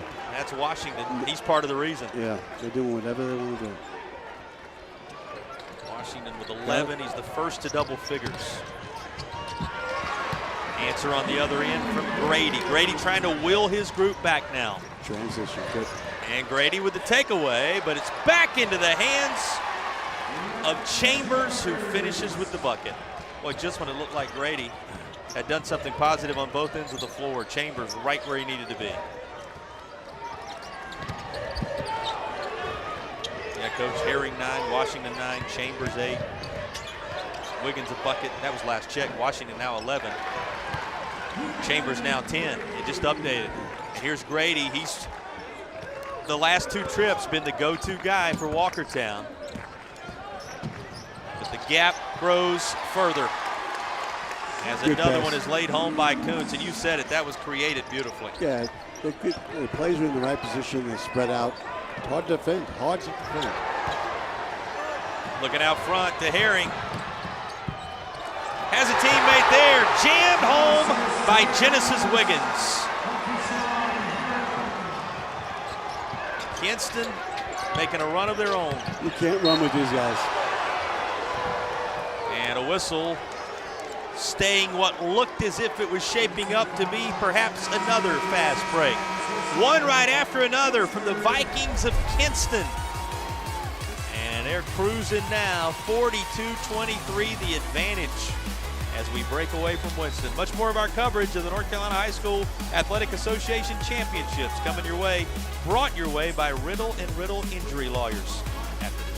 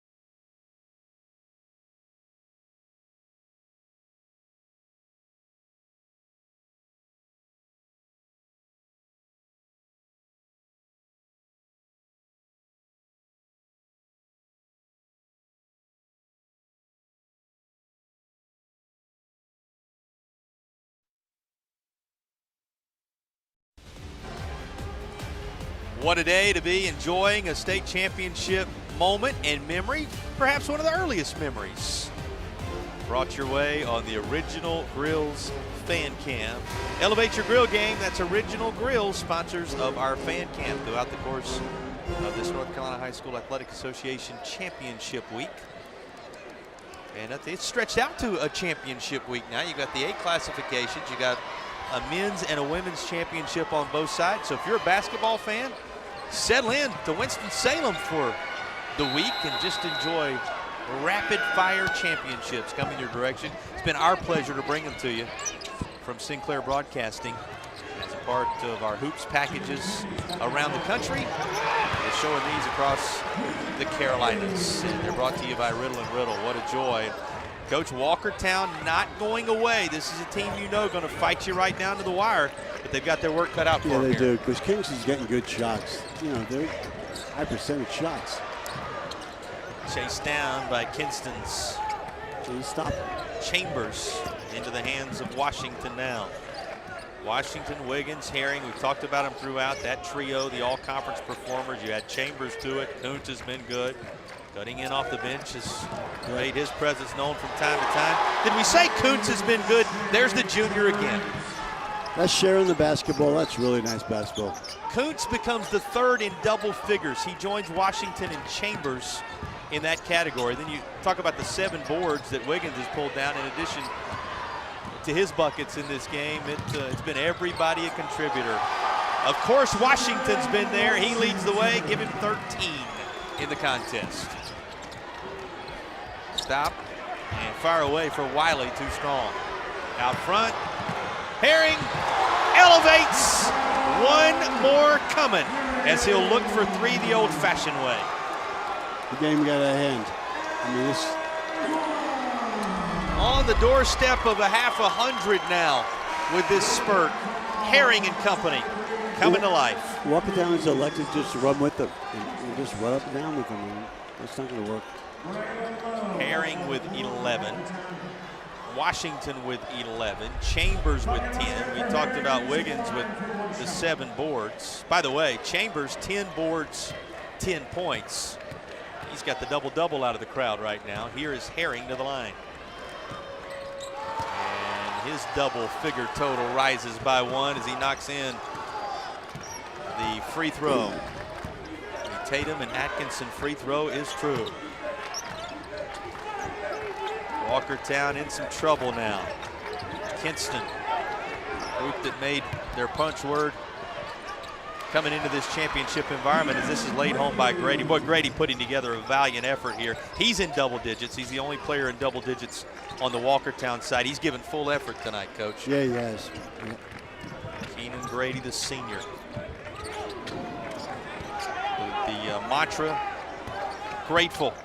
Grateful for the opportunity. Grateful for the skill set.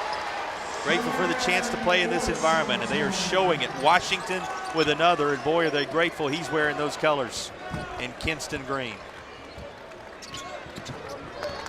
What did Coach Dindal say? So many blessings in life, taking part of days like this. I loved what he said. He said being a part of these young men's lives as important as anything that happens out on the court.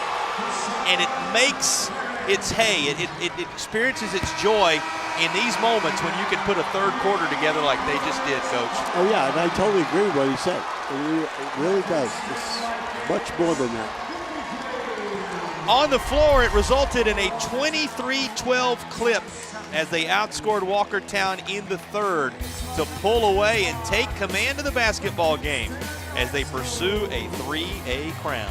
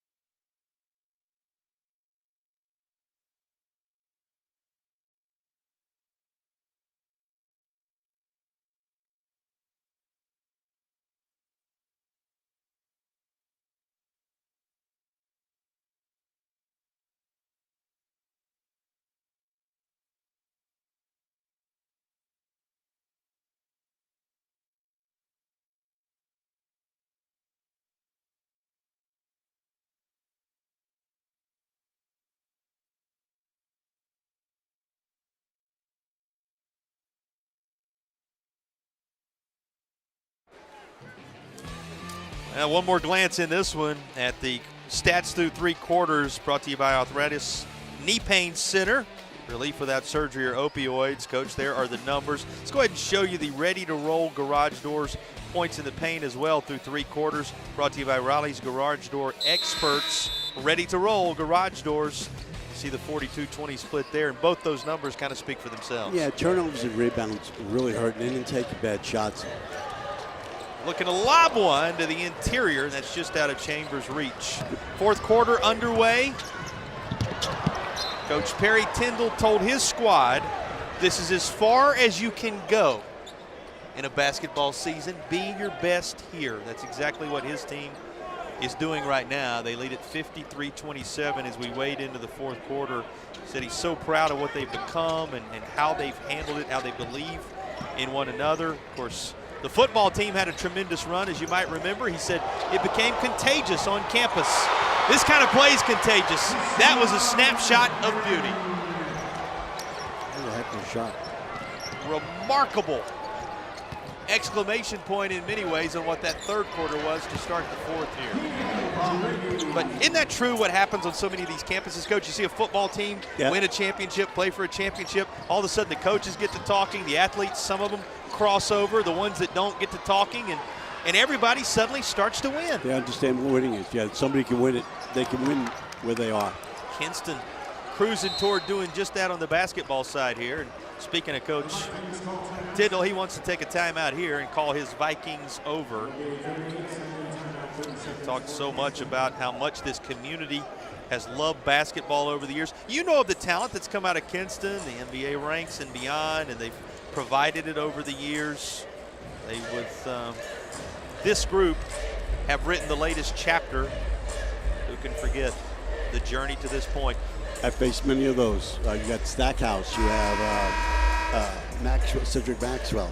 You know a little bit about it, don't you? I know all of them. Come from that area. They love their basketball, and this is the group writing the latest chapter. Of course, they withstood the late run from Martin County to make it happen. The one thing he talks about with this team, we haven't talked about a lot yet, but we should. He talked about player-led accountability in that locker room. That's something you don't hear. It's something you don't hear a lot of. You can tell that the way they play a little. Player-led accountability. You've seen it here. Ooh. Boy, tripped up from behind there into the contest was Braylon Lowe, the sophomore guard. I was just talking about the backcourt with Washington. Those three, you brought the other. Those three players, that's a heck of a backcourt. In the state, I can see three high school players like that. Yeah, match it. Good. Match it somewhere, right? They are really good. They got to be players. Be college players, too. Talked about the big three coming into this. And they have become the big green machine for the Vikings of Kinston. The ships have sailed today, that's for sure. And they lead at 55-29. What is it they talk about in history? The Viking heaven, Valhalla. They're certainly living in it on this day. It has been something else what we've seen from this Kinston squad. Walkertown still fighting, but everything on that end of the floor is answered by something on this end of the floor. They can't stop them. And it's Washington again. Three, won't go, and a second look. Here comes a third. Nice job hanging in there, putting that back up. That was Brandon Lowe, the sophomore again. He's got a bright future, and he comes away with the takeaway here. He's given every bit of effort. Altree, he'll go to the line. He's fouled with 5:56 to play. That turnover at half court was one of the first ones they've done where he just dribbled into it. They've been very smart about what they were doing. That was the first one. Get a little tired there, I guess. Jordan Autry, the all-conference performer for nearby Walkertown, to the charity stripe for the see-through construction free throw. First one is good. See-through construction, your contractor of choice on the OBX. See-through construction. Yeah, I would like to take Wiggins, Washington, and Herring. Take all three of them and make a college team out of it. Keyshawn Herring, Genesis Wiggins, Shamarian Washington. You know, and then, by the way, as we said, Chambers today with double figures and a double-double as he's got double-digit rebounds, double-digit points. He's turned it into a quartet of leadership for Kinston. This is well coached. They pulled it back out. And Coach Tindall, he's coaching as if it's a one-point game in the fourth, isn't he? You see him on that far side. I go back to what he said. We were talking about it earlier. And you see it in the way his team plays. Snapshots like this from Washington. He said, so many blessings in life, the greatest of which is to be able to share in these young men's lives through the game of basketball. What a perspective about what it's really all about. And his team answering the bell. Wiggins again, everybody involved as they've eclipsed 60 and pulled away here in the state title game. Well, I tell you what, they have three nice guards, and they go to the bat, and they're smart players, hard, they play hard. They're basketball players, let's put it that way. They're college players. You talked about the expectations being high and playing your best, and that's exactly what they've done. What a year for Walkertown. We pause for just a moment before we get to the deepest stages of this fourth quarter and say, 20 wins along the way for Coach Daniels and company. What they did to work close to home in a state championship environment. Overmatched today, as the scoreboard will tell you, but this is a team that's put together a tremendous year. Oh, they have to be proud. You have to take this game the way it's turned out. Leave it alone. They had a great year. Great year. You have to have time to prepare to play these teams. You have to have 2 to 3, 4. You have to know the team to prepare. Because this team's better than your team, but you can beat them if you prepare for them. You have to have time to do that. So you can't do that in this game. You're in a big tournament run, and making it from one game to the next. And you said it, when you get to this East-West game, so many times you see those East finals and West finals being so highly competitive and right down to the wire and highly contested and great energy and all. And you see that because these teams are familiar with one another because they battle it out across the course of the year. You made a point earlier in one of the women's games we were watching that these teams have a short period of time to figure one another out. The scouting report, not what it was when you were lining up against the Duke Blue Devils or the North Carolina Tar Heels in your ACC days. Hey, listen, in college, we know everything, Aussie plays. Yep. We know what they're eating. We know everything. Just about execution at that point. Here you're figuring it out to some degree as you go. And boy, the team in green has figured it out today. Little stop and drop one. Nicely done. McCandy's with a bucket. McCandy's 5 points in this one alongside those 14 from Grady, the 2 top scorers on the Walkertown side of things. That's the first time I think we've seen the Vikings take a breath with the basketball in their They hands. spread it out. He's going one-on-one. Yep. Hasn't happened a lot today. And the foul on Lowe, the sophomore. Yeah, it's too bad for Walkertown, but they have to be proud of what they did. Yeah, been a great year. You have to leave this, and it's hard though. And I don't know too many that could have lined up against this trio from Kinston today in the good. 3A ranks and had success. Wiggins to the line. He'll shoot the see-through construction free throws. And has the first one rim out. See-through construction, reminder, they're your contractor of choice on the OBX. See-through construction. Kinston. This incredibly impressive basketball team with high expectations and high-flying skills.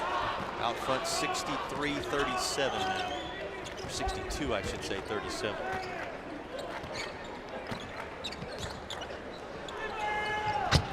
That's a nice shot. He's a good player. Beautifully executed by Rico Daniels up top.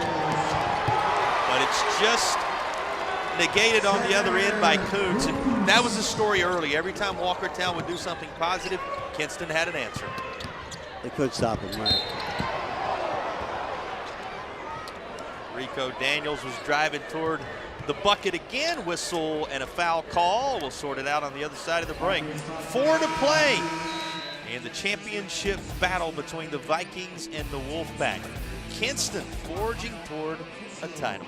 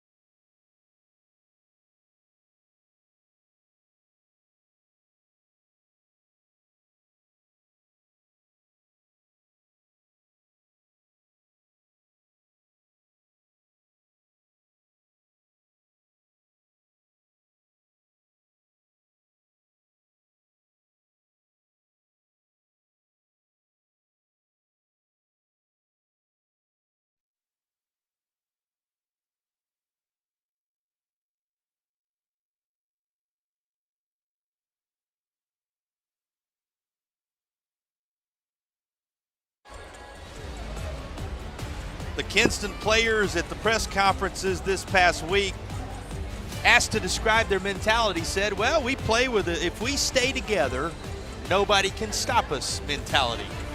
Certainly haven't been stopped today. They have played together to the tune of 64 points on the board here in the fourth quarter. And Coach, they find themselves just under 4 minutes away from a state championship. This is a special group. You think about the junior Herring, the junior Washington, obviously Wiggins and Chambers are the seniors in that starting lineup, and the third junior Kuntz that makes that core of this unit. You could throw Gooding in there, the junior, Garner off the bench, also a junior, Hawkins, who's a senior, we've seen from time to time today. It's just a deep, deep squad with a great deal of confidence in one another. And the big thing is they share the ball, so everybody gets a chance to score and do their thing. And that's really important in basketball. You have to let everybody feel good. And so I take my hat off to them. They're a very well-coached team. Walkertown will have Rico Daniels at the line. Remember, he was fouled just before the break, and with 3:56 to play, he's going to try to work to that 40 threshold. He'll do so. He's a good player. You've been impressed with him today. Yes, I have it. It's sometimes, he's trying to take it one-on-one, but skill-wise, he's a very good player. Well, he certainly was good on that see-through construction free throw. In fact, he's good on both of them. This Walkertown team, a perfect 6 for 6 from the charity stripe, just as those numbers tell you, haven't been there a lot. Hey, he's still got skills. Coach Tyndall was ready to go on that bench for the Vikings. He's staying alert over there. Boy, what a job he's done with his team. And with the right spirit, he talks about the blessings and the challenges and what happens off the court being more important than what happens on the court. All the pieces are there for this Vikings squad. And a foul call right down underneath the bucket with 3:38 to play. It's going to be on Chambers. Third foul on Chambers there. And that's the team fourth. 3 fouls on Chambers, 3 fouls on Wiggins, 2 on Washington. When you're tracking foul issues here in the fourth, it's of little consequence, you would think, right now to the outcome, as Kinston is trending on toward a title. Walkertown giving you every bit of fight you would expect out of them down to the wire. And Grady, who just knocked home his 15th point of the day, has been special for the Wolfpack.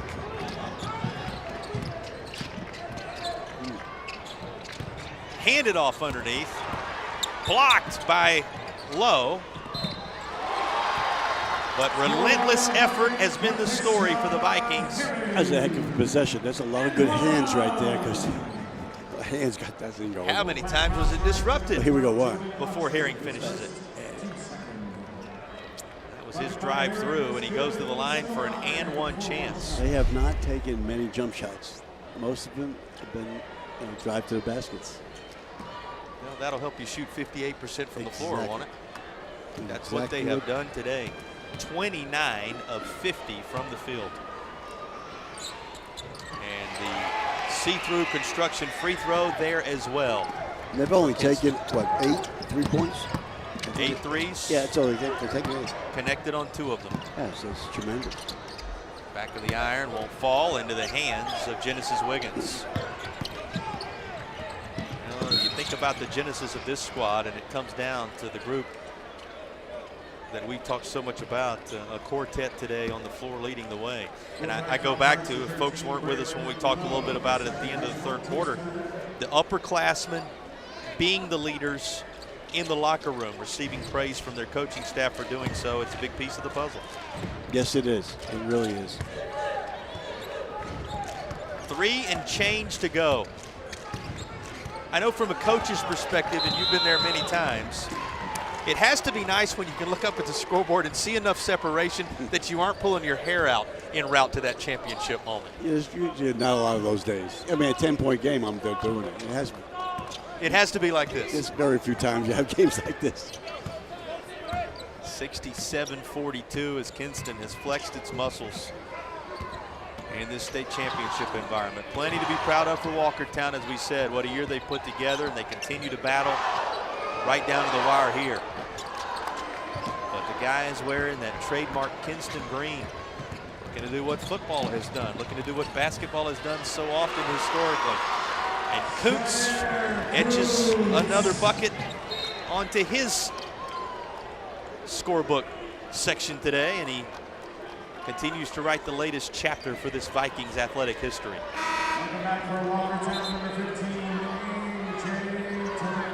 Chambers, wide receiver. You figured it out. I can't figure out another position. I'm trying to figure out positions here. Coming back into the game, Durant. Linebacker, that's for sure. Durant for Walkertown. You know, you're going to give your seat way to a linebacker here in just a minute. Oh, the old Tar Heel linebacker coming our way. I'll tell him you said so. Of course, Kevin Cantwell with us, long time basketball lifer, you might say. How about this, laid home by Washington. Been a pleasure to walk alongside you in these if I don't get a chance to say it again before we're done. Always a joy in the journey when we get to do this together. Same here. Same here. Thank you very much. Of course, you notice that accent. It's a trademark. He was at Georgia Tech for years, head man at App State and beyond here in the state of North Carolina. And take some time out of the busy schedule to make sure he's a part of these high school championship environments each year. It's a pleasure to have Kevin Cantwell with us. We got a player down here with 1:50 to go. And the last thing you want to see in this game, which is Chambers come this direction, would be anybody to be shaken up in these moments. There's cramps. They're tending to it. You hope that's all it is. I'm saying from your mouth to God's ears right now in terms of you hope there's nothing more there for any of these players in this contest after putting together such tremendous years. You can tell by the way they're rubbing his legs. Yep.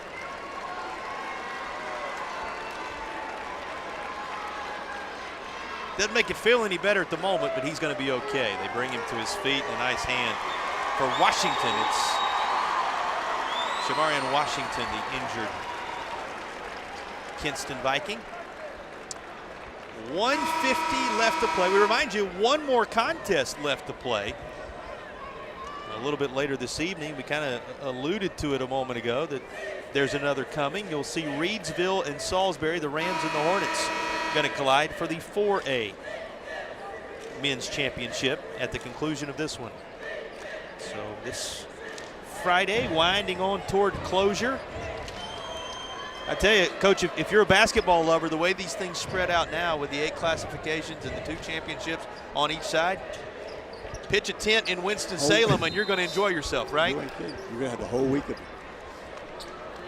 1:50 to play. What are your takeaways from this one?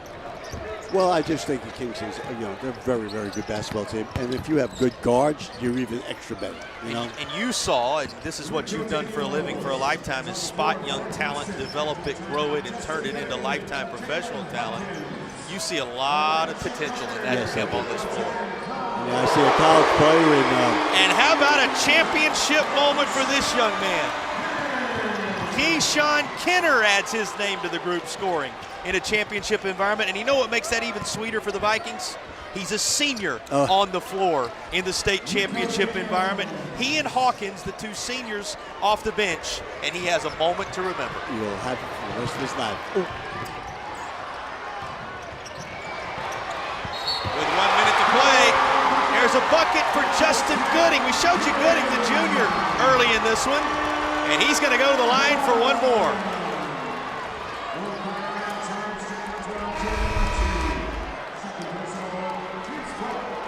How about this, Coach? Unbelievable. Everybody a contributor for the Kinston Vikings. There's a see-through construction free throw coming. And here's the moment they've waited for, Coach. They call for the starters. They call for the seniors, even Kenner over there after his big bucket a moment ago. And they receive a nice ovation from the community. Now, that's nothing like what's going to happen when they get off the bus back home, right? No. The trophy's coming with them in about a minute. Rico Daniels is a nice player. He does a nice pull-up jump shot. And still battling, just what you would want. Wolfpack fans should be proud. 3 from the corner will not go. That was an effort for Jaden Herring to get involved. That hangs on the rim. It's somewhat symbolic of what the evening has been for Walkertown. But they'll make the short trip back up the road. They'll regroup, be grateful for what these seniors like Wiley and Grady have done, and be ready to make a latest run another time in another place. There's something about always that first team that gets you there. They may not always be the team that closes the deal, but they're the team that always lays the foundation. You're exactly right. And Walkertown can be proud of this group for that. Well, they have to be proud. Well, today maybe not. They're proud, but after today they'll be proud. What this group has done, tremendous. And that is Grady knocking it home. Grady's put up some good numbers. He's done a good job there. Grady with 16 points, and he's pulled down 9 boards. One more rebound here in the closing seconds, and he could be a double-double performer. 17 for Grady. Shot the ball at a high percentage. He gave you everything you wanted today. Oh my gosh. Well, the water's parted. The defender went the wrong way. To allow the sophomore Jaden Herring to lay it home. Elijah Garner in the game. A number of these players getting to be a part of it. There's Brown. JBO Brown, the sophomore. I'm going to call a tie-up. Also into the contest, John Terrion Cobb, another of the sophomores. So everybody for Kinston, the value of a game like this is getting to have valuable moments when it comes to the state championship environment. They were a team, you know, I wrote down before the game, starting 5 all capable of scoring. That happened. Well, and the depth is tremendous. They've done it. And just moments ago, Coach Forbes walking by us here, the head coach of the Demon Deacons. He's wanting to get an eye on some of this talent as we speak as well. There's the final horn. And the Kinston Vikings have completed an impressive championship run. 80 on the board. And Coach Perry Tyndall and company going to carry the title back down the road east of here with a year to remember. What an afternoon turned evening for Kinston. Vikings, everything you would expect them to be in this one, Coach. Yeah, they were good. They were really good. They came in, they represented the school really well. Herring with 21, Washington with 21, Kuntz with 14, Chambers with 10, a full quartet in double figures in this one. We'll come back, have the trophy presentation, get set to wrap up this 3A men's title contest. It's the Kinston Vikings. They'll reign in 3A in the Old North State. We'll come back, have all the superlatives for you on the other side of the break.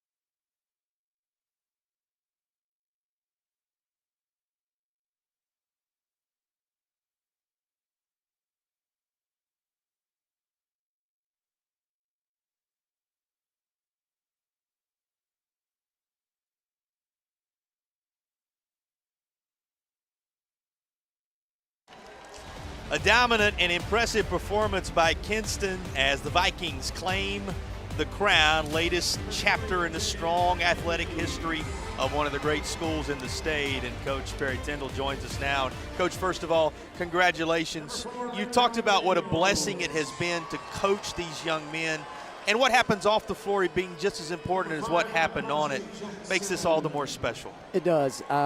You know, a lot of people don't know the journey this team's been on this year, and it hasn't always been easy. There's been a lot of bumps in the road and a lot of critique, criticism, and this group has just grown. I think in the last 3 weeks we've grown up a whole lot. And when you see a team kind of have those tough moments, but then find a way to kind of get it all together and do it together, do it with defense, do it with things we've been preaching. You just are super proud of your group when they get to this point, and they put it all together. You told them you can't go any further than this, be your best. They were. You know, Coach, you came out. You don't shoot the three. Do you really go after just taking the ball to the basket? Well, that was our one of our keys was attack. We had to attack. Yeah. We felt like, you know, in attacking, you'll get threes you want. We hit a couple early, but, you know, in this game, we just felt like we had to get in the paint. Good and job. With paint touches, good things would happen. And then I think late we were able to start running a little bit and get out in transition. Right, it was all transition. Yeah. You only took 9 of the whole game, but then you had 3 college-type guards, man. They play, man. Our guards have led us all year. I mean, they're nice players. Oh, they're tough. They're tough kids, and we've got role guys just stepping in there, and just so happy for this group, man. It's we told them they were 32 minutes away from a lifetime memory, and they've got it. And they've got something etched in Kinston history that nobody can ever take away. I want to tell you, you're a very good coach because you share the ball. You have good players sharing the ball, and defensively you keep the ball. You do a great job keeping the ball in front of you, man. I have a great coaching staff with me and players that love this game and love representing for Kinston, and it's not me, it's all those people over there on that sideline. Congratulations. Thank you so much. Thank you, guys. Coach, you have written the latest chapter in the athletic history at your place. Our last question for you, what's going to be your memory and your takeaway from this group? This is a championship unlike any of the other ones. This group did it the hard way, and I think the lessons they learned this year are going to go with them a lifetime.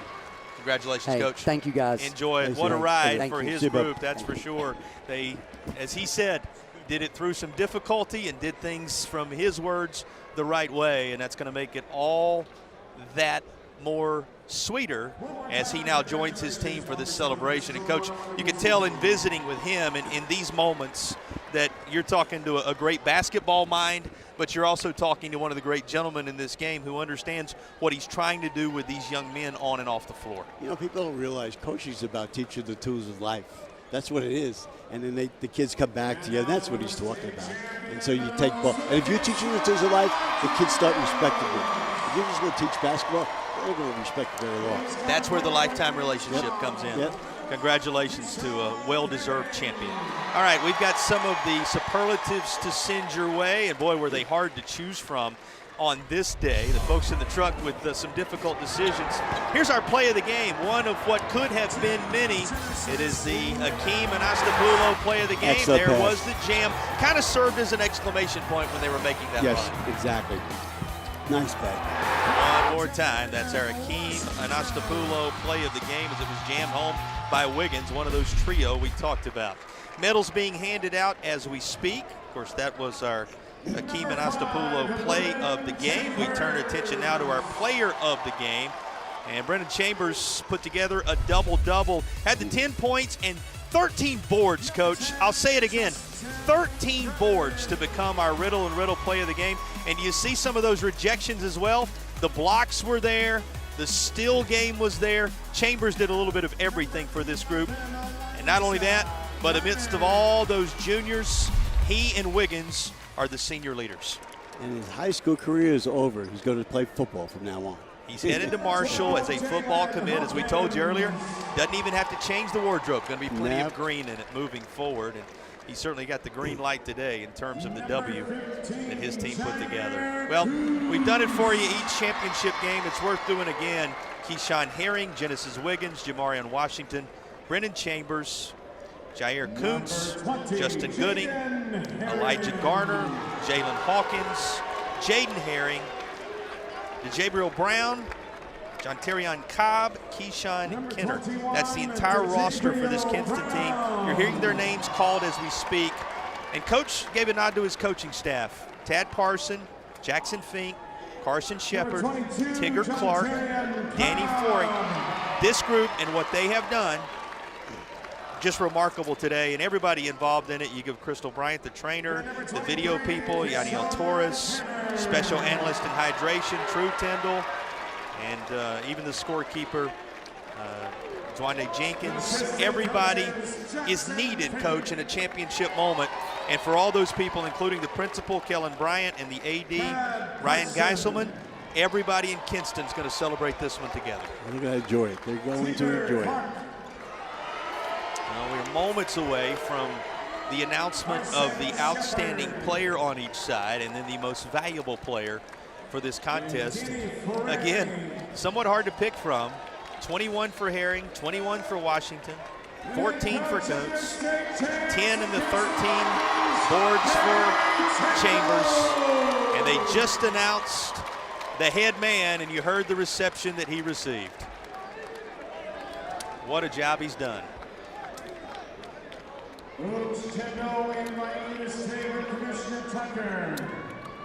Coach Tyndall now grasping that basketball. Nothing for a coach like the satisfaction of closing the deal, right? All right.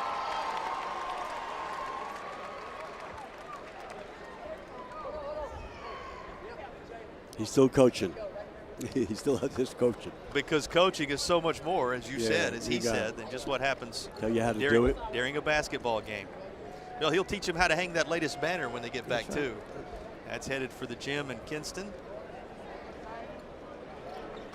From Kinston, North Carolina, their state champs in this There's a memorable look at the state champions, Kinston High School. the Vikings, in that trademark green. Kinston group, 80-54, a statement type of victory in the state championship environment. And they will take that trophy over for everybody wearing green to enjoy as they celebrate a title. Here come the outstanding player announcements. We talked about what a tremendous season for Walkertown and the Wolfpack. Oh, yeah. Much to build on. First team to work their way here. It's going to be remembered as a foundational group. And what an honor this is, as members of the American military are going to be on hand to pass out these awards. What an honor that is to shake hands with those true American heroes. For Walkertown tonight was number 10. Members of the Army National Guard on hand to do so. Kind of had an idea it would be him, didn't you, Coach? Yes, I Keenan did. Grady, double figure performance, and another leadership day for him as he battled to the very end. He did a good job putting the ball in the basket. He really did.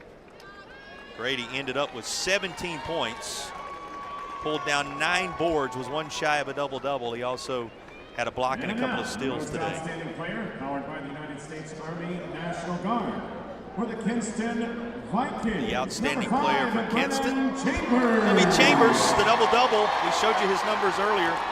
We'll verbalize them one more time for you. 13 boards, 10 points, a double-double. He had a couple of blocks and a steal as well in 30 minutes of action on the floor for Kinston. Congratulations, Brennan. Football player. That's Yep. MVP of the state tournament. Headed to Marshall, right? And here comes Played the well.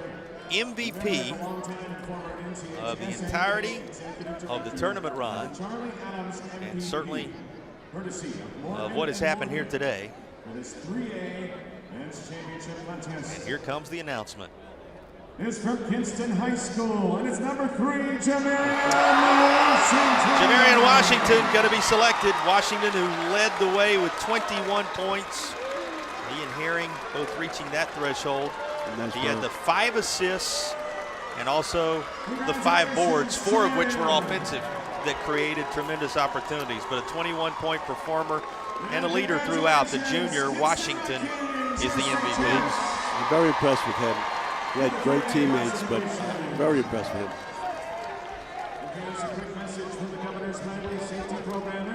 Well, we show you the final Arthritis Knee Pain Center statistics from this one. Arthritis Knee Pain Center, relief without surgery or opioids, and there are the numbers as they finished up.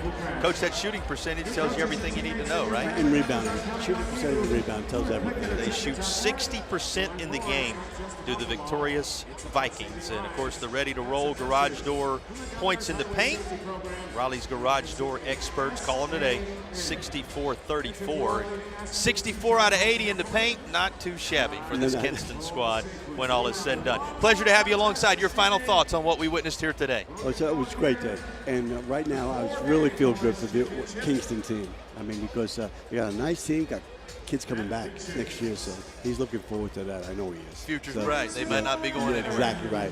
Thank you to our sponsors, Riddle & Riddle Injury Lawyers, Air Experts, Heating and Cooling, Tatum & Atkinson, See-Through Construction, Ready to Roll Garage Doors, Arthritis Knee Pain Center, Akeem Anastapulo Law Firm, Paramount Auto, Tip Top Roofing, Original Grills, and Ingalls Markets. Thank you to my broadcast partner, Kevin Cantwell, the ACC and Carolina basketball, North Carolina basketball and beyond lifer.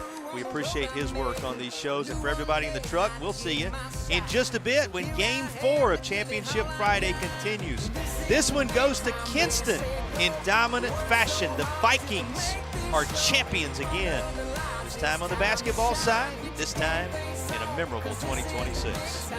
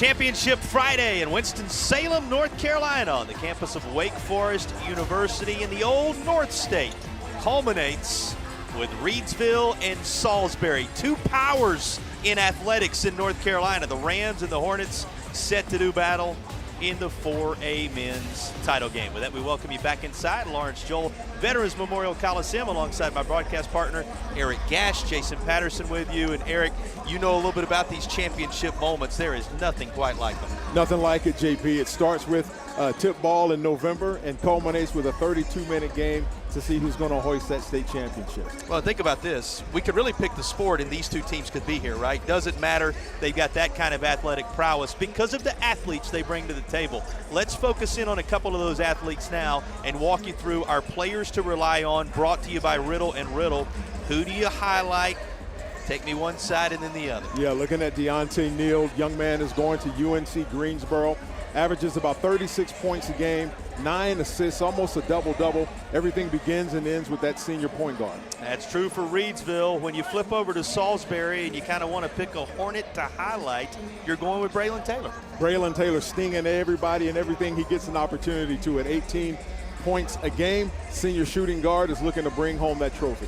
That's our Riddle and Riddle players to rely on in this one, though you're going to learn a lot about many of these players. I know you've got it narrowed down to a couple of things on each side that need to happen here, E. Give us your Ingles food for thought. For Reidsville, they're going to have to limit the turnovers and get the offensive rhythm early. Get the ball to Deontay Neal, get in his hands early so he can get that scoring rhythm going. And for Salisbury, they have to control the tempo of the game, play sound defense, and control that paint, JP. That's the Ingles food for thought. That stands as the keys to the game. Speaking of the game, we're moments from it. The Rams of Reidsville, the Hornets of Salisbury for a 4A crown in Winston. Next.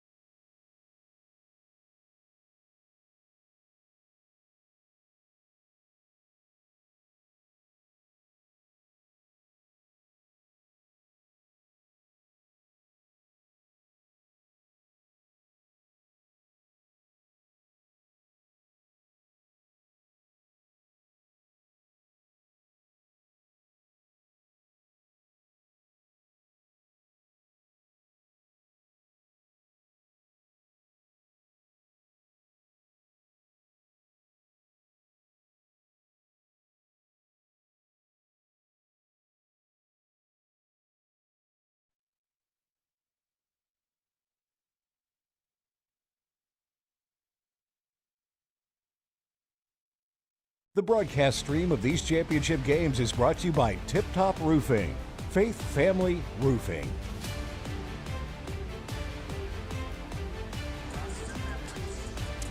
Reidsville and Salisbury starting lineups have been announced. A few awards have been handed out.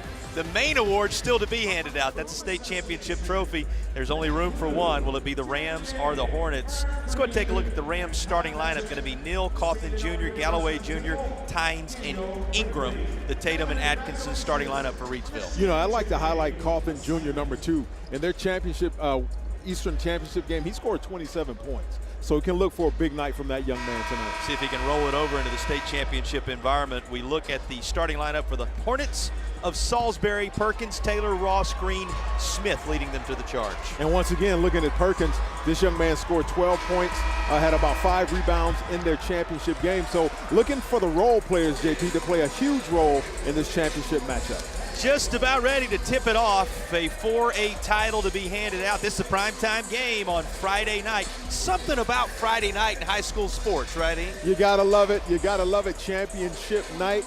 And these young men have worked hard all season, and it's going to culminate right here with this championship game, JP. Two of the great fan bases in North Carolina have packed Lawrence Joel Veterans Memorial Coliseum on this night, ready for action, and the ball is just about to go in the air.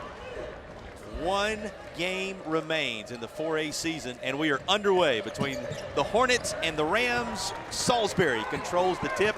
First possession of the basketball game will belong to the Salisbury Hornets.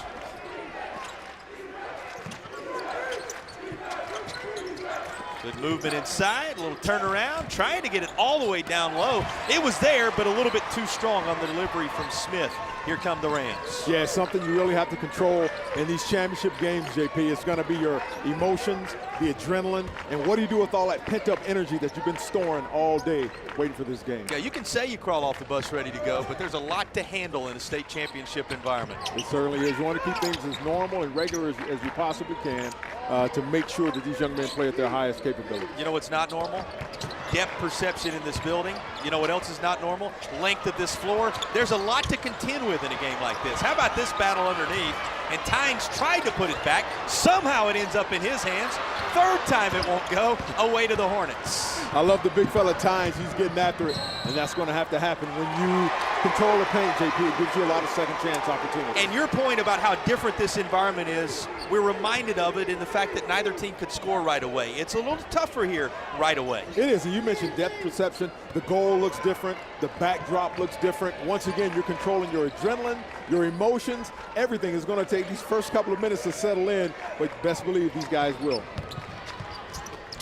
Nice feed underneath and trying to find a window to shoot, but it is not there. Too many white jerseys. The Hornets swarm and turn it aside. Put on the floor, through the paint, too strong off the window, and here come the Rams. Yeah, Salisbury's doing a good job getting back on defense as well. Well, that was a three from the Wake Forest logo. Almost went. Our initial look at a potential Paramount auto three-pointer is a little too strong. And finally, everybody gets to catch their breath as we slow it up a bit. Lids on the buckets so far. It seems so, and you have to breathe, right? That's something that you kind of forget when you're playing these games. You just breathe, relax, and play your game. Top of the key, and that's a good roll, but it rolls right off the front of that iron. Still nothing on the scoreboard. Yeah, somebody's going to have to draw first blood here with the first basket, JP.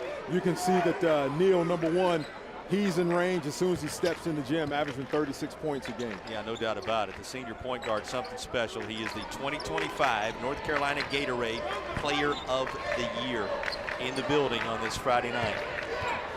You know, you talk about it, you can prepare for it for a lifetime. You can talk about it for a full season, dating all the way back to the summer. But when you get here and the ball is in the air, a completely different animal. It certainly is, and you can see right there that there's a lot of tension. You're swarming the ball, and it's like, oh my God, what? Because you don't want to be the one to make a mistake, albeit mistakes happen.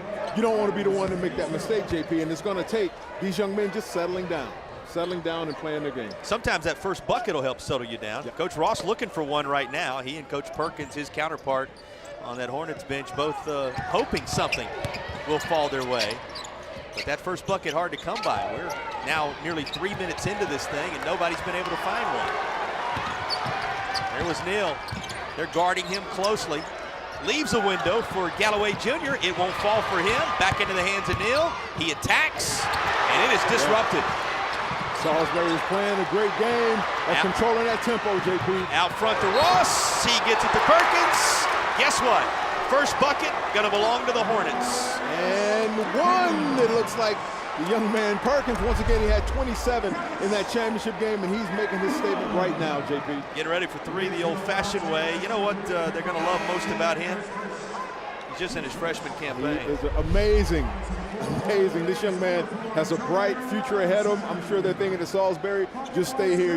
You know that he may look to move around or go to another prep school or something like that, but we hope this young man stays right there. Royce Perkins, who, by the way, also was honored before the game as the Sportsman of the Year, the Farm Bureau Sportsman of the Year, which tells you what kind of young man he is off the floor as well. And he has the first 2 points of the basketball game on either side.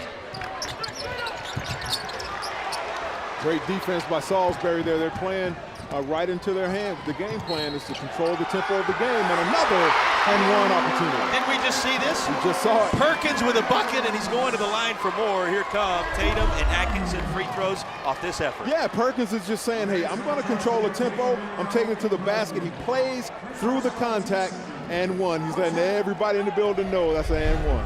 Well, with the name Hornets across your chest, or certainly a Hornet on your chest in this case, they're living up to the moniker. They're swarming to the basketball so far in this one. They certainly are, JP, and that was one of the keys to the game, was control the tempo of the game, play that sound defense, control the paint, and force Reidsville into slowing the game down. Reidsville averages 80 points a game. This time Perkins made the Tatum and Atkinson free throw, so the and one is paid off, and it is 5-0. Well, it's 5-0 Royce Perkins right now. There you go. And once again, basketball is it's a game of runs, putting runs together. Right now, Salisbury's playing well on defense. They're getting some quick buckets out front, and there he is, number one. Just takes one. There you go, that's all it takes. 3 ball from Deontay Neal. There is the Gatorade Player of the Year, and he has our initial Paramount Auto 3-pointer of the evening. You can check him out at ParamountAuto.com. Yeah, once again, that young man is in range as soon as he steps in the building. That's some pressure defense right there. Get the 5-second call. Will break away. First stoppage in Winston. Salisbury with a slight advantage in the early going in a highly anticipated battle with Reidsville for the 4A crown.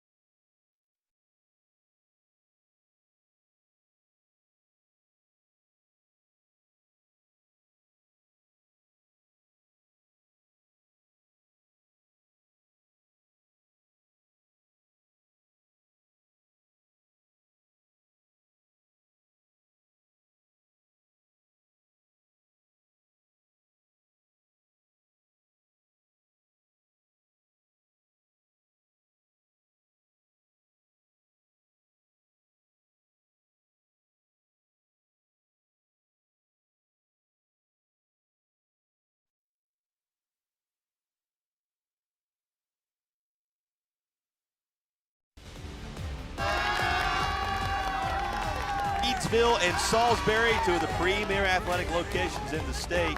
And you can see them on our Original Grills fan cam. Elevate your grill game. Original Grills sponsors our fan cam. They're telling you they want to see these guys wearing rings when the night's done. There's certainly a banner going to be handed out, a trophy headed somebody's way. And you see how much enjoyment there is on a Friday night in Winston on the Original Grills fan cam. Look at Albert Perkins, the Salisbury head coach. We showed you Jason Ross a moment ago. Both these gentlemen with their work cut out for them tonight. You can best believe it, JP, and they prepared their teams for it.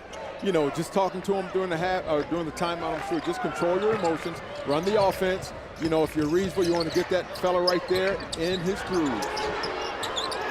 3-ball off the mark, but it looked like that went off the fingertips of Blake Smith, so we'll stay with Reidsville. What's the value if we get a substitution here? Should tell you Jaden Jones, the junior's coming into the game. What's the value of that first time out, just for everybody to catch their breath? Yeah, it gives the coach an opportunity to say, okay, fellas, we've been here. You see the rim, you hear the crowd, you see all the action going on around you. Now let's settle down, settle into our game plan, and play basketball. Coach Cantwell was talking a little bit earlier tonight. This is laid in beautifully by Jordan Robinson, one of the first off that bench, the junior wing, getting his name in the scorebook right away. Coach Cantwell was talking about the length of the floor being a difference maker, that where you start your defense may be the biggest adjustment because the timeline, the three-point line, it's not where you're used to it being in a high school gym. And your wind, your lungs, it's going to cost a little bit more energy running up and down this longer court. Everybody dealing with it, though. We'll see who handles the adjustments best. Quickly up the floor with it, Cawthon Jr. That's grabbed out of the sky by Robinson again. Saves possession, and now we get a whistle. Have not yet introduced you to our officials. They are out of the Boone region of North Carolina. Jeremy Gay, the referee. Irv Green, joined by Todd Badgett. And Daniel Brinkley is the alternate official. And we talk about it a lot. These officials have been given the honor of calling this game. This is the one game they get to call this weekend as a payoff for great work all season long. Yeah, and it's a testament to them. They're fair, they're balanced. They call a clean game, they let the players play. Players are doing just that. Certainly the case for Ingram inside. Mario Ingram, the junior, with a bucket. There you go, settling in. And once again, Reidsville scores 80 points a game, Salisbury about 70. So Salisbury's going to have to continue to control, play that up-tempo, high-pressure defense, and keep Reidsville on their heels. Blake Smith able to lay it home, and we got a player down. That's Ingram, who had just scored on the other end of the floor. That is a little shaken up, a little slow to get up here after the bucket by Smith. Yeah, it looks like he may have bumped knees. You hope that's all it is. JP, you don't want to see these kids get hurt. We've called both of these schools in football over the years when we've been together for championship broadcasts. Don't look now, but there's a touchdown on the board both ways. Go figure. 7 apiece with 2 minutes remaining in the opening period. A lot of life in this building, too. You notice these fan bases, they know how to cheer on a champion. That's right. They're well-versed in championship games, whether it be in football, basketball, even baseball. They've won a lot. They know a lot about it. That's an over and back as it was thrown into the back court. So it will be Hornets basketball on the far side. What do you like that you've seen so far? I like the defense from Salisbury. They had to come in with the game plan. You don't want number one, Neal, to get hot and to get him going, and you're going to work him on both ends of the court. You're going to attack him and make him move his feet on defense and take some of the pressure off of you defensively when he's coming down the court. And here he comes. Boy, that went everywhere but down for the Hornets that time. And here is Neal. What will the Gatorade Player of the Year opt to do? Corner three. Trying to match his jersey number. Galloway Jr. sees it rim off. Cawthon Jr. gathers his own shot back up. Can't get it to go. But this is not the first time we've seen Tynes battle inside. And it's like there's a lid on the bucket at times. Won't go down through the twine. I love seeing the big fella get after the boards, man. He reminds me of the round mound of rebound of Charles Barkley. I love it. And Ross kicks it up top. Green shot won't go. There's the putback. And Smith will go to the line. He draws contact with just under a minute to play in the opening stanza. Yeah, and Smith is he kind of looks like J.R. Reed, from that perspective. The guy played at Carolina a long, long time ago. But this young man is going to have to be big on those boards and control that paint and box out so he's not having to battle with Tynes too much in the middle. That's quite a comparison from North Carolina. There you go. Now, you played in the state championship at the Dean Dome, am I right? I did. Talk a little bit about the memories that last a lifetime from a day like this. I remember the smells. I remember the locker room. I remember the warm-up. I remember every single thing about it. And these are memories that they're going to keep for a lifetime. Not just them, the cheerleaders, the extended community with the teachers, the fans, everybody. They're going to remember this. It's a community trip, that's for sure. A community effort when you get the job done on a day like this. Final minute of the opening period, and a whistle out top. That's going to be a foul called on Jayden Jones. They're whistling the junior for the first time here with 48.2 to go. Actually, check that. That's going to be 2 on Jones. Both fouls have gone his direction for the Hornets so far. That 3 won't go. Big-time rebound for Ross. Yeah, you got to be thinking if you're Salisbury, things are going right as you plan, throwing a whole lot of bodies at number one and doing that on the other end of the court. I think that was on the script as well. A Paramount Auto three-pointer knocked down by Blake Smith. He can score from within and without. 3 the old-fashioned way earlier. 3 the newfangled way here. And there he is again. Tynes fighting for it. Snatched out of the sky eventually by Perkins. He's just got to keep at it. Those shots will start falling here in a little bit for him. And that's front of the rim. Final seconds of the first. 3 ball from the corner. Iron too strong. Time to put it right back. Just ahead of the horn for Jordan Robinson. The junior lays one home, and that's going to pull them within one. What a quarter of action to begin things. These two combatants in the 4A ranks off the bus, ready to play. More of our coverage from Riddle and Riddle coming your way as the second quarter begins on the other side of the break.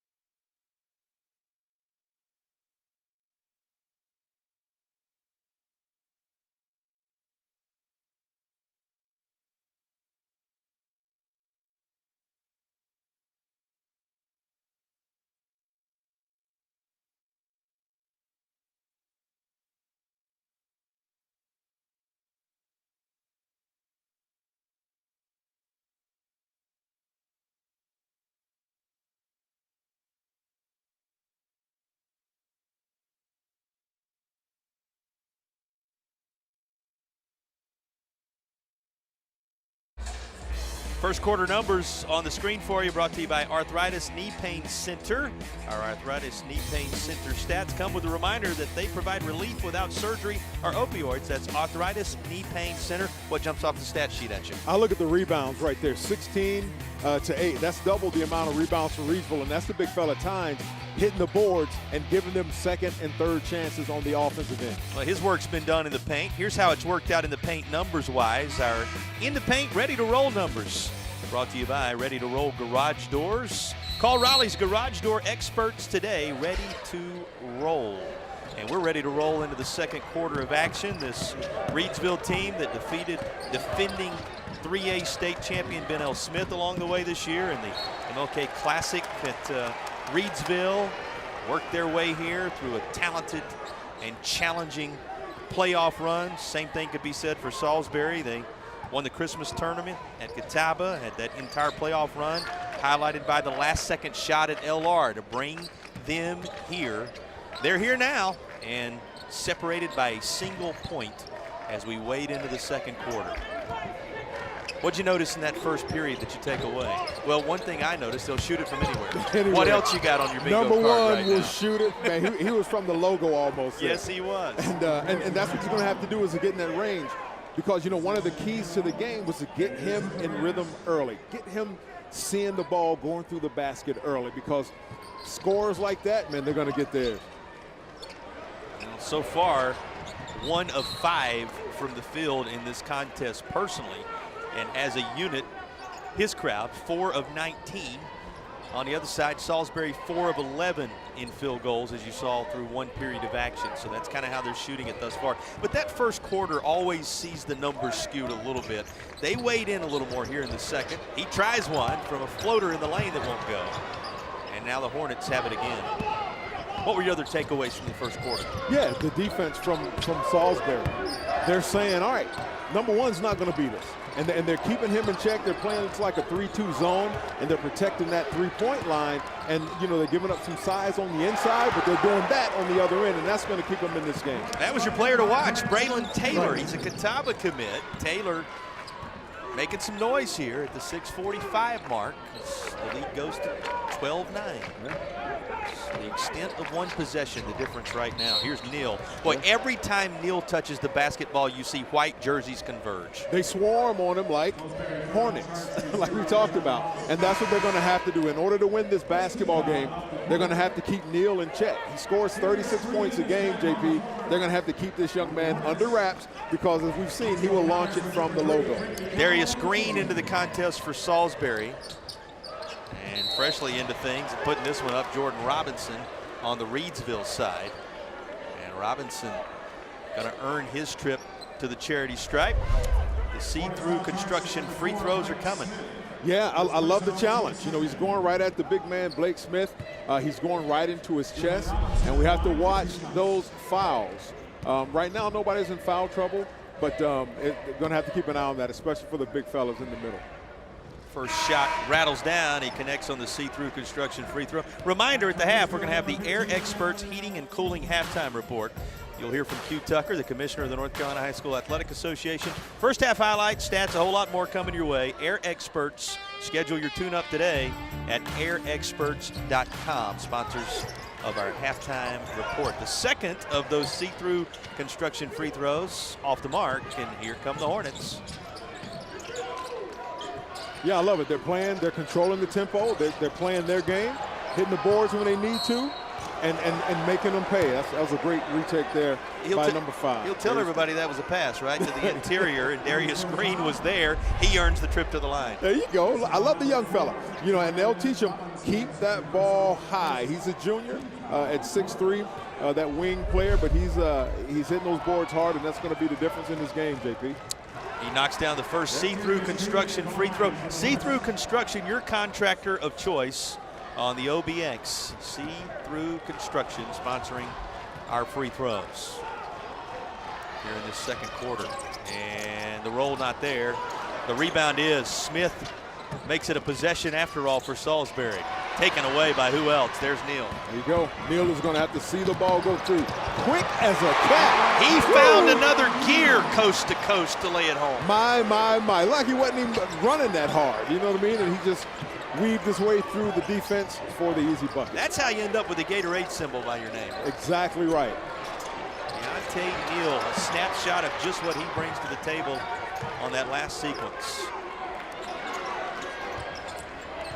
Pulls Reedsville to within 1. Boy, this game being played in a tight window here in the first half. 5 seconds going to be the call. We got subs coming.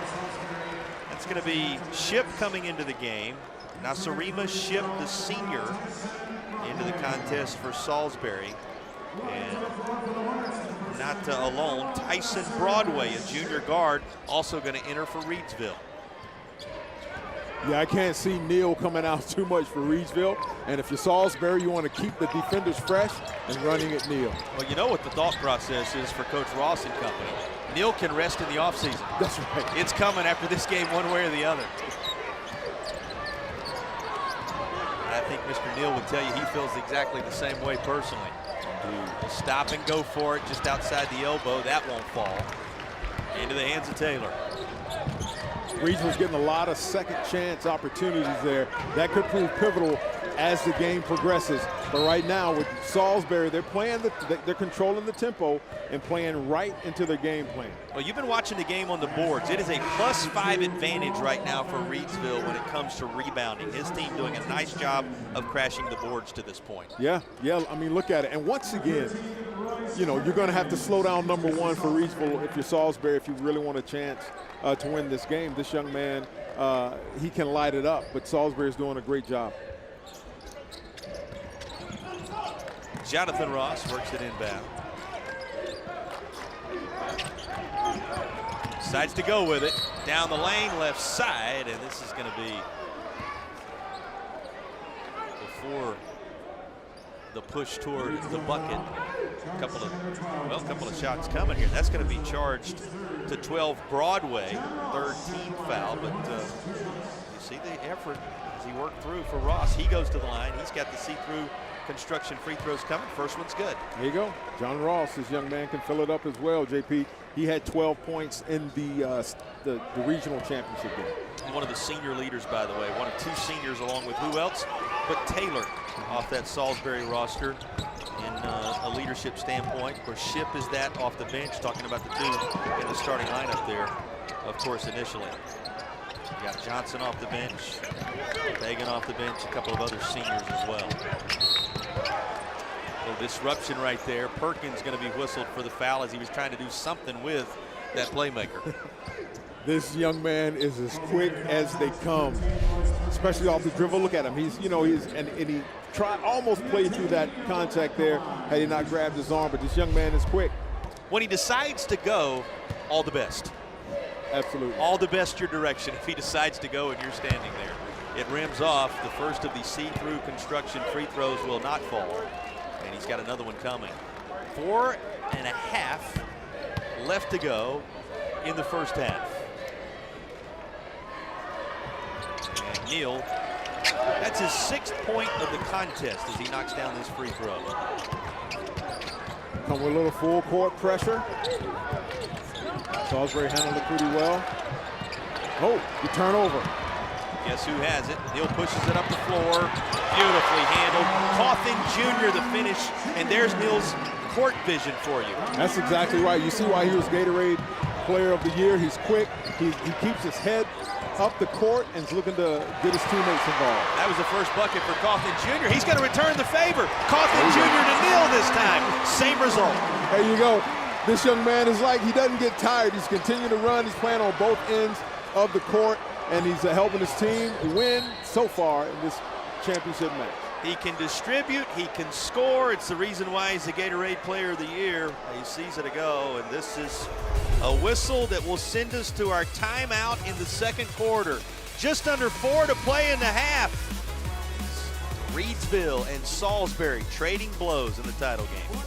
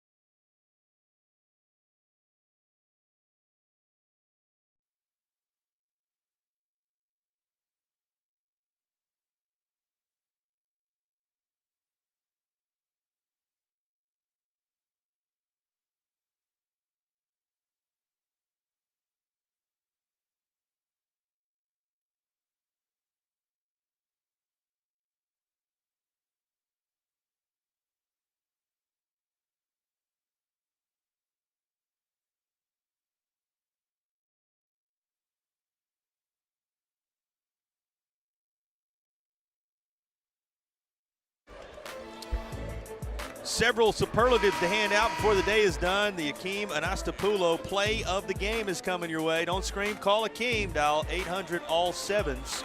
That's the Akeem Anastapulo play of the game. We'll also select the player of the game.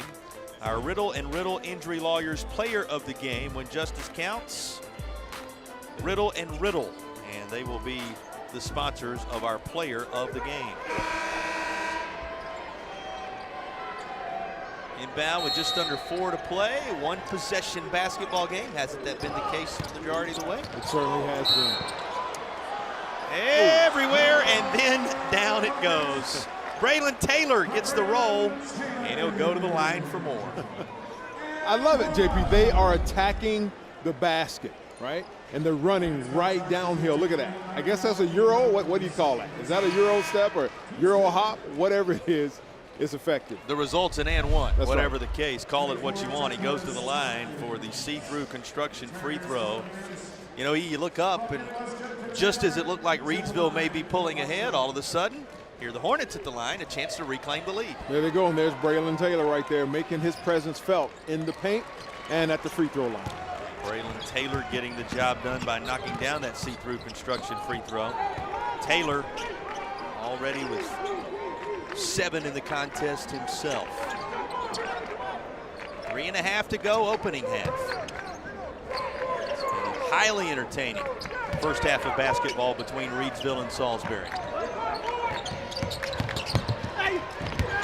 Neal never shies away. This time the Hornets take it away.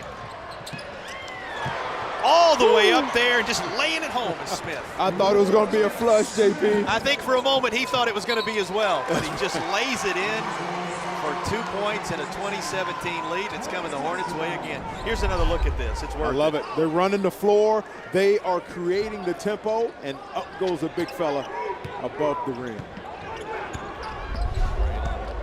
Taylor and company setting things up as Perkins brings it up the floor. It goes the other way. Here's Neal. He keeps that alive and lays it home.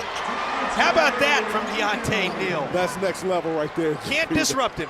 That's next level. This young man has got the skill and quickness of a cat. Great body control. He recovers it and takes it for another bucket. Seems to land upright, just like a cat as well, whatever the situation you bring his way. Hornets looking to respond, they will. Nice one dropped home by Braylon Taylor. 22-19, look who's open on the other end. Quick to Galloway Jr. with a bucket. And this is a game that Reedsville wants to play. They want it to be a track meet, up and down the field. Up and down the court. And so Salisbury is going to have to control that tempo once again. Going right at him. There he is, number 3. That's Braylon Taylor again.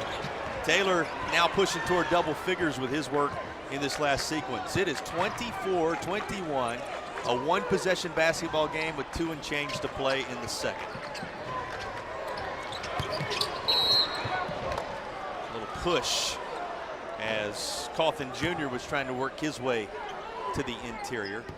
We're going to get a substitution whistle, and coming back into the game now is Jalen Johnson. Johnson, one of the seniors, standing at 5'8", one of the guards for Salisbury, and that'll allow Darius Green to take a seat.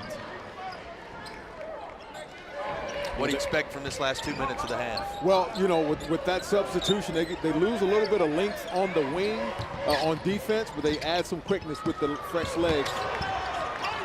And, I mean, yeah, they're swarming defense right now, JP. When you go into that Hornets nest, it's every man for himself. This man doesn't mind. Deontay Neal once again. Amazing body control. And once again, we see why he was Gatorade Player of the Year right there. Amazing body control and able to get that ball through the bucket. The separation, just a single point once again with 87 seconds remaining in the half. Yeah, you just don't know how hard that is to see that young man do that. And look at the expression on his face. It's always the same, stoic, but it's a sharpshooter because this young man is in range as soon as he steps into the gym. And we appreciate it, Braylon Taylor. He kind of put the ball on his side for a moment. We needed to catch a breath as well. Everybody in the building needing to do so, particularly if he's going to do that. Great footwork. He knew it was coming. Taylor says, everybody just stop. I'm about to show you something. That's right. Great footwork from the young man down inside the paint, getting another bucket. Well, I think on Taylor, who in this contest has already reached double figures in the first half. 1 minute remaining in Winston in the first half of the 4A title game. And that would not roll home for Jonathan Ross. 43 left to go. Neal tried one. In there with the rebound was Smith. He was trying to spin away out of trouble, and he gets fouled. I love the battling. I love it, though. Tynes is making his case known for king of the paint. This young man was battling. I absolutely love it. I love seeing the big fellas up and down the court, JP, especially hitting those boards. Fight it out. You'll probably see more of it as a part of the halftime show. We're going to have the Air Experts Heating and Cooling halftime report. Plenty of such highlights as well. You'll hear from Q Tucker, the commissioner of the North Carolina High School Athletic Association. We'll have the numbers from the first half. They'll be looking at them when they reach the intermission in the locker room, and we'll give them to you as well. All that coming up as part of the Air Experts halftime report. To the line, see-through construction free throws coming. And the first one rattles out on Blake Smith. Smith in this one thus far, 7 points in the contest, which now sits at 26-23 with just over a half minute to play in the second period. He's good on the see-through construction free throw. Neal doesn't need much time to do good work. He's got a half minute to take for a spin. And a quick foul out top, going to be whistled against Jalen Johnson. I believe Johnson just picked up, Well, that's his first personal, 15 foul here, and you know what that means. Neal's going to get a chance at the line. Going to the free throw line, yeah. But I love the philosophy for Salisbury. They're throwing a defender at him. They're not giving Neal space. And once again, this young man is, has 12, maybe 13 points right now? It's a quiet 13, it seems, JP, but they're throwing everything at him because if he gets going and gets in rhythm, lights out. You just said it. That was his 13th point he dropped in on the see-through construction free throw. They're going to move Frankie Galloway Jr.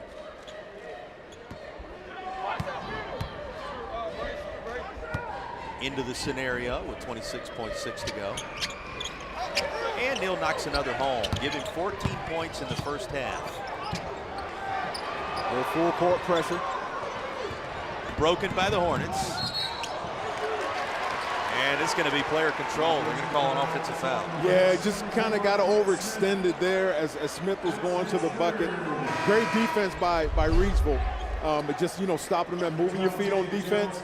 And, just got that little push. Makes that tough, too. That's a third on Blake Smith right there, so keep in mind that as we move forward into the second half. You got a sub coming as Reidsville is going to send Carson Dones into the contest. Dones in for the final 17.4 of the half. It is a one-possession game as Reidsville comes up the floor.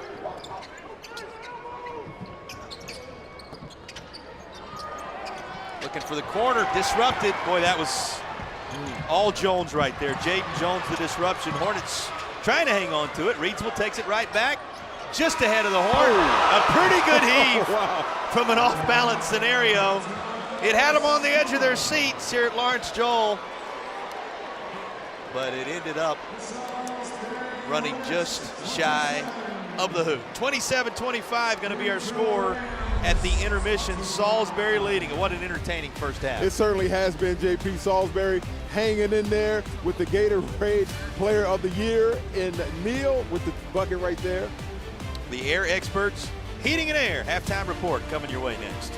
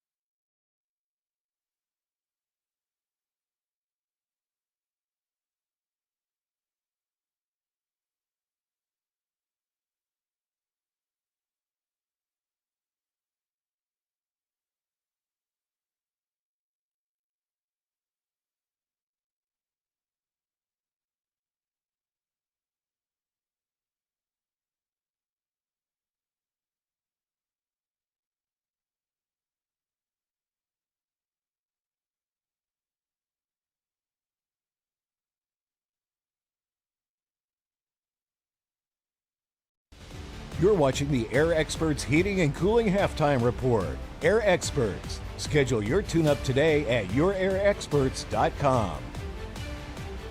Well, hey there, everybody. Thank y'all so much for tuning into the state championship high school basketball games. Joining us is our longstanding partner all the way from Ingalls Markets, Miss Melissa Level. Melissa, are you loving these excellent basketball games? I love it. What a great season it's been, and the best of the best is right here now on television. Best of the best is right. Now let's talk about that longstanding and robust partnership between Ingalls and high school championship athletics. What all does that entail? It's just absolutely wonderful to be able to connect with all the schools within our region. You know, we're in 6 states, and so we have Friday night lights with football, we do basketball, we have softball, even some Olympic style sports, and we go all the way up through college, and then of course some minor leagues. But we just love that high school spirit and the fun with that. A lot of those players work with us. A lot of their parents have a shop at our Ingalls, so it's kind of like a big family coming to watch all of them play, right? So we love that. We love it as well. Melissa, as always, thank you for taking the time to speak with us here today. Thank you. All righty. Let's get back to the game, folks.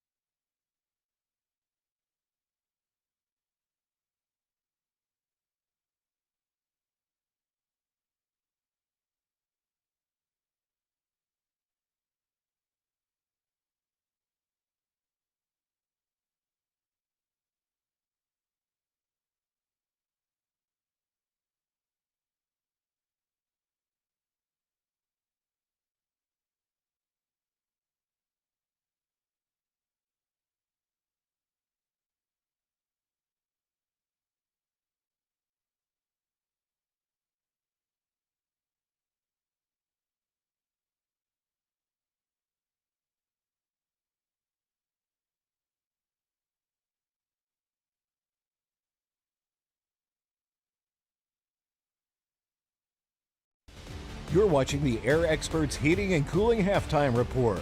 Air Experts. Schedule your tune-up today at yourairexperts.com. Championship week is always a special time for high school athletics in North Carolina. Joining us now is NCHSAA Commissioner Q Tucker to talk about what this event means for student athletes across the state. Commissioner Tucker, championship week is finally here. What does this event mean for the student athletes who have worked all season to get to this stage? All of the teams that are playing this week are regional champions. And so they entered this week as already a champion, and now they're trying to, put that cherry on the top, so to speak, and go home with a state championship. This year's championships feature 16 games across 8 classifications for both boys and girls. What went into the decision to structure the championships this way? A couple of years ago, the membership voted to amend our bylaws so that you could have no more than 64 schools in a classification. Now, it would have been very easy to stop at perhaps 6 classes, but at the rate we've been adding new schools, we would very quickly needed the membership to amend the bylaw again so that we could have more than 64 teams in a class, or we'd have to go ahead and have more classes. So the recommendation to our board of directors was that we go ahead and go to 8 classes, and that would give some flexibility in terms of adding new schools. How does that expanded format create more opportunities for schools and student athletes across the state? Because we have more schools that are getting into the playoffs than would have ever been in the playoffs, and they're able to make a deeper run. And that's exciting for those schools as well as for those communities. For many of these athletes, this is the biggest stage they've ever played on. How does the association work with schools to prepare them for moments like this? They needed to know, where your team will unload and how you get into the arena, what your dressing room situation will be like. Lawrence Joel Coliseum will be the largest arena they have been in for some of them. And so we just try to make sure that all the nuts and bolts are in place for the coaches to be able to share with the athletes. When the final buzzer sounds on championship weekend, what do you hope every student athlete walks away remembering about this experience? We want you to play hard. We want you to play to win, but we want you to do that and have fun so that you walk away and you think, we won, it was great. Or we were runner-up, but it was great. And I had a great time with my teammates. For some of them, it would be the last time that they put on that high school jersey because they're seniors. So we want them to go away with those memories that will last a lifetime. Commissioner Tucker, thanks for joining us, and congratulations to all the teams competing this week. Thank you very much.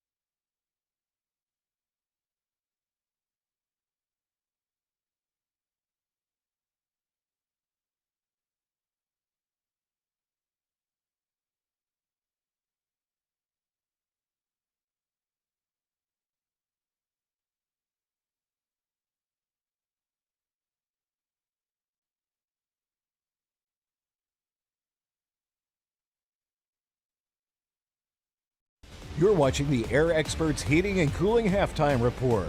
Air Experts. Schedule your tune-up today at yourairexperts.com. Just a bucket separating Salisbury and Reedsville at the intermission, and who knows what the second half holds. Going to be fun to see how it all shakes out. And our pleasure to welcome you back by giving you a look back at some of what we saw in the first half. And Eric, it was a high-paced first half of action. It certainly was, and there's Deontay Neal getting warmed up, playing on both sides of the ball, offense and defense, and taking it all the way to the rack with the finger rolls. Take a look at this. Shows you what Reedsville can do. And that was a return of the favor from a long pass from him earlier, and nothing seems to faze him. Talking about looking at the body control and how he can gather himself and then lay the ball up. But the Hornets have had an answer for just about everything. It's been their defense really that's grabbed your attention, translating into these offensive moments. It certainly has, JP. And you always hear the old adage, defense wins championships, and that's what it's going to take, as well as a lot of that by that young fella right there. Seeing the ball go through the basket on the offensive end and shut down defense on the defensive end. Yeah, Braylon Taylor was impressive. Here's how the numbers shake out. Our arthritis knee pain center stats heading into the third quarter of action. Relief without surgery or opioids, that's arthritis knee pain center. And what are you watching numbers-wise? Yeah, you look at three-point shooting. They're both 1 for, 10 for 19, 10 for 31. Reedsville is getting a lot of looks on the offensive end at 10 for 31. So it's telling me that they're hitting the boards hard, and Tynes, the big fellow on the inside, is getting a lot of looks. We also track the points in the paint for you. Here are ready-to-roll garage doors points in the paint. Call Raleigh's garage door experts today. Not much separation there. In fact, it mirrors the scoreboard, even if it's reversed the other direction. And I tell you something, JP. Salisbury, I was looking at the keys to the game to control the tempo of the game and play that sound defense. And right now, with Reedsville averaging 80 points a game, they've held them to 25. Right, so that's a point that, we'll just keep an eye on as the game progresses. So far, so good. We got the third quarter coming your way on the other side of the break from Winston-Salem, North Carolina.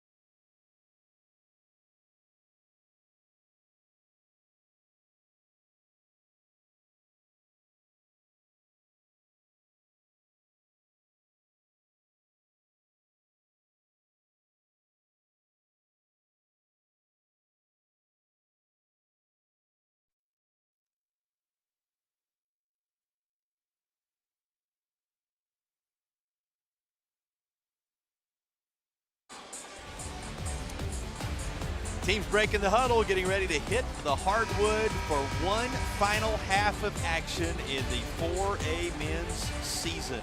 This contest got underway around 7:30 or so.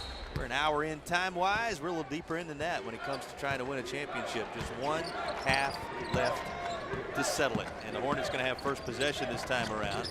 Taylor starts things off. He looks to the corner, and how about this true stroke? Jonathan Ross, the senior, drains a Paramount Kia of Asheville three. And before we can get the words out of our mouth, there's a shot on the other end. Already coming down the court. Here comes Ross again, and he lays one home from within. Ross from without, Ross from within. 5-0 run to start it for the Hornets. And it's about runs, JP, going on a run. And that big momentum, whose side is it on right now? It seems like coming out of the locker room, Salisbury has it on their side. That group's still swarming, but this will quiet them just a bit. Paul Cawthon Jr., the sophomore. Yes, you heard us right, the sophomore with the bucket. Yeah, Cawthon had a good game in the championship, the Western Championship.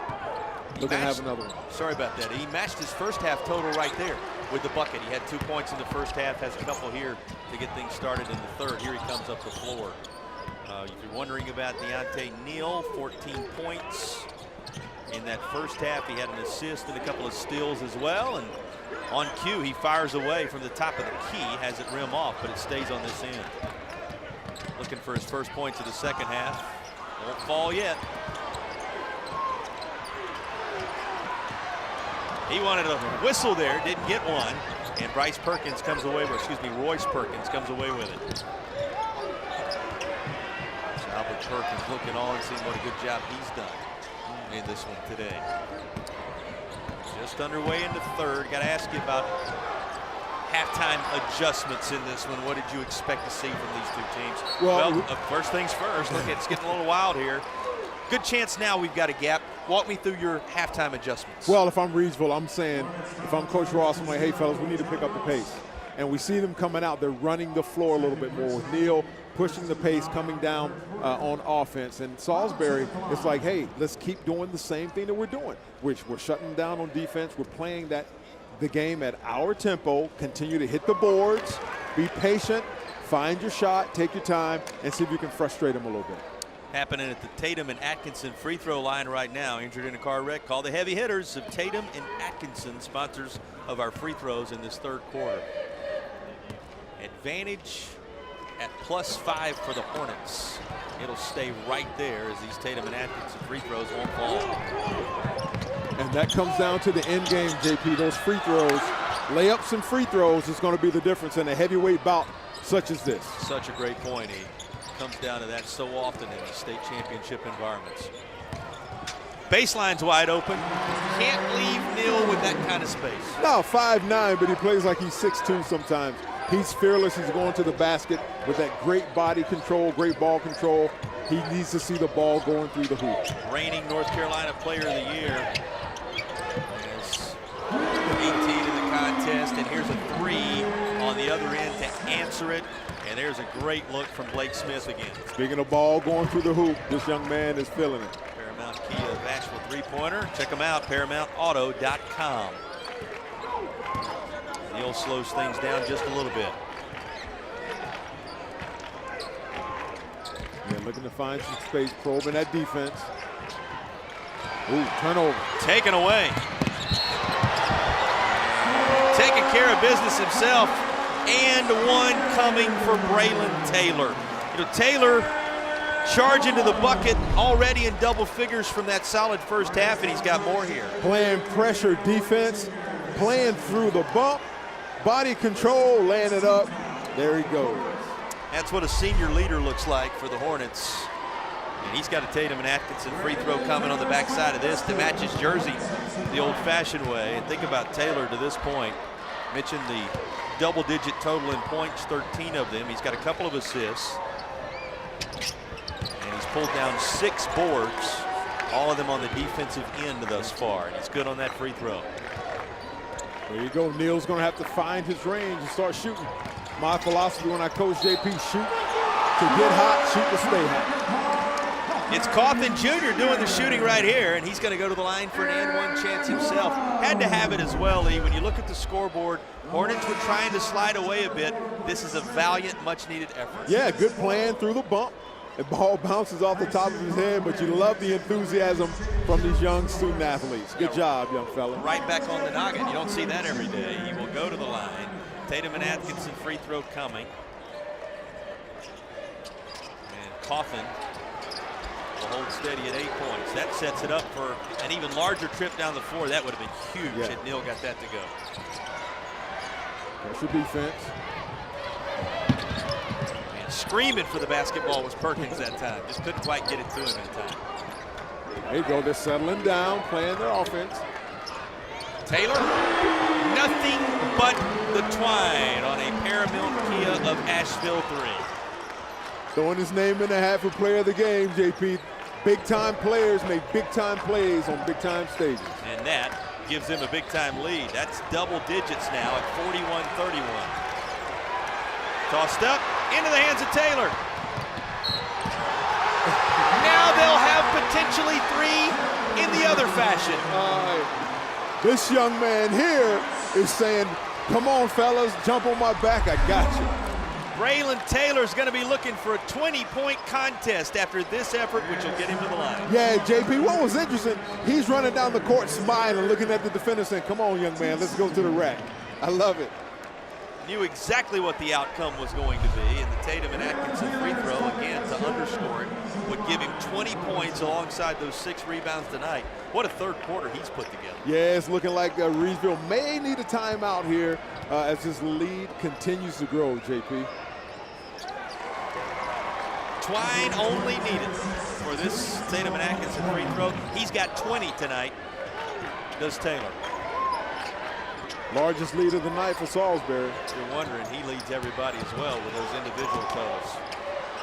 Down the paint, boards clean. You said it, high water mark, and they're looking for more. That's right. Playing their tempo. Might be a dagger type play right there in terms of the lead they're looking to build. And this is going to be out of bounds far side. Stoppage with 3:41 to play. What a job in this third quarter by Salisbury. They've outscored Reedsville 17-6 since the break as Braylon Taylor leads the way.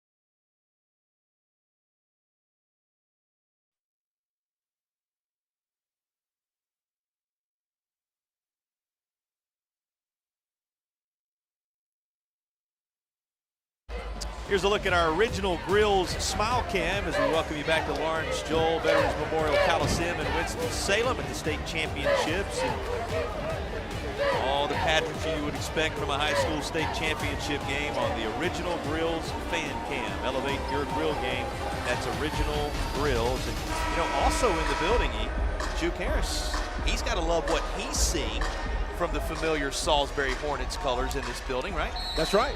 Point guard for the Wake Forest Demon Deacons is in the house plate at Salisbury. I'm sure he's cheering his team on right now, and they are playing inspired, JP, with a 13-point lead right now. And so many of the athletes that have come through both of these athletic departments over the years looking on, no doubt proud of these next chapters being written. Hornets trying to pull away here in the third, and a mad scramble for it as Deontay Neal disrupted it a little bit. He thought about a three and now gives up the basketball. Teammate driving the baseline, and that gets the roll that Tyson Broadway had hoped for. The junior getting a bucket here in the third. There you go. Got to get the role players playing right now, JP, because right now Salisbury's taking it to him again. And that's going to be waved off. This is going to be on the floor. I'm with you. I thought, here we go again with another three the old-fashioned way. Instead, it's going to be waved off. It'll be a foul on the floor. Here's another look at it. Yeah, Braylon Taylor playing through the bump, JP. This young man is showing tremendous strength and body control as well. Well, with the new college continuation rule, there would have been no doubt, right? That's right. And we get contact underneath, and that's punched away. There you see the head man here for the Demon Deacons, sitting just to our left. Of course, a lot of tension on a number of these players, and their ability has certainly been on display to play for guys like that at the next level. Yeah, and what a privilege to be able to play, before an ACC head coach. JP, you can best believe these young men know that he's in the building, and they're putting their best foot forward. Coach Forbes not far removed from his team, picking up a W in overtime at the ACC tournament this week. Of course, you talk a lot about what's going to happen next level. Obviously, Deontay Neal, as we talked about coming into the week, had been a UNCG commit just down the road to Greensboro here in the Triad, but taking that off the table and everything on the table now. And you know what a fluid situation it is in terms of having options for the college game. And you know, one thing we know, the talent level is certainly there for a number of these players, Eric, to make their mark at the next level. Yeah, for sure. And we see it, and you just really pull for the young men as they're out here playing their hardest. The young men and the young women playing at the highest level of their division here in the state championship game. You just hope that they do well. And you saw him bring it up the floor right now. What we've seen from him tonight, he's going to be quite a find for somebody somewhere, and he earns himself a trip to the line on cue. That's right. You got to believe that he knows that the head coach for Wake Forest is sitting a few people down. And a number of folks keeping an eye on him from all around the country. He, again, will be quite a find for somebody. The Gatorade Player of the Year from a season ago in North Carolina going to the line here. Tatum and Atkinson free throw coming for the reigning Gatorade North Carolina Player of the Year. He knocks down the first.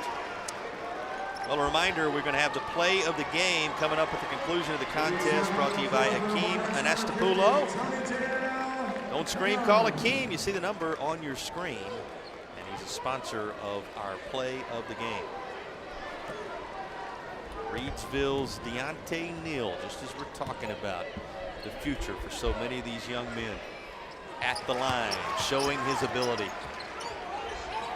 He's got 18 points. He's on the doorstep of 20 himself. You know there's already been a 20-point scorer in this game, Braylon Taylor for the Hornets.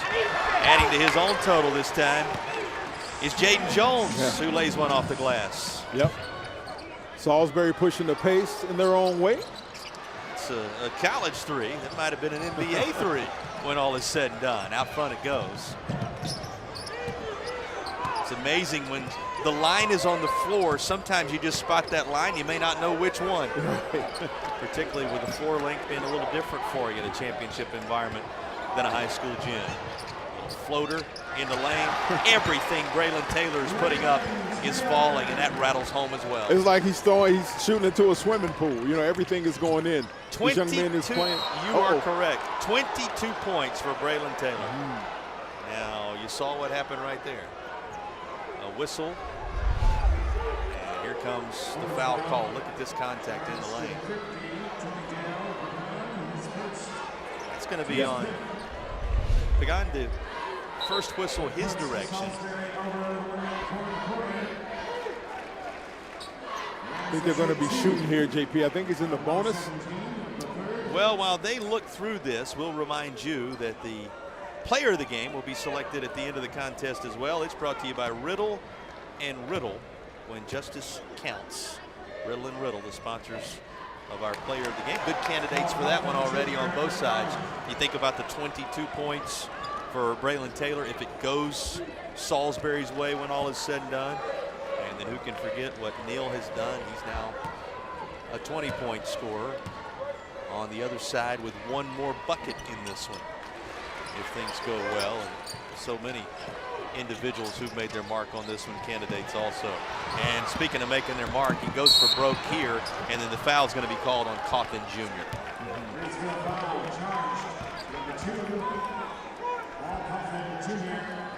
It's going to be a second personal on Cawthon Jr.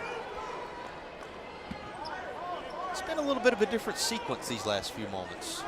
It has been. It seems that momentum, Big Mo is a fickle thing, JP. Sometimes it's for you, sometimes it's against you. Sometimes it just kind of hangs out and, you know, see who's going to jump on next. But Salisbury is making their case, you know, to push for momentum on their side. As we see Braylon Taylor there making his case for that bucket. Just when you think old Mo is a friend, so often it turns the other way. And here is Braylon Taylor again, 24, his direction. His team well out front as a result, and that's from distance. That was right at the start of the W. That was in the from Wake the Forest W. logo. Shots go down like that, you're working toward a W. Inside a minute remaining in the third. You can see that Neal is trying to find his rhythm on the offensive side. Wow, that's a great take by Ross. John Ross said, why not? And Neal trying to make something happen as he sees the separation just continue to grow here on the scoreboard. Yeah, JP, they've averaged 80 points a game, and right now they're 38, you know, about half it. And so you see him, this young man Ross, making his case for play of the game as he plays through the bump up and in. And kind of used that contact in order to put himself in position. Steadied himself, did the young man, to get the job done. Inside a half minute as these Tatum and Atkinson free throws for Neal become important. Trying to get his team back in the thick of this. I'm with you. You looked at the stats coming into this one in preparation for the game, and you were expecting something in the 70s tonight. Instead, it sits at 52-38, and the 38 is Reedsville's. Now, just now, reaching the 40-point threshold at the end of the third quarter.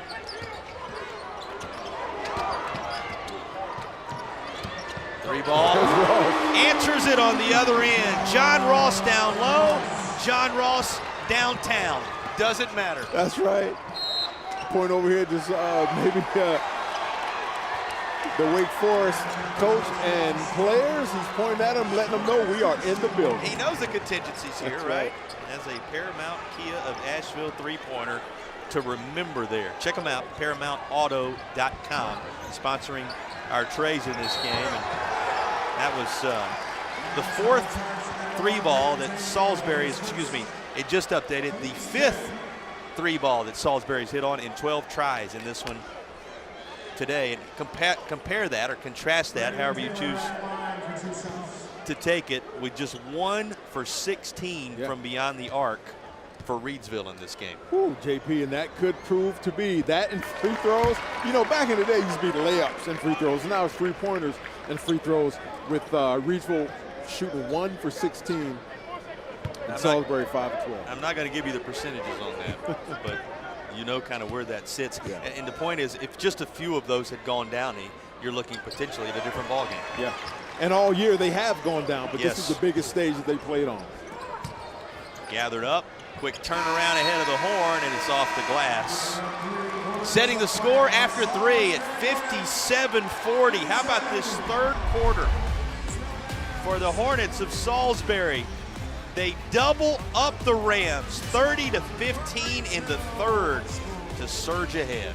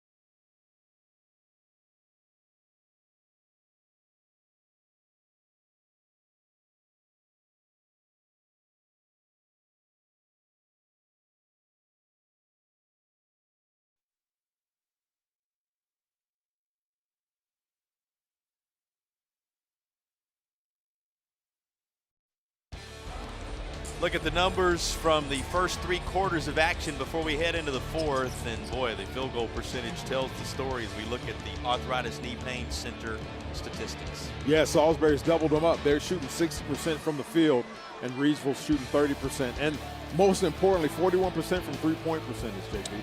Relief without surgery or opioids, that's what they provide at Arthritis Knee Pain Center. And here's our points in the paint. Presented by Ready to Roll, Raleigh's garage door experts, ready to roll. You see, even in that category, and in fact, this was a pretty even basketball game at the half. Don't forget, it was 27-25 at the intermission, but Salisbury outscored Reidsville 30-15 in that third quarter. And we're seeing it now. Look at the smothering defense that they're playing. They're not giving Neal an opportunity to have a clear, clean shot. When he does, ends up something like this, and the tie-up going to give it to Salisbury as the possession arrow is with the Hornets. Got a sub coming in for Salisbury as well. Blake Smith, the junior's coming back, and Tony Del Pagan taking a seat. We got a substitution for the Rams as well as Demarion Whitted coming into the game. The junior guard seeing some state championship action. Of course, The leader for Salisbury, 26 points for Braylon Taylor. It's in his hands right now. And Taylor, as there's a whistle, that's going to go against Neal. That's just his second personal foul, so 2 on Deontay Neal. Yeah, you see coming out of the break that Salisbury is pushing the pace, where Reidsville is trying to, get a full court press into it, but Salisbury broke it no problem. And, they're looking to, nice inbound play there. Turnaround, front of the iron for Royce Perkins, who was solid earlier. Remember, Royce Perkins had the first 5 points of the basketball game for Salisbury. There's Robert Perkins looking on in delight with what his Hornets have done in this one thus far. Look at this putback. Second effort won't go either. Here come the Rams. Got to have something. Need a spurt at this stage as time is wearing thin at the 7-minute mark. Yeah, this young man's got to get hot right here. He's got to see something going through. Contact drawn. As the whistle is going to go against Blake Smith, it would seem. Let's make that official. Actually, check that. It's going to be on John Ross this time. A third personal on Ross. That could be pivotal right now. Ross has got 12 points and 5 rebounds. And so this young man right here, Neal, is going to have to get something going, put his team on his back. 3 on Ross, 4 on Blake Smith when you're watching the foul trouble situation for Salisbury. And right now, Jason Ross trying to find something. The Ross on the Rams side of things at the helm of this program, trying to find something that can spark his team. It's likely to come, as you said, from this guy who does good work from the see-through construction free throw line. Your contractor of choice on the OBX see-through construction. And then a foul is called as there's a collision with Whitted, who came into the game moments ago. 7 minutes. How do you have to kind of chop this up in your mind if you're Reidsville right now, Ian? Well, you can see that they're trying to push the pace with some full court pressure on defense and trying to run up and down the court as well on offense. And Neal has got to get hot. I mean, they've leaned on him all year. As we see, he averages 35 points. Coughlin Jr. averages 22 points. If he's not hot, if those two aren't hot, then Reidsville's going to be in trouble. They got to see the ball going through the hoop. But you almost have to take it in bite-sized chunks at this point. Give yourself a benchmark. By the 5-minute mark, we want to be here. By the 3-minute mark, we want to be here. It happens one bucket at a time. It happens one bucket at a time. It's going to be that young man putting the Rams on his back, saying, let's go, fellas. We got 1 game left. And we see he attacks the rim. Tremendous hang time. He's 5'9". He can hang in the air, it seems like, all day.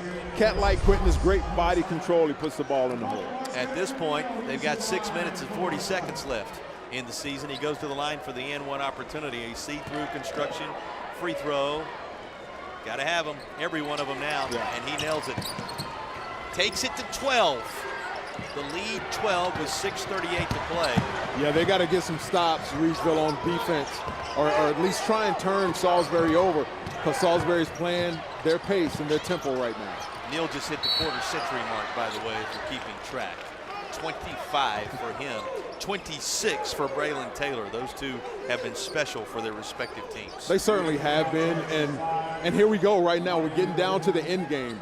Last 3.5, 4 minutes of the game, JP, is where you really, really need to hone in on your game plan, whether it be stifling defense, pushing the pace on offense. But they have to stop that. Reidsville has to stop that, or Salisbury is going to take this game. I believe those were your 2 players to rely on, and here Taylor was involved in the assist as he created that bucket. I think those were your 2 players to rely on coming in. They have been as advertised. That's going to go to the other end of the floor, and every possession difficult for Reidsville right now if something positive doesn't happen. That's going to be on Coughlin, and that's his third. So Coughlin picking up a third personal. And a 4th team foul at the 6:05 mark.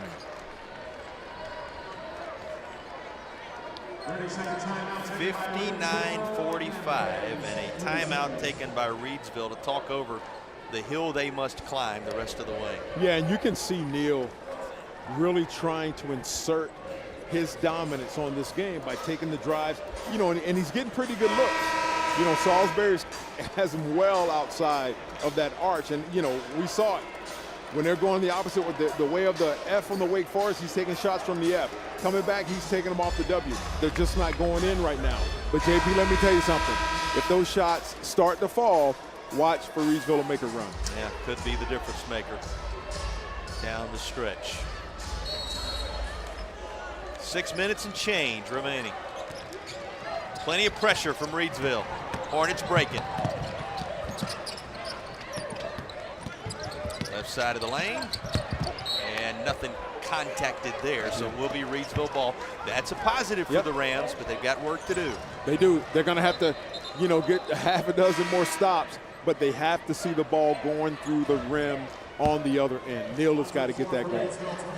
Dones coming back into the contest. First and Dones.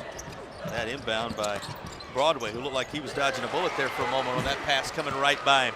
He may have heard the wind off of it. It ends up being a positive possession for his team. Cothran Jr. makes it so. 12 again. But trouble is, that number 12, Jones, lays home a bucket. They can't afford to continue to trade him with Salisbury. No, you're exactly right. They can't trade. Salisbury has too much of a lead for them to trade buckets. Swatted away, gathered up by Dones. What a nice job to save possession momentarily. And Neal laying it all on the floor. Love the hustle. 2-on-1. And the foul is drawn. 5:11 to play. Yeah, Taylor playing through that contact. I love it. Take it right to the chest, took it right to the rim. Braylon Taylor is on the free throw line. He has 26 points to lead all scorers. And with that see-through construction free throw, you can make it 27. Your contractor of choice on the OBX, that's see-through construction, sponsoring our free throws. Into the contest, Frankie Galloway Jr.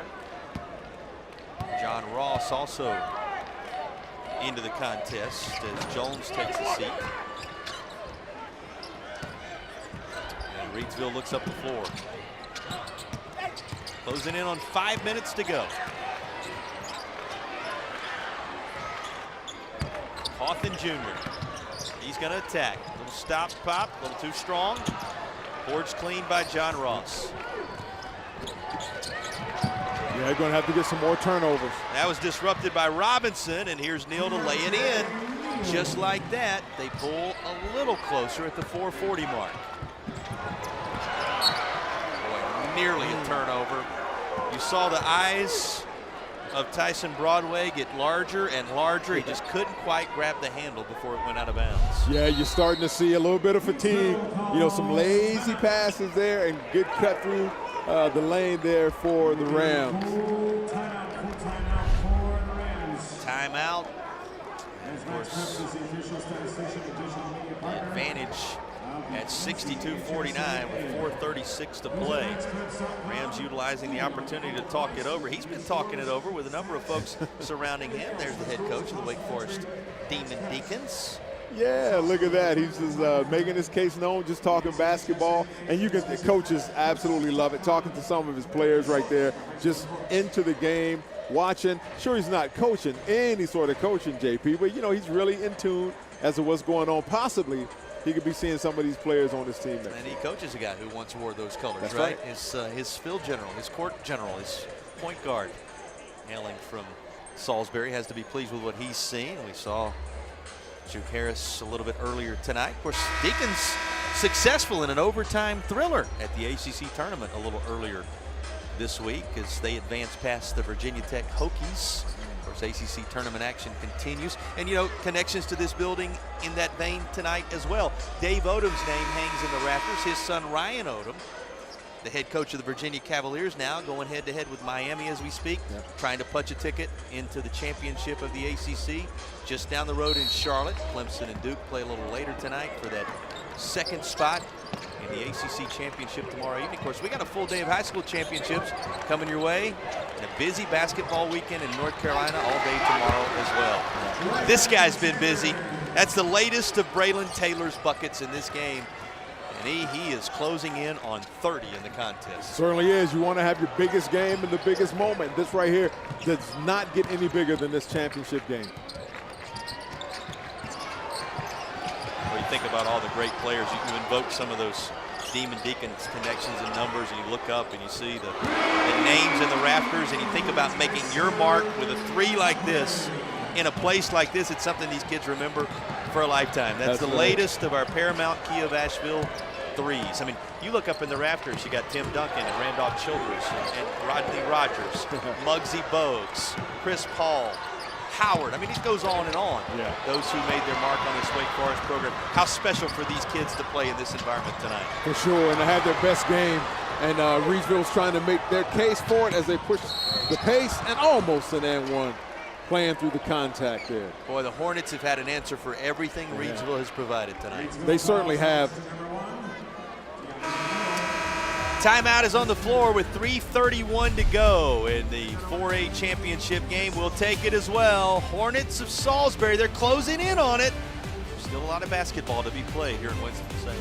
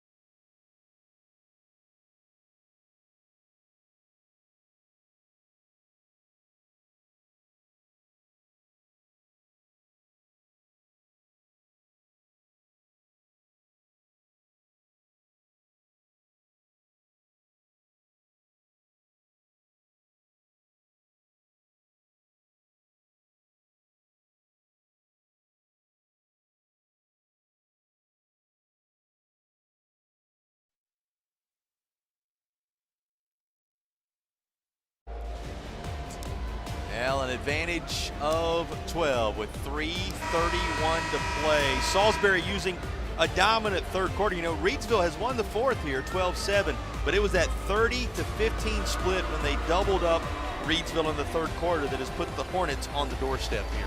And they are on that doorstep, JP. They're up 12 with 3.5 to play. They're going to have to keep playing that same defense. They've been playing that zone, kind of like a match zone, and protecting that three-point line, because if number one for Reidsville gets hot, this game could change drastically. Here is Ross at the line, ready for a see-through construction free throw chance. Ross, who in this one tonight has reached double figures, got 12 points, 6 boards, couple of assists, a block, and 3 steals. That's a pretty good night for this young man. It certainly is. He's doing a great job. He's doing a great job. And the role players for Salisbury really stepping up. 13 points, 29, 11. Make it 14 points for Mr. Ross there. Doing a great job. Got a trio in double figures. That'll get your attention right away. So playing the little, we're going to run off and hide and not let you catch us with Reidsville to this point. Neal trying desperately to make something happen, and that is last touched. So it's going to stay on this end of the floor. Yeah, you can see it, JP. He's really working hard to get an open shot, chasing those loose balls, trying to get his feet set to shoot up a three. Keontae Neal has scored 27 tonight. So pulled down a trio of boards along the way and served to distribute a handful of times. An assist, 3 steals, and an impressive performer in this one. 3 just won't go. This will. There it is, a big fella. Jamming it home, Blake Smith. We may look back and find this was the exclamation point if the Hornets hang on. 2:50 to play. Certainly brought him to life here in Lawrence Joel. Yeah, you gotta love it, JP. Great look at Ross with the outlet. Looking up court. He's gonna bounce pass and rocking the rim, the big fella. I love it. Coming right at you. There's Neal forcing, trying to get something going, JP. He's played every second of this game. Yeah, Neal going to be out there until it all ends, that's for sure. And he's got 27 as he gets ready to go to the line for a see-through construction free throw here. Whitted coming into the contest as Frankie Galloway Jr. takes a seat. And John Ross having just picked up number 5. Had a valiant night, 14 points. We talked about it. Had 3 steals, a couple of assists, and a block. And that'll do it for that young man. Nothing but his best effort in the state championship environment. Same thing can be said for Neal, who knocks down the first of the see-through construction free throws. Here comes his second. And you hear the crowd coming alive. JP is getting down to the end game. 2 minutes and 50 seconds to go. It's about to get tight. Neal makes the free throw. You can give him 29 in the contest. And despite his best efforts, Hornets remain in command by 14 with just under 3 to play. Reidsville fans trying to implore their team to rise up as well. Stranger things have happened, That's but right. you got to love Salisbury's spot right now. Yeah, you got to love their spot because they're playing that solid defense. And once again, defense travels. I don't care what sport you're playing, defense travels, JP. And when you're tired and fatigued, all those wind sprints and stair laps that you ran, it comes into play right here, right now. And if I'm the coach on both of these teams, I'm saying, listen, fellas, 2 minutes and 50 seconds of all you have. Everything, lay it out right here, like these young men have been doing all year, but especially tonight. What one of the coaches tell us earlier in the week, we talked about it a little bit earlier today, you cannot go any further. This is as far as you can go. Be your best in these moments. Well, here's a 3-minute sprint to just that with a separation at 14. You know, you can't help but look back at that third quarter. They outscored them by 15, doubling them up. The lead 14 right now. Yep, that's right. They came out and they inserted their will on. They executed their game plan and made sure that number 1 wasn't going to hurt them. You know, you're not going to stop them. Just try and contain them the best you can. And that third quarter is the difference in the basketball game right now. Here's the inbound for the Hornets. They break the press. Green in the front court.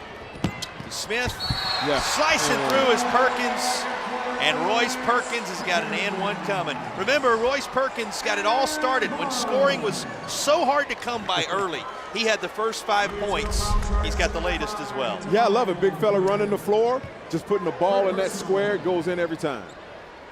We're wondering about his total on this night for Salisbury. He just added to those 5. For the first time in the contest, 2 more at least, as the front of the iron is what the see-through construction free throw finds.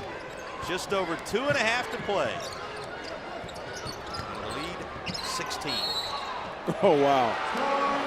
It may be 13 if Neal can connect on the and one that's coming.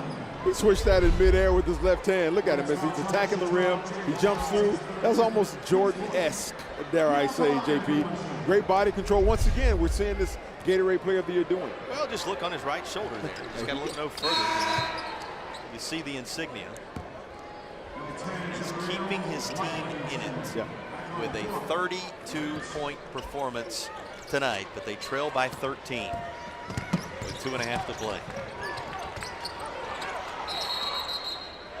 Timeout being called for. Hornets every possession key right now. Remember, no shot clock in high school athletics in North Carolina, so it's a matter of urgency for Reidsville to make sure that they don't allow Salisbury to play keep away here. Yeah, the clock is not their friend.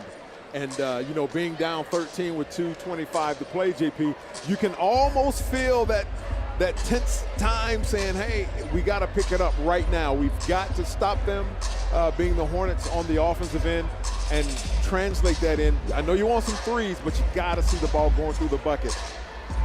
If you had been told before we sat down here only one of these teams was going to get to 70, and that may not be the case, we'll see. But be hard-pressed to discover that Reidsville had been held down the way they were in the early stages of this game. Yeah, and once again, it comes down to that defensive pressure.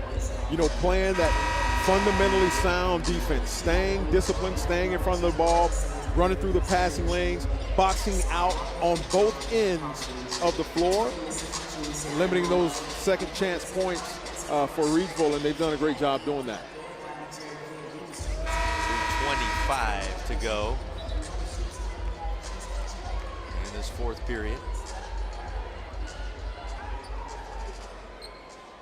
70-57, and the Hornets out front with the basketball.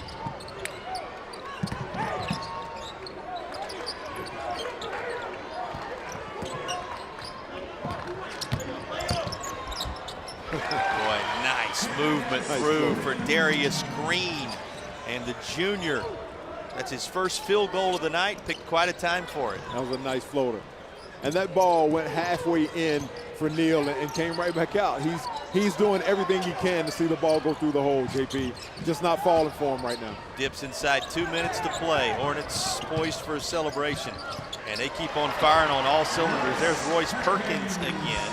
He's had a couple of buckets here in the fourth quarter.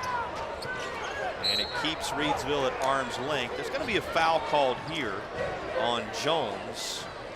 That is his fourth. And with 1:45 to play, the clock stops with Neal going to the line. Yeah, Neal baited him in on that one, JP. Pump fake, got him up in the air and just kind of leaned into him. And it almost went in. I mean, this guy knows exactly where the rim is.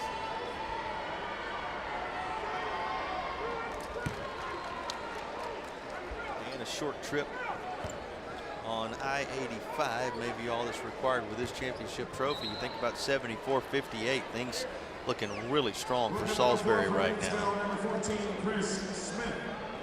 Into the contest, Chris Smith, a senior. Smith, that Farm Bureau Sportsman Award recipient on the Reidsville side. A little bit earlier tonight, we told you Royce Perkins was that for Salisbury. Both seeing action in the state title game. Taylor seen plenty of action in the state title game. And now trying to put this back up is Blake Smith, and he'll be fouled. 93 seconds left in the game. Yeah, that's just still hitting the boards, still crashing. I love the energy that Salisbury has had on the defensive and offensive boards all night, JP. Well, it led them to a 10-9 separation after one quarter. They outscored Reidsville 17-16 in the second quarter, led by 2 at the half. Then it was a 30-15 split in the third, and the rest is history, as it's now 74-58 with these see-through construction free throws being taken by Blake Smith. He's good. Well, I say that, rattled out on the second, and Reidsville up the floor quickly. 90 seconds to play. Got to have some threes now. That one won't go. Put back will. A bucket underneath by Jordan Robinson. And the clock stops with 1:22 to go, but the math is very difficult now. It is, JP, and once again, if Reidsville's not able to make stops on the defensive end for Salisbury, Salisbury's happy to continue to trade buckets because it means they're going to be hoisting that trophy in 1 minute and 22 seconds. How about this season for Salisbury when you think about what they've been able to put together?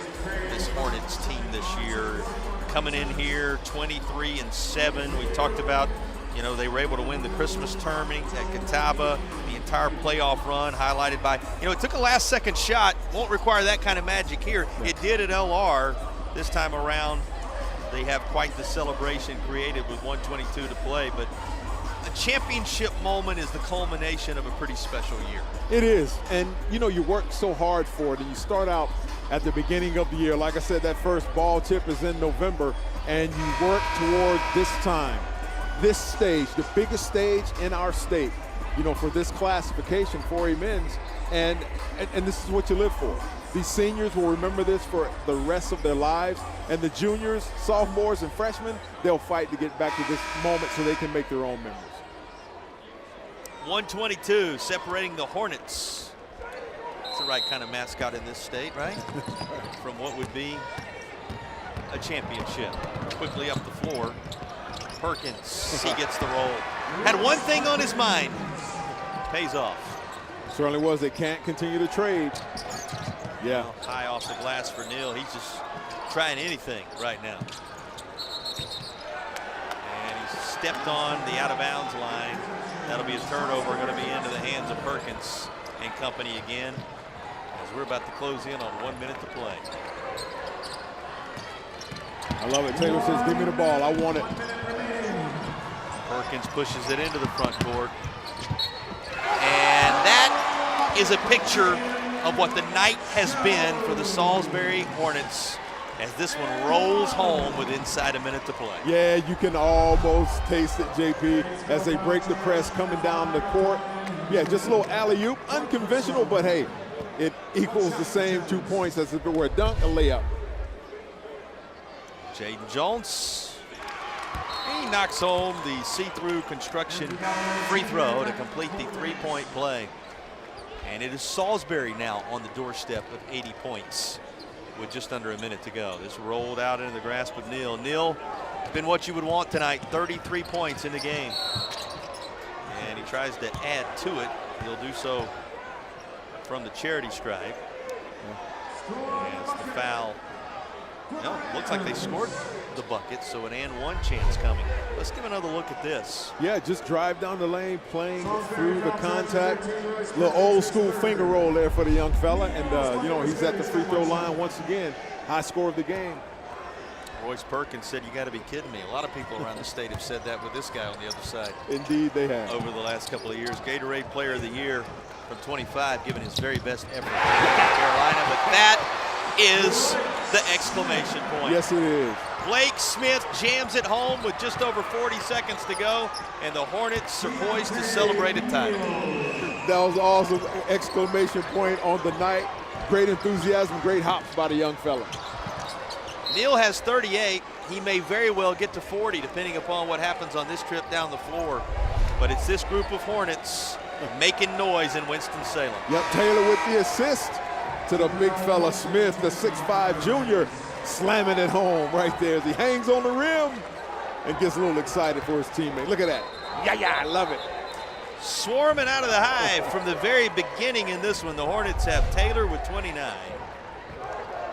14 for Ross, 15 for Smith, now 11 for Perkins. That quartet in double figures in this one. And Smith with those 15, he's a board away from a double-double, and the Reedsville faithful stand to their feet as Deontay Neal is lifted from the basketball game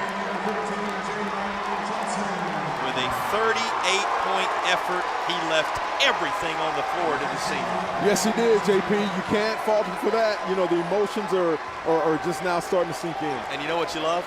Salisbury fans on their feet applauding as well. They saw one of the great efforts in championship history tonight. It's going to come up a little short. This effort from Frankie Galloway Jr. on the Paramount Kia of Asheville three-pointer will as well, because Salisbury, with a dominant third quarter, is putting the finishing touches with this bucket from Jalen Johnson on a championship season. Final seconds roll off. State of North Carolina belongs to the Hornets.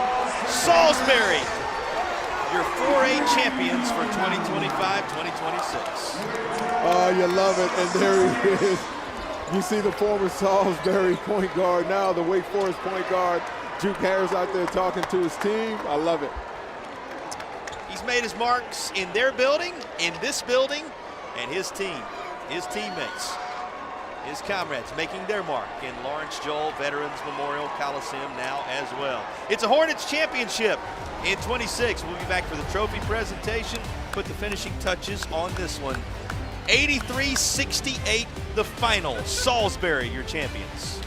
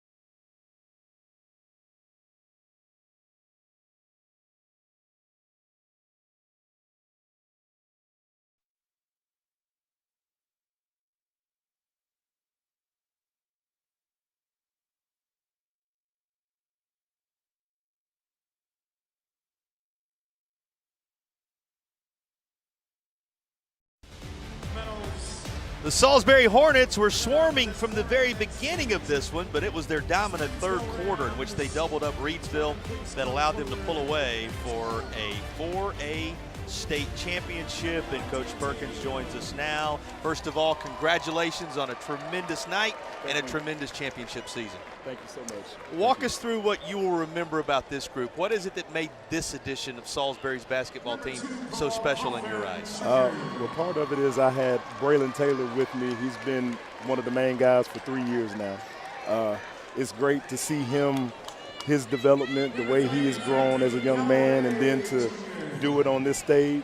All the guys, man, Salisbury needed this. So it was just great that all of the kids over there, that group, that's a special group of kids, and they needed this. They needed this. He certainly had quite a night for you tonight, and all the surrounding cast, everything you would expect him to be as well. Hey, Coach, and I got to ask you, what's been the message for your team this entire season? What's been your main focus? Stay together. The main thing is just we set our goals at the beginning of the year, and I said stay together. You stay together, we'll do it. Whatever is happening, any adversity, stay together, and that's the way it's been. It's just hard work and effort. Hard work and effort. Yeah, what does this championship say about the character of this team, Coach? That they're a resilient group and can play any type of basketball and gonna go on into life and do some great things. That's what it's gonna say about this group. What happens off the floor, more important even than what happens on the floor, but I know you're proud of them on both fronts. You mentioned how much this is gonna mean to Salisbury, Coach. Walk us through what the celebration is gonna be like when you bring the trophy and the banner home. I can't even imagine right now. I know it's been since 1986, 87, since getting back to a championship and then winning it. I think the city's gonna go crazy. I hope in a good way. In a good way, I would imagine that there's gonna be a parade. But Rowan County is a great county. Salisbury is a great city, and I can't really even put it all into words right now. Well, whatever your celebration is going to be, make sure you slow it down and enjoy it. Congratulations. Thank you so much. All right, that's the head man for the Salisbury Hornets, who, as Eric said many times throughout the course of this one, and we kind of alluded to early on, they were swarming, and I go back to that third quarter. Speaks to the character of this team that you were talking about, that they came out in a one-possession basketball game, outscored their opponent 30-14, and cruised on toward victory. Yeah, you know when you're playing against the Gatorade Player of the Year, that defense is going to have to be paramount. You're going to have to focus on that, and they did it. They played sound, solid defense all game. They didn't give Neal an opportunity to breathe. They always had somebody in his face, and he worked for every point that he had, but he did a great job as well. But, you know, hats off to Salisbury, and they swarmed like their mascot, like the Hornets, and congratulations to Coach Perkins. Yeah, certainly. You can tell what a guy he is and what a team this was for him this year. Let's look at some of the superlatives from this one. We begin with our play of the game, brought to you by Akeem Anastapoulo, and you probably know who's going to be involved. You're going to see a lot of number 3 in these superlatives. Braylon Taylor with one of his better efforts. Yeah, playing through the contact. He was our player to watch. This young man, he outkicked his coverage on this game. He scored, almost 30 points, over 30 points. Congrats to that young fella. Might as well just keep the camera on him when we turn to the Riddle and Riddle player of the game. That's because when you look at his overall numbers, he was everything you could have wanted and a whole lot more. 29 points in the contest, pulled down 7 boards, had 4 assists, and stole the ball away a couple of times in his own right. He's our Riddle and Riddle player of the game. Well deserved. He controlled the tempo of the game. He imposed and enforced his will. If he's not scoring, he's giving an assist. He's playing hard on defense. He's attacking the basket. He's boxing out. He's getting rebounds. Congratulations to Braylon Taylor, our player of the game. You know, you want your seniors to lead you when you get here. He certainly did that as a senior in this group. And Coach said the fact that he was able to be with him, one of the great memories of this season. He, Ross, the other senior, who put together quite an effort before he departed. Those 2 seniors in the starting lineup. You've got Ship, you've got Johnson, also seniors coming off the bench with Pagan. So many individuals who made their mark. Hey, let's take a moment and pause and tip our caps to Reidsville as well. The Rams with a tremendous campaign. You know, you're an East or a West champion getting here. We always talk about that. And it's a season you'll remember because you played for a state title. That's exactly right. And they had on the back of their jerseys that Reidsville, Ville-made. It's title town. You know, if it's not football, it's basketball, it's baseball. They're always playing for state championships. Nothing to hang their head about. They did a fantastic job to make it here and played an outstanding game. No reason to believe there won't be future opportunities for those Rams wearing those colors. And now the attention turns to the Salisbury Hornets, who are about to be handed out their awards. And we're going to hear in just a few moments the most outstanding player, the MVP of the tournament. I mean, so many that were a part of this thing. And they're going to go down the roster here. And it starts with Jonathan Ross. You're going to hear Braylon Taylor's name, Blake Smith, Darius Green, Royce Perkins. Of course, we called Nasarima Ship's name, Marquise Sagridi, Quincy Woods, Jaden Jones, Jalen Johnson, Mont Green, Jordan White, Tony Del Pagan. That's the entire group. That's everybody that contributed at some point across the course of the year and across the way this season. And it takes everybody if you're going to have a moment like this. It certainly does. And, you know, and we don't talk a whole lot about the coaches. We don't talk a lot about the administration, about the teachers, about the training staff. It takes a village to get a team healthy to this level to play in this game, so hats off to all of them. Well, let's do that. The principal, Fran Gant, the AD, Carson Herndon for Salisbury. You think about the rest of that staff with Coach Perkins. He's put together Horatio Everhart, Gregory Tinsley, Kobe Funderburg. You've got the trainer, Olivia Meredith. I mean, everybody involved in making it happen from a standpoint of the positives that are necessary in order to will these young men on towards success. And not to mention the mamas and the daddies that carry them to and from game practice and follow them to the games and prepare meals, pregame meals, postgame meals, all the AAU ball and the practice.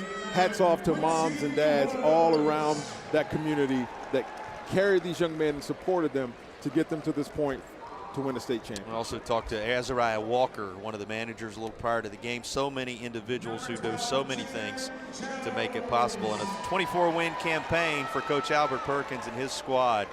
This one going to be remembered for a long time. You know, when you got to reach all the way back to the 80s, the last time you were in this kind of environment from a basketball standpoint, yes, they've had other athletic success, but it's a special championship when you have to wait decades between them. It certainly is, and you can just hear the emotion and the passion in Coach Perkins' voice, how much it really means, not just to the team, but to him. They have built memories, you know, for this entire season. They're going to remember it for the rest of their lives, and they'll always think back, hey, y'all remember when Juke Harris watched us win the state championship on his home court. Yeah, these Hornets are champions, writing the latest chapter in Salisbury's history. You think about tremendous players like that go on to have amazing college careers that don't necessarily always experience environments like this. It speaks to how special it is when you can come and be a part of one of these. You've done that, and you said it earlier in the game, but it's something that sticks with you, with your family, with your community forever. Forever. And JP, they're going to get a championship ring 20 years from now. They're going to talk about where they were, what the sound was like, the bus ride over here, the bus ride home, the parade, as Coach Perkins talked about, if they have, and what it really meant to that community. And they're going to show it off, and it's going to be a point of pride and conversation for the rest of their lives. One of the great historic cities in North Carolina. Presidents of the United States have rolled through there with law offices and other things along the way when you talk about their history. And it has been quite an environment for athletics as well, and this is the latest of the basketball glory moments for the Hornets of Salisbury. And you see these coaches and staff members now being rewarded with the medal around their necks, and it is a job well done. You talk about tipping it off in the fall, but think about the summer workouts. And we had players tell us this week in preparation for these games, yeah, when everybody else is going to the pool in the summer, you're working out, you're preparing for this. This, what you're watching, is the payoff. Here comes the head man. Coach Perkins going to be awarded his medal. You could tell in the time with him too, one of the great genuine individuals in this sport, and a well-deserved moment for him. Congrats to Coach Perkins. Once again, you know, he's a leader of young men. They're going to remember this for the rest of their lives. They're going to have stories to tell their kids and grandkids, and it couldn't happen to a better community, a better coach, and a better organization than the Salisbury Hornets. Well, they got a banner to hang. When they get back to Salisbury, that much is sure. Always interesting to kind of think about what happens on the bus with that trophy and that banner and some of those items that are priceless to the community that is waiting to see it. Those who didn't make the trip. If there was anybody left in Salisbury tonight, they'll be waiting to see them when they get there. Here's the trophy presentation. Team going to gather it up, and the faithful snapping those photos to capture the moments and the memories. All right, here's the presentation of our Outstanding Player Awards on each side. I think we've got a pretty good idea who the individuals are going to be in this case. Please welcome from the Army National Guard representatives, And what Sergeant a Rose and Sergeant Thompson. pleasure for these young men as well. Some true American heroes, those who defend the country at home and abroad, to hand out these awards on behalf of the state of North Carolina and the North Carolina High School Athletic Association. For the Reedsville Rams was number 1, Deontay Neal. You might have suspected his name would be called in this instance. 38 points when he was finally pulled off the floor to an ovation from both sides in this one. Deontay Neal, the reigning Gatorade Player of the Year, is going to have a little more hardware to go in his trophy case. I'm sure he's got 1 or 2 trophies that line the walls and trophy case of his home, JP. But yeah, he's got a bright future ahead of him at the next level. And he battled tonight in terms of basketball, at least, when you see that image of him on the screen. Guy who's going to be interesting to see where he lands. We said it, had that commitment to be close by in Greensboro, taken off the table, we're told, perhaps this week. So that'll be interesting to see how things shake out in his future. Quite a future, great potential. Here's Jonathan Ross. You remember the day he put together. He's going to join, no doubt, Braylon Taylor as the 2 seniors in the starting lineup who are recognized here. Yeah, and well-deserved. He played his heart out. He shot threes. He hit the boards. He's dishing out the assists. So good job for that young fella, Mr. Ross. Well, here comes the announcement of the most valuable player in this tournament. In memory of Charlie Adams, the director of the North Carolina High School Athletic Association, has this honor named for him. It's from the Salisbury Hornets, and it's number 3. No real drama here. The senior Braylon Taylor will walk toward the table to accept his MVP award. Well earned. That young man played his absolute heart out. Good job. Congratulations to Braylon. He was our player to watch, and indeed, we watched this young man lead his school to a state championship. It was awful fun to watch these 2 players to watch in this contest tonight. One more look at the numbers for you. Our Arthritis Knee Pain Center final stats. Arthritis Knee Pain Center, relief without surgery or opioids. They'll take care of you, and they took care of business on this floor tonight, these 4A combatants. The numbers speak for themselves. They sure do, and the most important number is that one at the top, the score. Salisbury took it home 83-68 over the Reedsville Rams. And one final look at our ready-to-roll garage doors. Points in the paint. Call Raleigh's garage door experts today. They're ready to roll. These teams were 50-42 the split. Salisbury winning that category like so many categories as they claim the state championship this season. Big thank you to all of our sponsors, Riddle & Riddle Injury Lawyers, Air Experts Heating and Cooling, Tatum & Atkinson, See-Through Construction, Ready to Roll Garage Doors, Arthritis Knee Pain Center, Hakeem and Astapulo Law Firm, Paramount Auto, Tip Top Roofing, Original Grills, and Ingalls Markets. From our broadcast partners today, Eric Gash, Kevin Cantwell earlier, for everybody working hard for you in the truck here in Winston and beyond. Jason Patterson saying, hope you've enjoyed your Friday. A lot more championship basketball coming when you see you at high noon tomorrow. Tonight, it's the Hornets taking the state of North Carolina by swarm.